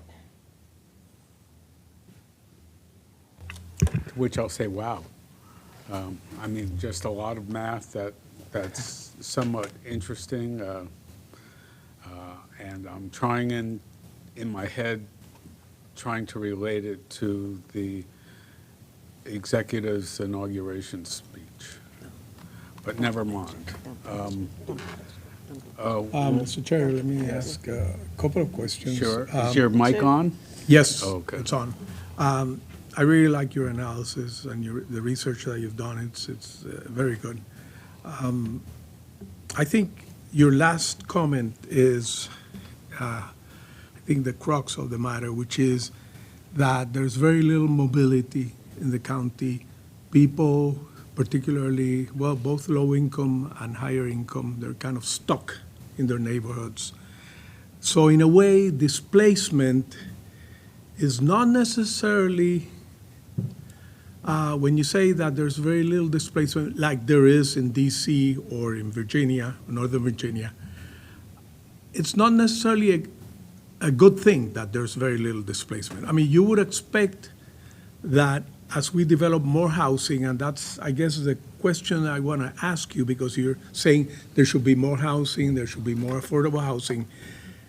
We've always been struggling with the east-west divide and what I call also the north-south divide. Gaithersburg, Aspen Hill versus, Chevy Chase, Bethesda, and then on the eastern side, we have, of course, the Long Branch, Tacoma Park versus Potomac. I mean, we're becoming segregated, I would say, and we need more mobility. Now, my question is, when you say there should be more housing, which I agree, there should be more housing, what kind of housing would you recommend, for example, for the eastern part of the county versus the west, versus the north, versus the south? I tell you this because, I was on the board of the Housing Opportunities Commission, and we always had that issue, where do we put affordable housing? I mean, HOC did a lot of mixed income housing, but we would always try to shoot for at least 30% affordable in our developments. But a lot of it had to do with making the numbers work. And the value of land, the cost of land is the main factor. I mean, we did a project here in Chevy Chase, the Lindley, and we had to work out a deal with a private developer to swap some land and basically sell them some land so that we could do part of the 200-unit development and make some of the units affordable. I've mentioned before here that 2/3 of our, HOC has developed 25,000 units over the year, mixed income. Of those, there's about 7,000 that are subsidized, and we've purchased over 700 units of MPDUs that we scattered throughout the county. The idea was scatter them, not put them in one location. So, but we always struggle because, the directive that we've had from the council is build housing close to Metro and build housing, affordable housing close to Metro and affordable housing also close to the locations where the purple line is going to be.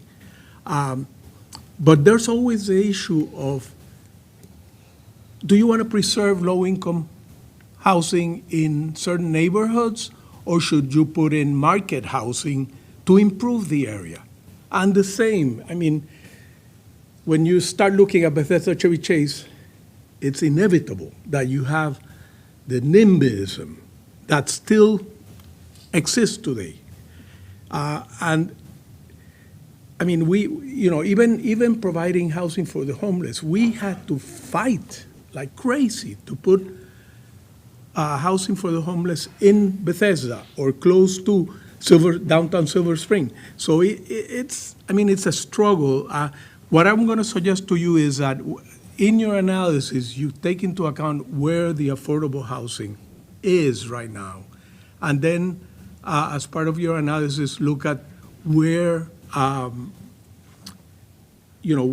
what we can do to improve neighborhoods, maybe through market housing in the east, affordable housing in the west, the same, thinking of those types of corridors. But I'll stop. Thank you very much. Commissioner. Yeah. Couple things. First of all, your presentation noted that in Montgomery County, Black people have borne the brunt of displacement. Why do you think that is?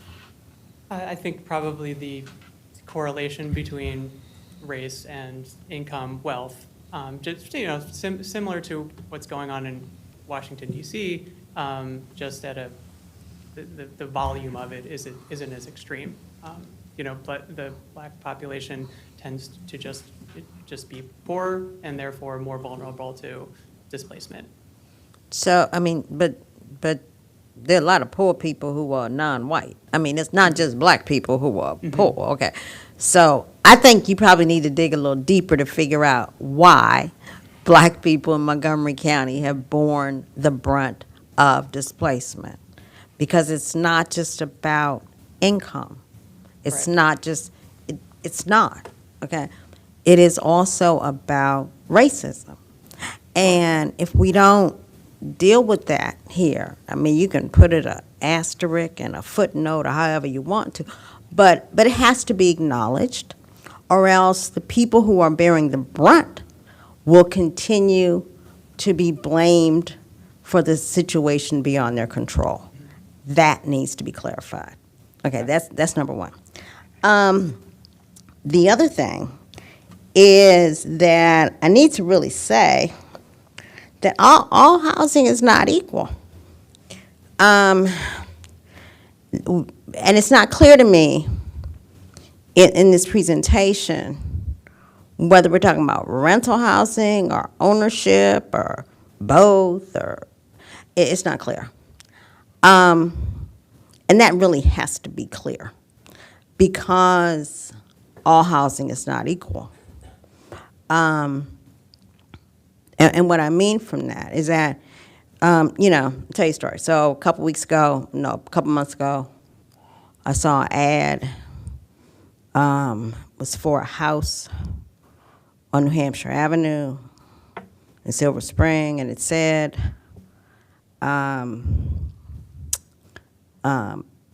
same tenants for 50 years. The house was for sale. Same tenants for 50 years. It's part of the advertisement for the house. And I thought I would break down and cry, because I could not imagine that somebody rented a house for 50 years and had no ownership stake in it whatsoever, had nothing to pass down to their children, had created no wealth, et cetera, et cetera, et cetera.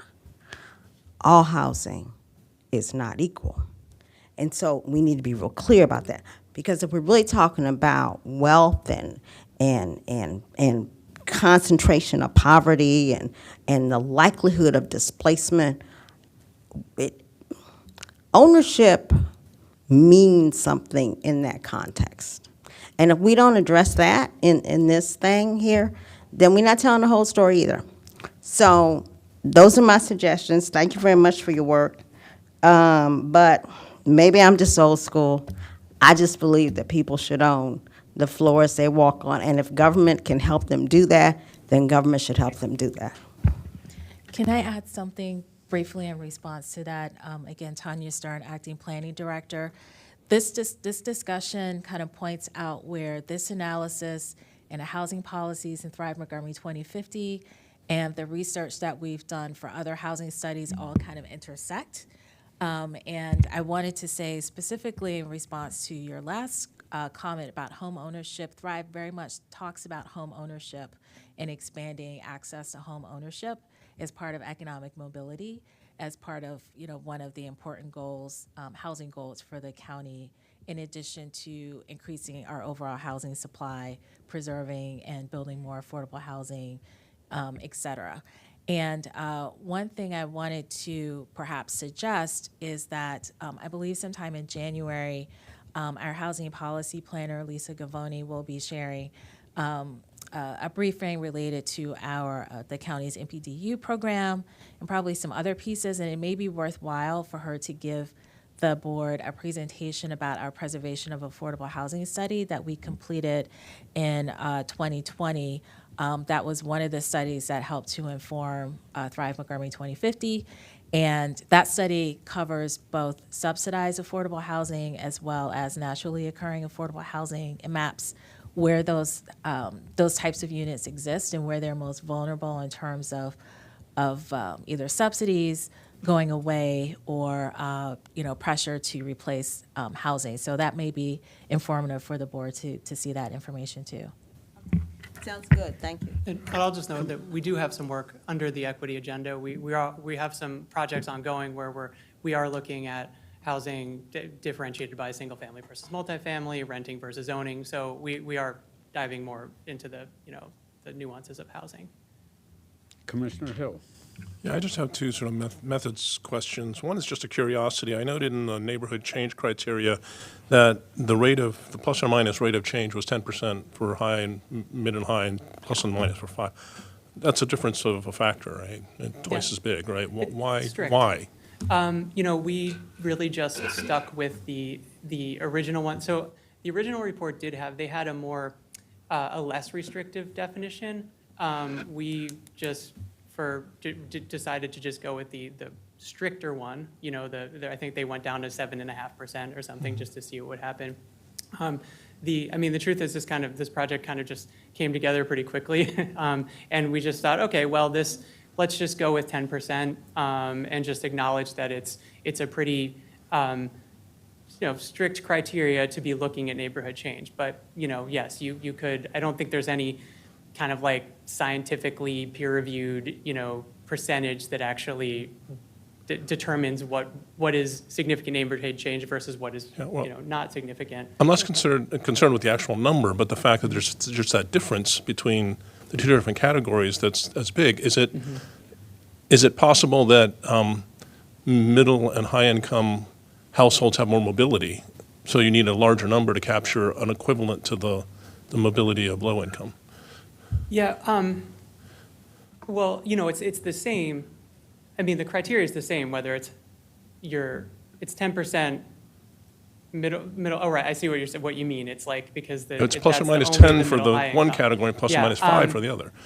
I don't know why. I guess you could do the reverse. Why we haven't done it. We could, kind of switch the categories and do our increase in low income as the first criteria and see if that changes. I think it's a good point. Yeah, we could take a look the obvious thing to me is use the same one plus, on each side of 0, but that, okay. And the other thing I was kind of left wanting was, there were a couple places you gave us racial category breakdowns with numbers in them.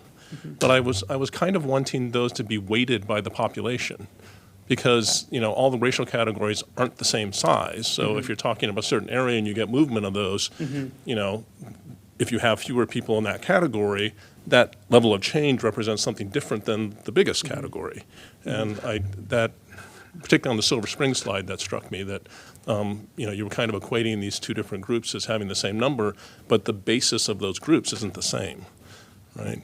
Right, out of the total countywide population. Yeah. Yeah, no, I see what you mean. I think one of the things that is interesting that I think what this framework for neighborhood change is kind of makes apparent is that when you look at a neighborhood, in some cases we want to very much show that in the context of the larger area that it's in to like get at exactly what you're talking about. But I think sometimes you actually might just want, in a sense, like net changes or absolute changes, because that way you can see, so for example, if you have a lot of times, so some of these inclusive growth tracks certainly have a lot of the characteristics that we might associate with gentrification. There's a difference between gentrification and displacement. Culturally, it's changing. The types of stores there are different. The aesthetics are different. And there's a noticeable, increase in a different demographic type of person there. But what this points out is that you can do that, but which maybe isn't always the goal or what we want, but we can do that and still maintain whatever the population that was there beforehand is, or even increase it. You might not notice the increase because it's overwhelmed by the kind of proportional increase in another group, but on net, you've actually preserved the people's homes or the people that are living there. So I think, to me, that's when you're looking at it at the neighborhood level, that's the way, that it's a useful way to look at it to see exactly how the neighborhood is changing. Yeah, I think it's a good criteria for existing situations changing. Yeah. But I'm thinking the weighted idea may be better when you're talking about influx, right? Because those people come from somewhere, and there's fewer of them, there's less opportunity for that particular group to be part of it. It's a quibble, but are they coming from the region, or if they're coming from outside the region, then what's the denominator? So, but people come from somewhere, right? Yeah. Point taken. Yeah. Okay, very good. Thank you. If I may make one observation, although we talk a lot about east-west divisions here, it seemed to me that between both displacements and areas of low-income concentration, what I see is a pattern that goes up Fears Mill Road and crosses up to the county going north. Yeah. That's a very different pattern than we generally talk about here. And I think it would surprise people to look at the concentrations of low income up north. Mm-hmm. But I thought it was interesting to look at. It's nice to know that you think that an R square of 2.6 is significant. It gets pretty low when you're down at that level. It's a scatter plot. You're not predicting anything. Well, the p-value is the significance. The R square is the strength. That's the strength of the associates. So yeah, it's not. You would have to add a lot of other variables to strengthen the relationship. But the significance, the statistical significance that's where the p-value is, and it's a very small p-value. Yeah, I always go with regressions and its predictability. Do I have something that I can predict the world with a little bit? Mm-hmm. But that's what we got. Very interesting. Obviously, you've got a lot more to work on. We appreciate the conversation and the briefing. Great. Thank you very much. It's been a pleasure. I think we are adjourned. Do I need a motion? No. Thank you. We are adjourned. Where's your gavel? Oh, it's.